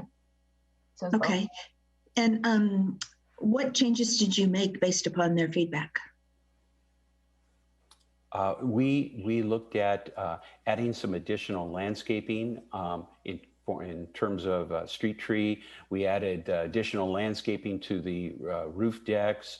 We increased the openings in the windows to be more prominent, more retail oriented. We added additional bike stalls and bike parking, which was a really great comment from a couple of members of the public. Staff might help me if there was more. I know actually we softened the colors and materials that were proposed differently. I think that's pretty much it. Yeah, a lot of it was primarily opening up the storefront so that there's more glazing that faces the street. Yes. Well, so I'm curious what it looked like before, and can it be opened up more? I'm sorry, you're asking if it could be opened up even more? Yes. Do you feel that can we go back maybe to the rendering, or would that, is that possible?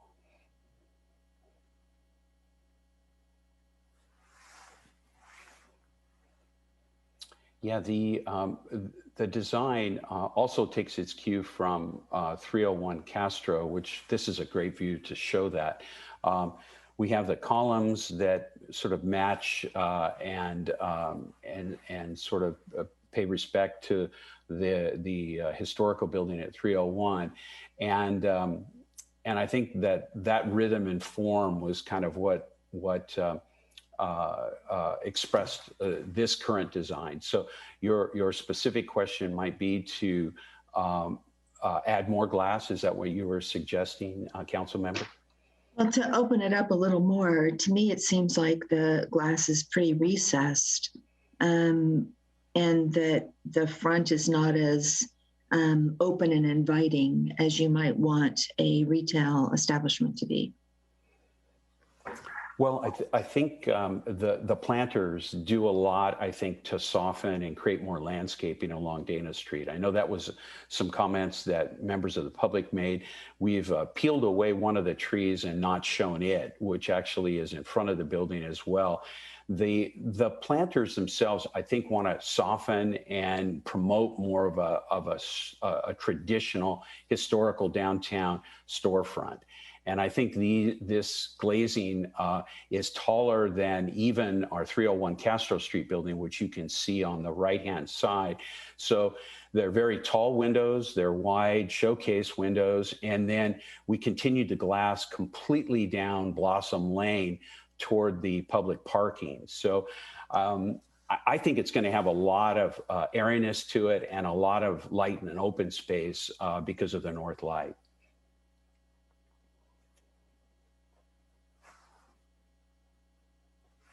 Thanks. Thank you. Okay, Councilmember Lieber. I just had a question. Where was the addition of the street tree?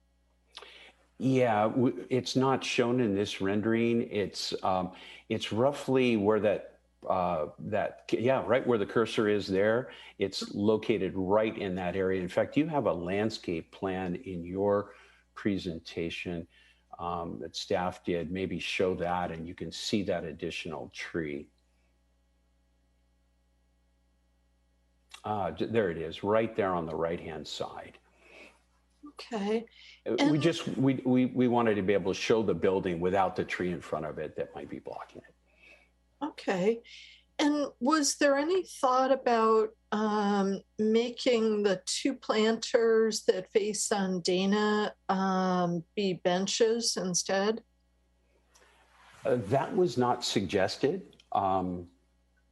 Certainly, I would be open to that suggestion. I think that's a good one. Or a combination of benches and planters. Yes. Yeah, I think that even just from the rendering, it feels like those people need a place to sit down for a minute. And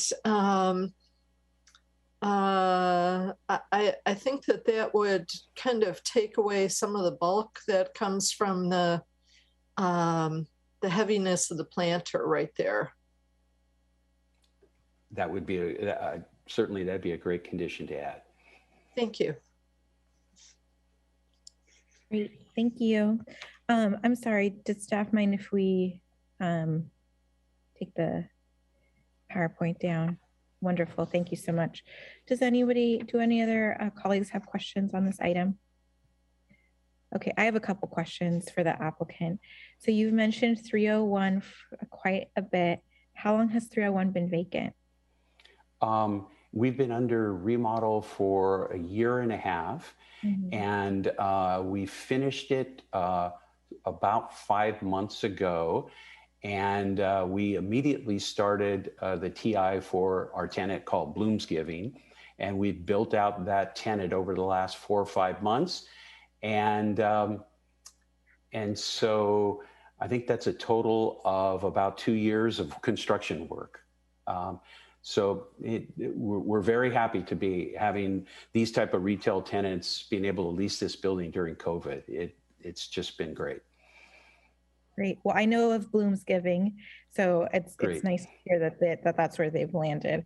But I think, one of the things I heard that came out of the community meeting was wanting to make sure that the retail space is utilized. And while I know Rootstock is very much utilized, I know that corner has been under construction for a while. So I wanted to ask that question to make sure.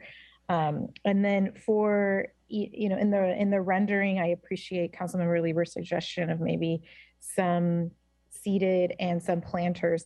The Blossom Lane as well, are you thinking of doing some sort of planters or something to kind of make it a little bit more inviting to go? I mean, as inviting as a walkway alley can be?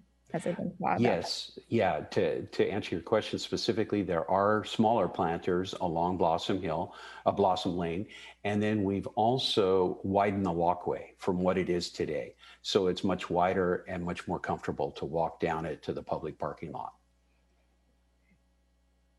And then I think just to follow up, Councilmember Matacek was asking if there's any way to maybe open up the frontage a little bit it sounds like you've been speaking to quite a few tenants when you were answering Councilmember Hicks's question.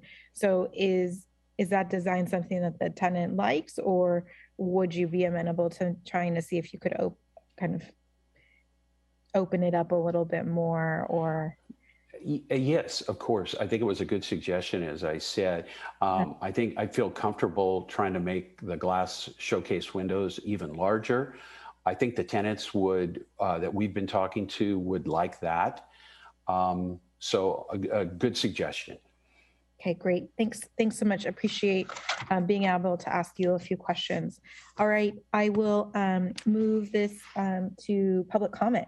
Would any member of the public on the line like to provide comment on this item? If so, please click the raise hand button in Zoom or press *9 on your phone. It will display a 2-minute timer. I do see a hand. Robert Cox. Can you hear me? Yes, we hear you. Okay, Honorable Mayor Kamei, Vice Mayor Ramirez, and members of the City Council. Thank you for the opportunity to speak to you as Livable Mountain View's representative tonight on this item. First, we appreciate the time the applicant and his representatives took in presenting his proposal to members of our steering committee and other Mountain View residents. During the meeting, we had an opportunity to raise our 2 main concerns about the proposal. The starkness of the design and the columns that block much of the visibility into the ground floor retail area. While we acknowledge that the applicant has made some modifications to the design, adding a terracotta facing to the columns, his design appears to be largely unchanged. Hence, our concerns remain. In particular, having columns that block the visibility into the ground floor retail area could make retail an unprofitable use for this location. We are concerned the applicant may then come back to the city and ask for a conditional use permit that allows office to be substituted for retail on the ground floor. In the downtown precise plan study session earlier this year, staff stated and council unanimously agreed that ground floor retail presence must be preserved to retain the vibrant downtown, which is the heart of our city. We therefore advocate for the removal of the columns from the front window of the proposed building.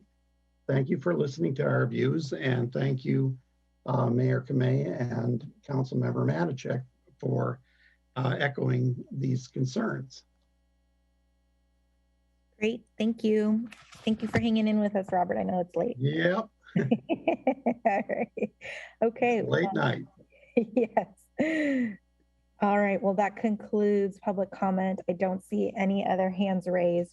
So I'll bring the item back for council deliberation and action, and note that a motion to approve the recommendation should also include reading the title of the resolution attached to the report. Councilmember Matichak. So I guess I have a follow-up question based upon Mr. Cox's comments, and that is, while you could open up the front a little bit more, what would it look like if you removed those columns from the front to open up the retail more? I don't want to redesign the project here, but did you consider that? I'll take it. Are you addressing that to me, Councilmember? Whoever wants to answer. Oh, thank you. Well, I'll try to take it quickly. We did, and Mr. Cox is correct. They asked for that to make sure that this building works for retail. I've been designing, and well, many of you know, designing retail for 35 years now, and I'm very familiar with what tenants are looking for, and I think the success of the tenants and the buildings I just talked about that we've done on the 300 block alone say that. We've had good response for this building design. They love the high quality materials. They actually love the colonnade columns that are there, but more so they like the showcase feel of the windows, the planter, like the suggestion of some bench seating included in those. And your suggestion of maybe thinning up the columns. I would not want to eliminate them. I think that would make the building look very modern. I don't think it would be as historical as it needs to be next to 301 Castro, and of course in the 300 block as well, which are historic buildings. So I think a little bit of work on this design to again make the windows larger, as you suggested, make the columns a bit thinner and lighter. I'm in favor of that. Okay, thank you. Yes. Great, thank you. Councilmember Lieber. Thank you, Mayor. I'm a little bit uncomfortable with redesigning a building because it's something I have absolutely no ability or expertise in. But I am prepared to make a motion when the time is right. And I do the sum total of what I think about the architecture related to this is that it does have a nice echo with the 301 Castro, which is a building that is very important to the community and has the very broad vertical elements to it. And those kind of broad elements are also present in the next block down, going down to where the Red Rock is and et cetera. So I think it's something that fits with our community, and it's different than just a plate glass approach. But again, I don't want to fiddle with the design overly much, but I'd be prepared to make a motion when the time is right. Sure. I mean, I think that the time could be now, Councilmember Lieber, if you'd like.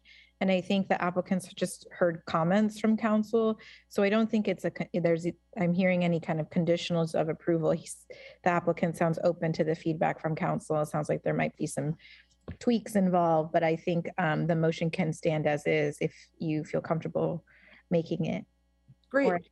Then I'd like to move that we adopt a resolution of the City Council of the City of Mountain View conditionally approving a planned community permit and development review permit to construct a new 3-story building with 7,000 square feet of office above 1,600 square feet of ground floor retail space, and finding the project to be categorically exempt pursuant to Section 15332 Infill Development Projects of the California Environmental Quality Act at 747 West Dana Street, to be read in title only, further reading waived. Great. Thank you, Councilmember Lieber. Councilmember Abe-Koga? I'm happy to second the motion and just add comments that I appreciate the concerns. I actually really like the architecture. I think it's very high quality and it works well with the 301 Castro building.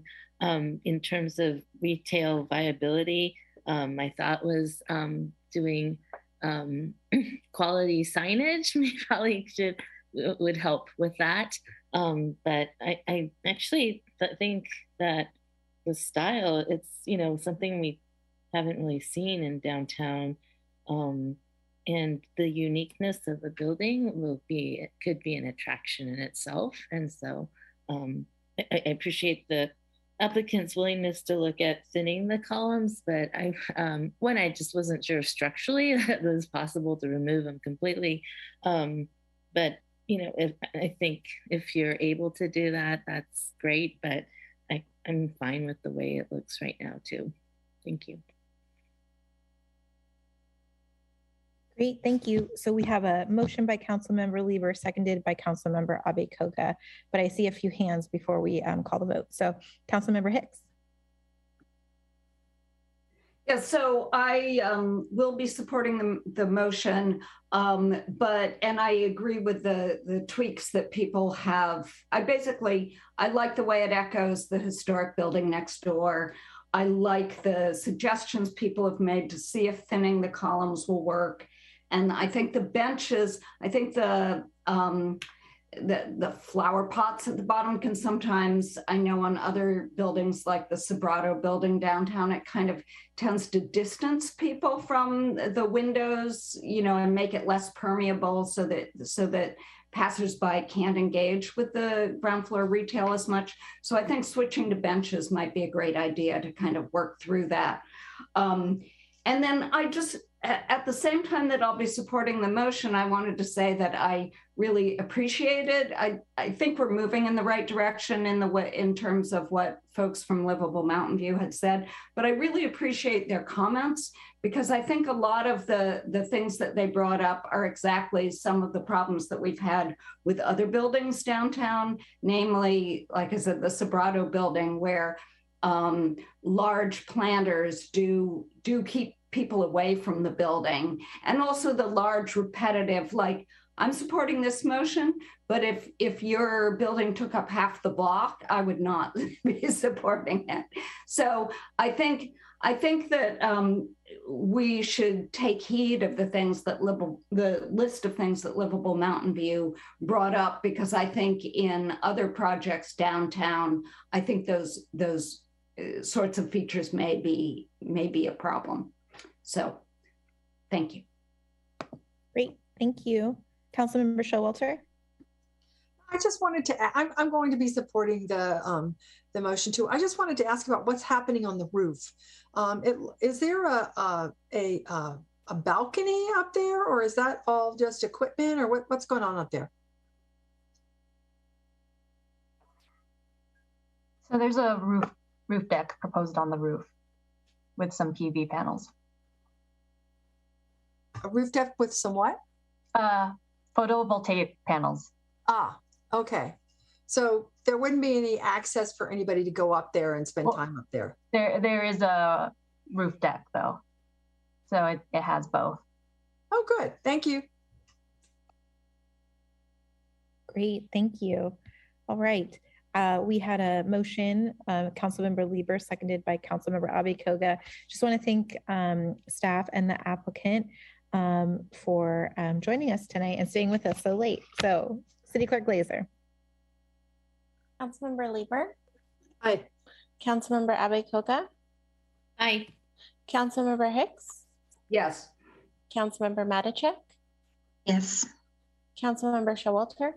Yes. Vice Mayor Ramirez, Yes. Mayor Kamei. Yes. Motion carries unanimously. Great, thank you. Thanks, Mr. Rodriguez. Appreciate your openness. Okay, we'll move on to item 8, new business. Item 8.1 is a resolution appointing a retired annuitant as interim city attorney under Government Code Section 21221 parentheses H. Human Resources Director Sue Rush will present the report. Hi, Ms. Rush. Hi, good evening. Good evening, Mayor, Vice Mayor, and members of the City Council. The next item before you this evening is a resolution appointing Janie Quinn as interim city attorney. Earlier this evening, Council recognized current City Attorney Christian Chopra for his service as he's retiring at the end of the month. The city is working with Terry Black and company to fill the position, which is expected to be completed in the spring of 2022. But until the position is filled, the city needs to appoint an interim city attorney. And so Janie Quinn retired in 2019 after 24 years of service with the city of Mountain View. Ms. Quinn is available and has the necessary knowledge, skills, and abilities to serve as interim city attorney until council can fill the position on a regular basis. Government Code number 21221H permits City Council to appoint a CalPERS retired annuitant, which Ms. Quinn is, to a vacant position during a recruitment with several restrictions, which includes two of the following. The interim assignment is required to be a single appointment and does not exceed 960 hours in a fiscal year. And the proposed interim assignment meets this CalPERS requirement. I recommend appointing Ms. Quinn as interim city attorney with an hourly rate of $144.231 effective January 3rd, 2022. And this concludes my presentation, and I'm available for questions. Great, thank you so much. Does any member of the council have any questions? All right, not seeing any, I'll open it up for public comment. Would any member of the public on the line like to provide comment on this item? If so, please click the raise hand button in Zoom or press *9 on your phone. All right, we'll display the 2-minute timer. Alex Brown. Welcome back, Jenny. I missed you. Okay, thank you. And I think that is it for public comment. So I'll close public comment and bring the item back for council deliberation and action. And note that a motion to approve the recommendation should also include reading the title of the resolution attached to the report. Councilmember Showalter. Yes, I would like to move the staff recommendation that we adopt a resolution of the City of Mountain View, the City Council of the City of Mountain View appointing Janie Quinn as an interim city attorney under Government Code Section 21221H to be read in title only, further reading waived, attachment 1 to the council report. Great, thank you. Councilmember Hicks. I second that. Okay, great. So we have a motion by Councilmember Showalter, seconded by Councilmember Hicks. Not seeing any other hands, I'll just call for the roll call vote from City Clerk Glazer. Councilmember Showalter? Yes. Councilmember Hicks? Yes. Councilmember Abekoga? Aye. Councilmember Lieber? Aye. Councilmember Matachek? Yes. Vice Mayor Ramirez? Yes. Mayor Kamei? Yes. Motion carries unanimously. Great, thank you. Thank you, Ms. Rush.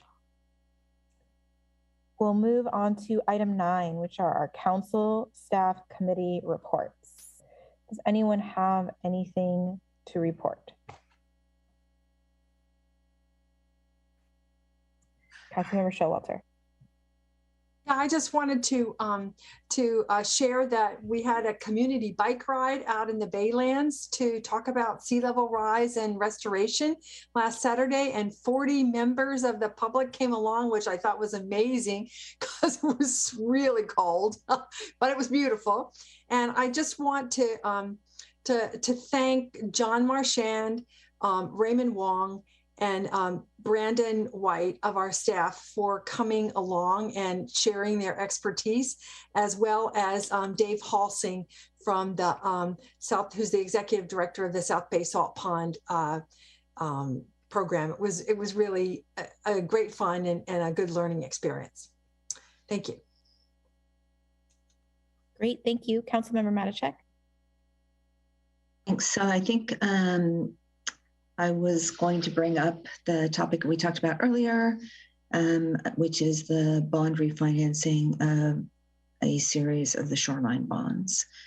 And so I'm not sure what staff needs. Do we need to make a motion at this point and direct staff to come back with when you think you can do this, or what do we need to do at this point to move it forward?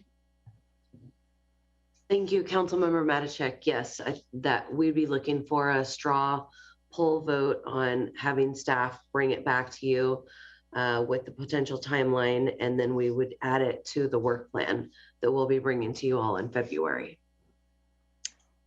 Okay, so I'll move that we ask staff to come back to us with proposed timing for refinancing the callable shoreline bonds and consider adding it to the work plan when we review that work plan in February. Great, thank you. Councilmember Showalter. Second. Okay, so we have a motion by Councilmember Matichak, seconded by Councilmember Showalter. And for those colleagues, it's just a straw motion, so we can raise our hands if we're interested. All right, and that looks unanimous. Great. Does staff need anything else from us for this item? No. Okay, does anyone else have anything to report? I would like to do a quick report, which is we had our last CHAC board meeting of the year last Wednesday on the 8th. And then on Thursday, we had our VTA Policy Advisory Committee meeting. And let's see. And I think those are my two, yes, those are my two items. Perfect, great. All right, well then I'll close item 9, and I'll move to item 10, which is our closed session report. City Attorney Chopra, do you have a closed session report? There's no closed session report tonight. Okay, great. Thank you. Nice and sweet for your last report for us. Thank you, City Attorney Chopra. Okay, and that means that we can move on to item 11, which is our adjournment. Thank you so much for joining us. Our next City Council meeting will be held on January 11th, 2022. So I want to wish everyone a very happy holidays, a great new year, and we'll see you, we'll see you in 2022. All right, thanks everyone. Our meeting is adjourned at 12:15 a.m.